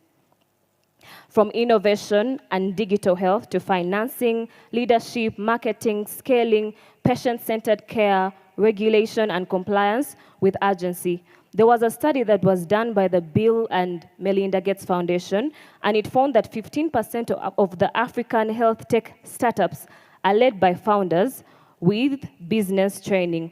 That means that the remaining 75% are led by founders who don't have any knowledge about entrepreneurship. That means they get into the game, they have startups, but they learn on the job, and that is very risky. And that is why we have some of our entrepreneurship ideas burning out after, because you don't know what probably you're doing or you're learning on the job. So now standing here at the Middle East and Africa Digital Transformation Summit, an event that is redefining how we think about education, healthcare, commerce, and governance, the timing couldn't be more perfect.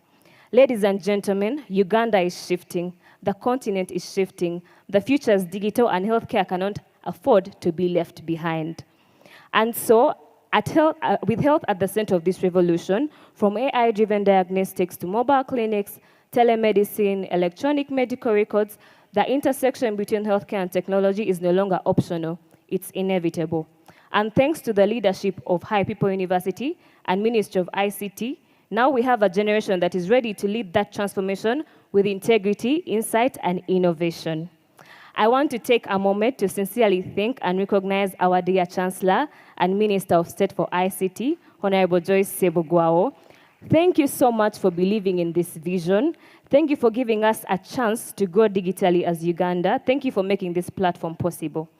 To Mr. Innocent Kawoya, our director, who was our chief facilitator, our anchor, he was our mentor, we thank you so much. Your tireless passion and vision has carried this program from dream to reality. You have planted seeds that will bear fruit for generations. We thank you deeply. To our incredible facilitators, Ms. Bridget Nakakuyu, Mr. Joseph Chimboa, Mr. Nicholas Indest, Mr. George Chisacha, Council Sharon Nambozo, Mr. Moses Alinaitwe, you didn't just teach us models, you taught us mindset. You reminded us that entrepreneurship is not just about profit, but purpose. To our guardians and families who are here today, thank you for standing by our side. Thank you for believing in us, for the sacrifice and the service. Your support lit the way. To our dear, my fellow graduates, I'm so proud of you. We have come so far. We have been having online courses every Monday and Wednesday from 5 to 7, and you've been showing up, you've been passionate, and I'm very, very proud of you, and this is just the start. We have much more to do. As we move forward, let us remember the healthcare systems of tomorrow will not be built by governments alone, but by innovators with compassion, by leaders with vision, and by communities that care. And that is who we are. Let me close with the words of Nelson Mandela. Education is the most powerful weapon which you can use to change the world. Let us go and change the world wisely, boldly, and together. Congratulations once again. Thank you so much.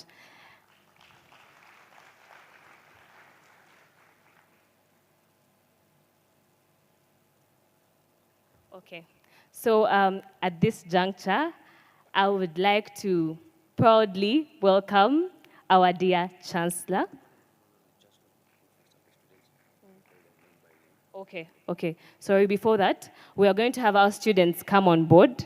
I'll be calling out your names. When I call you, you just come to the front very fast because we are time-bound. And then when they are coming, please can we clap for them and cheer them, because it's not easy. Yeah, you're not the one putting on the blue cape. So we'll clap for them. Si ndio, si checho. Yeah, it's not easy, man. I am back in school, but it's not easy. Okay, so we have a Change the Queen a team, Ako Pagiel Grace, Agaba Felix, Grace Chomuhanji, Aijuka Joel, Ainebiona Ernest, Ajambo Claire, Ajuna Michael, Akambanjira Prosper, Akampura Bruno, Akampura Gregory, Akankwasa Anita, Akankwasa Paul, Akulo Lillian, Aluko Martha, Alule Priscilla, Amanya Isaac, Amutahari Ezekiel, Angura Oscar Paul, Anita Nampera Bukira, Anyait Janet Masi, Apiyo Lona Hope, Arupo Irene, Atuhire Praise, Babalanda Moses, Bernard Owori, Businje Amon, Bwamike Joshua, Caroline Kevin Nantale, Chekwoti Maxwell, Claire Namatovu, Donald Akampumuza Kato, Dushime Penlop, Ebo Eunice Abdallah, Emir Faith, Gwambuka Samuel Isabidie, Hannah Collins Godwin, Kabami Anita, Kabenge Joshua Ernest, Kabuisa Gavin, Kahuga Chantal, Kaita Dennis, Kakora Vincent, Kalimuzo Joseph, Carl Samuel, Carissa Toto, Karowa Pride, Kayera Jamira, Kebirunji Patient Susan, Chigenyi Innocent, Chirunda Daniel, Chitone Barnabas Sebutinde, Louis Sophie Pascal Mesmin, Lubega John Mark, Makoko Isaac Mark, Busa Oscar, Mubangizi Francis. Okay, so short people like me, please stay in front so that we can fit. So if you are a little taller, please, then This era of nurses and doctors is nice. All right, let me help in reading these names. Mbusa Oscar, Mubangizi Francis.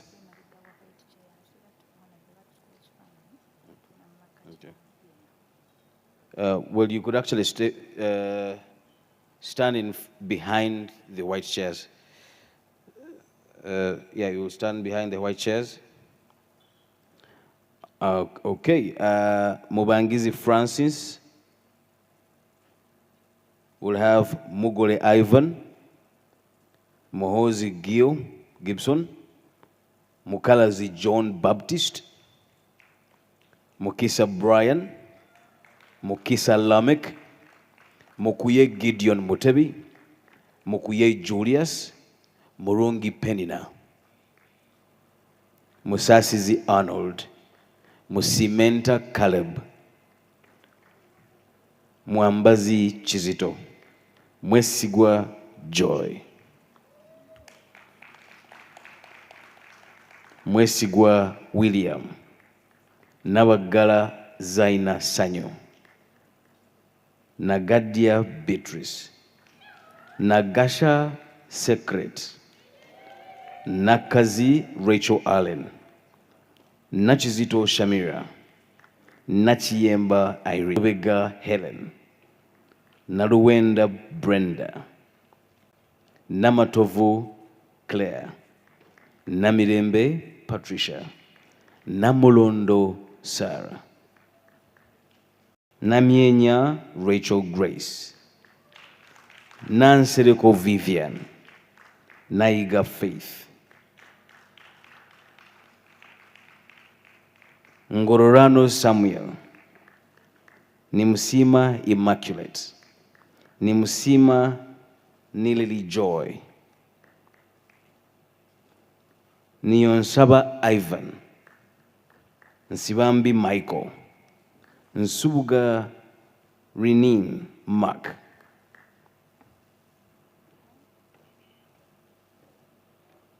Nyakwile Mary, Ocheng Jackie Salome, Ogwal Billy, Ogwal Clement David, Oligo Stephen, Onyu Ephraim, Osia Paul, Paul Junior Ojuman, Peace Jacqueline, Samuel Ngororano, Sarah Clarissa Mukua,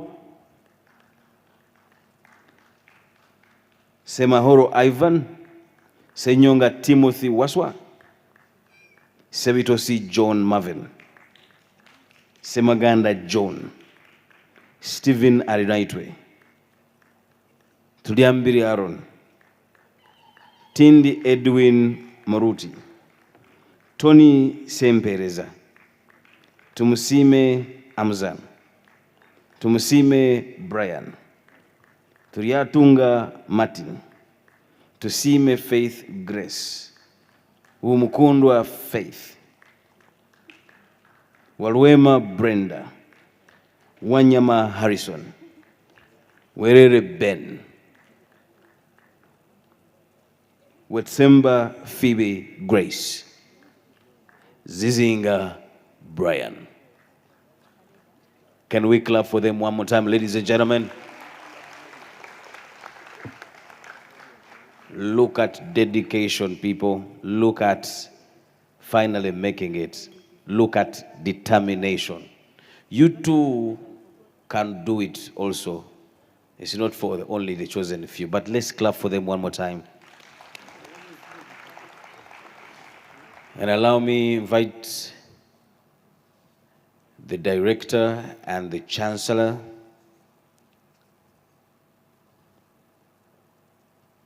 to come forward. Please, can we welcome our chancellor, ladies and gentlemen?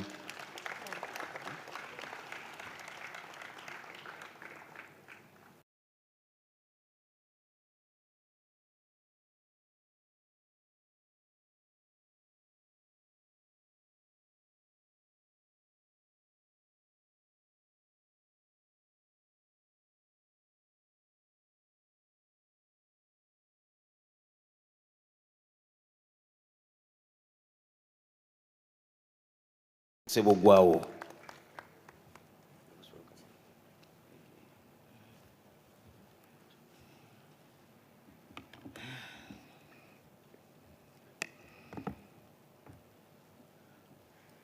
Thank you very much, moderator. You have done so well. Without wasting much of your time, let me begin my speech. Special guests, our proud staff, and most important, our graduating students, good afternoon and welcome to this very first graduation of High People University. We are glad to hold this ceremony during the Middle East and Africa Digital Transformation Summit. Across Africa, many young people finish secondary school but cannot enter university.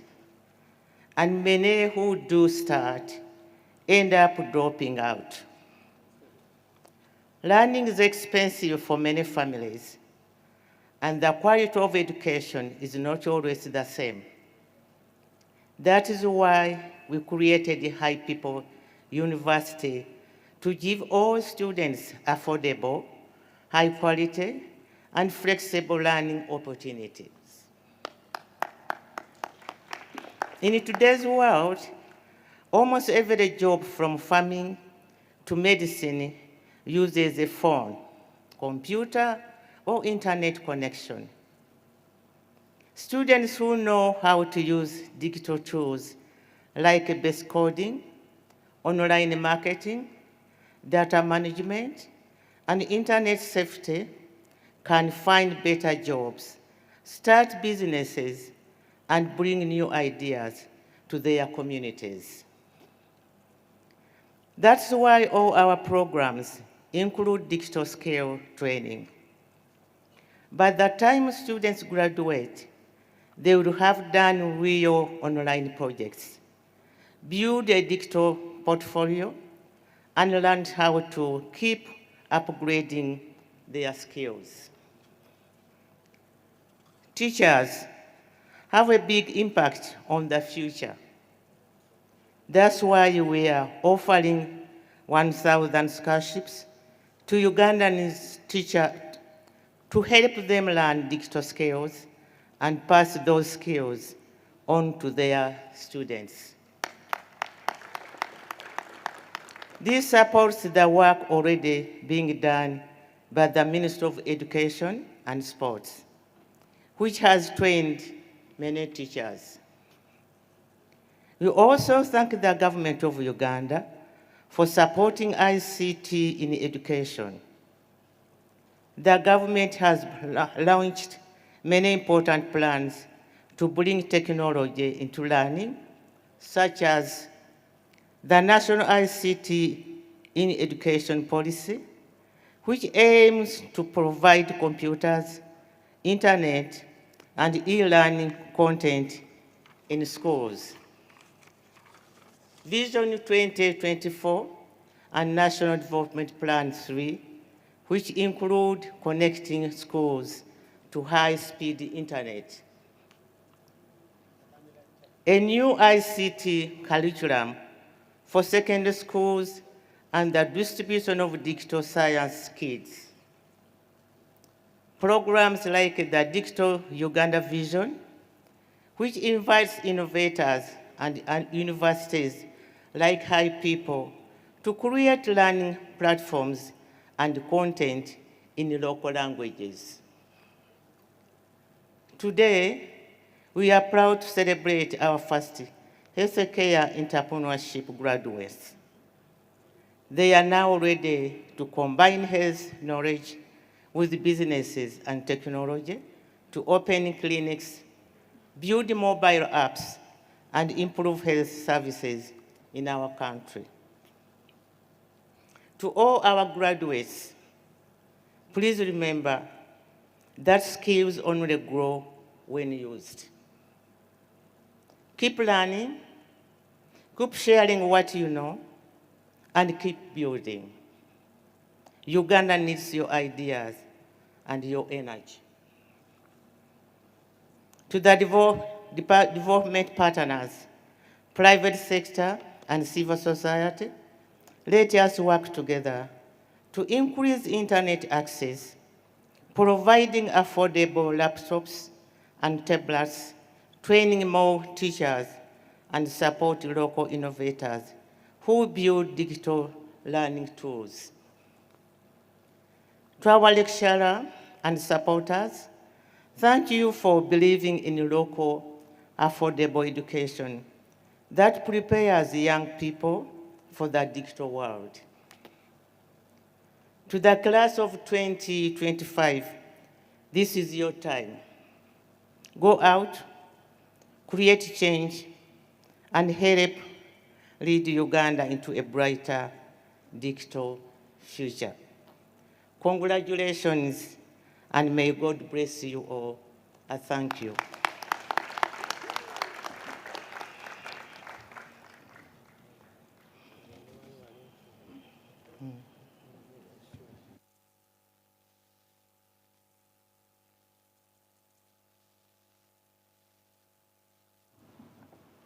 Can we give another hand of applause to our Vice Chancellor? Can we make some joyful noise, ladies and gentlemen? Can we clap give us a song. Give us a song for some reason. Prepare that song to be ready there. Let's have this beautiful, beautiful photo to be taken. Can we clap for this for like a minute? Continuous clap, you know, for these graduates. These are the nurses that make you want to fall sick. They look all beautiful and nice and cute. Bakola babutava mu ddwaliro ng'olemeddeyo naye maama.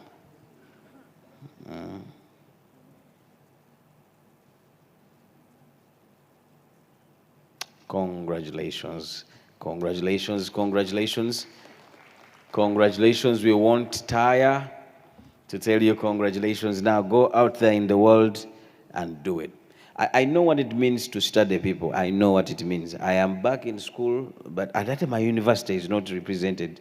I think the next cohort, I will represent Victoria University. Yeah, I will represent Victoria University. So I am there, but things are not easy, trust me. Yeah. Mature head, giving it new things. It's not easy. But God is good all the way through. God is good, and all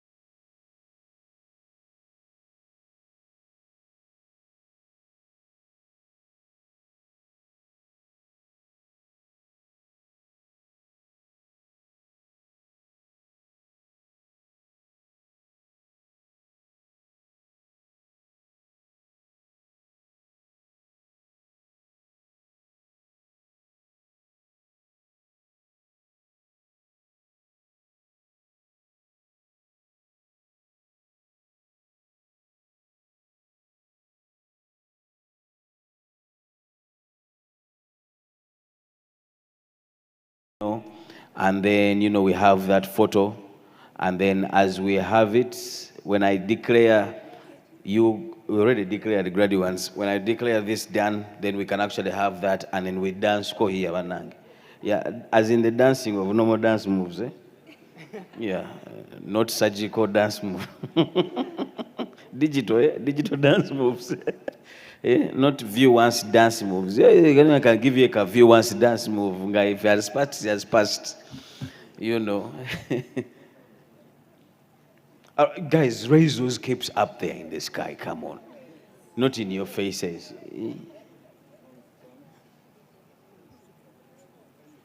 All right, give us a song as we at least go we shake that.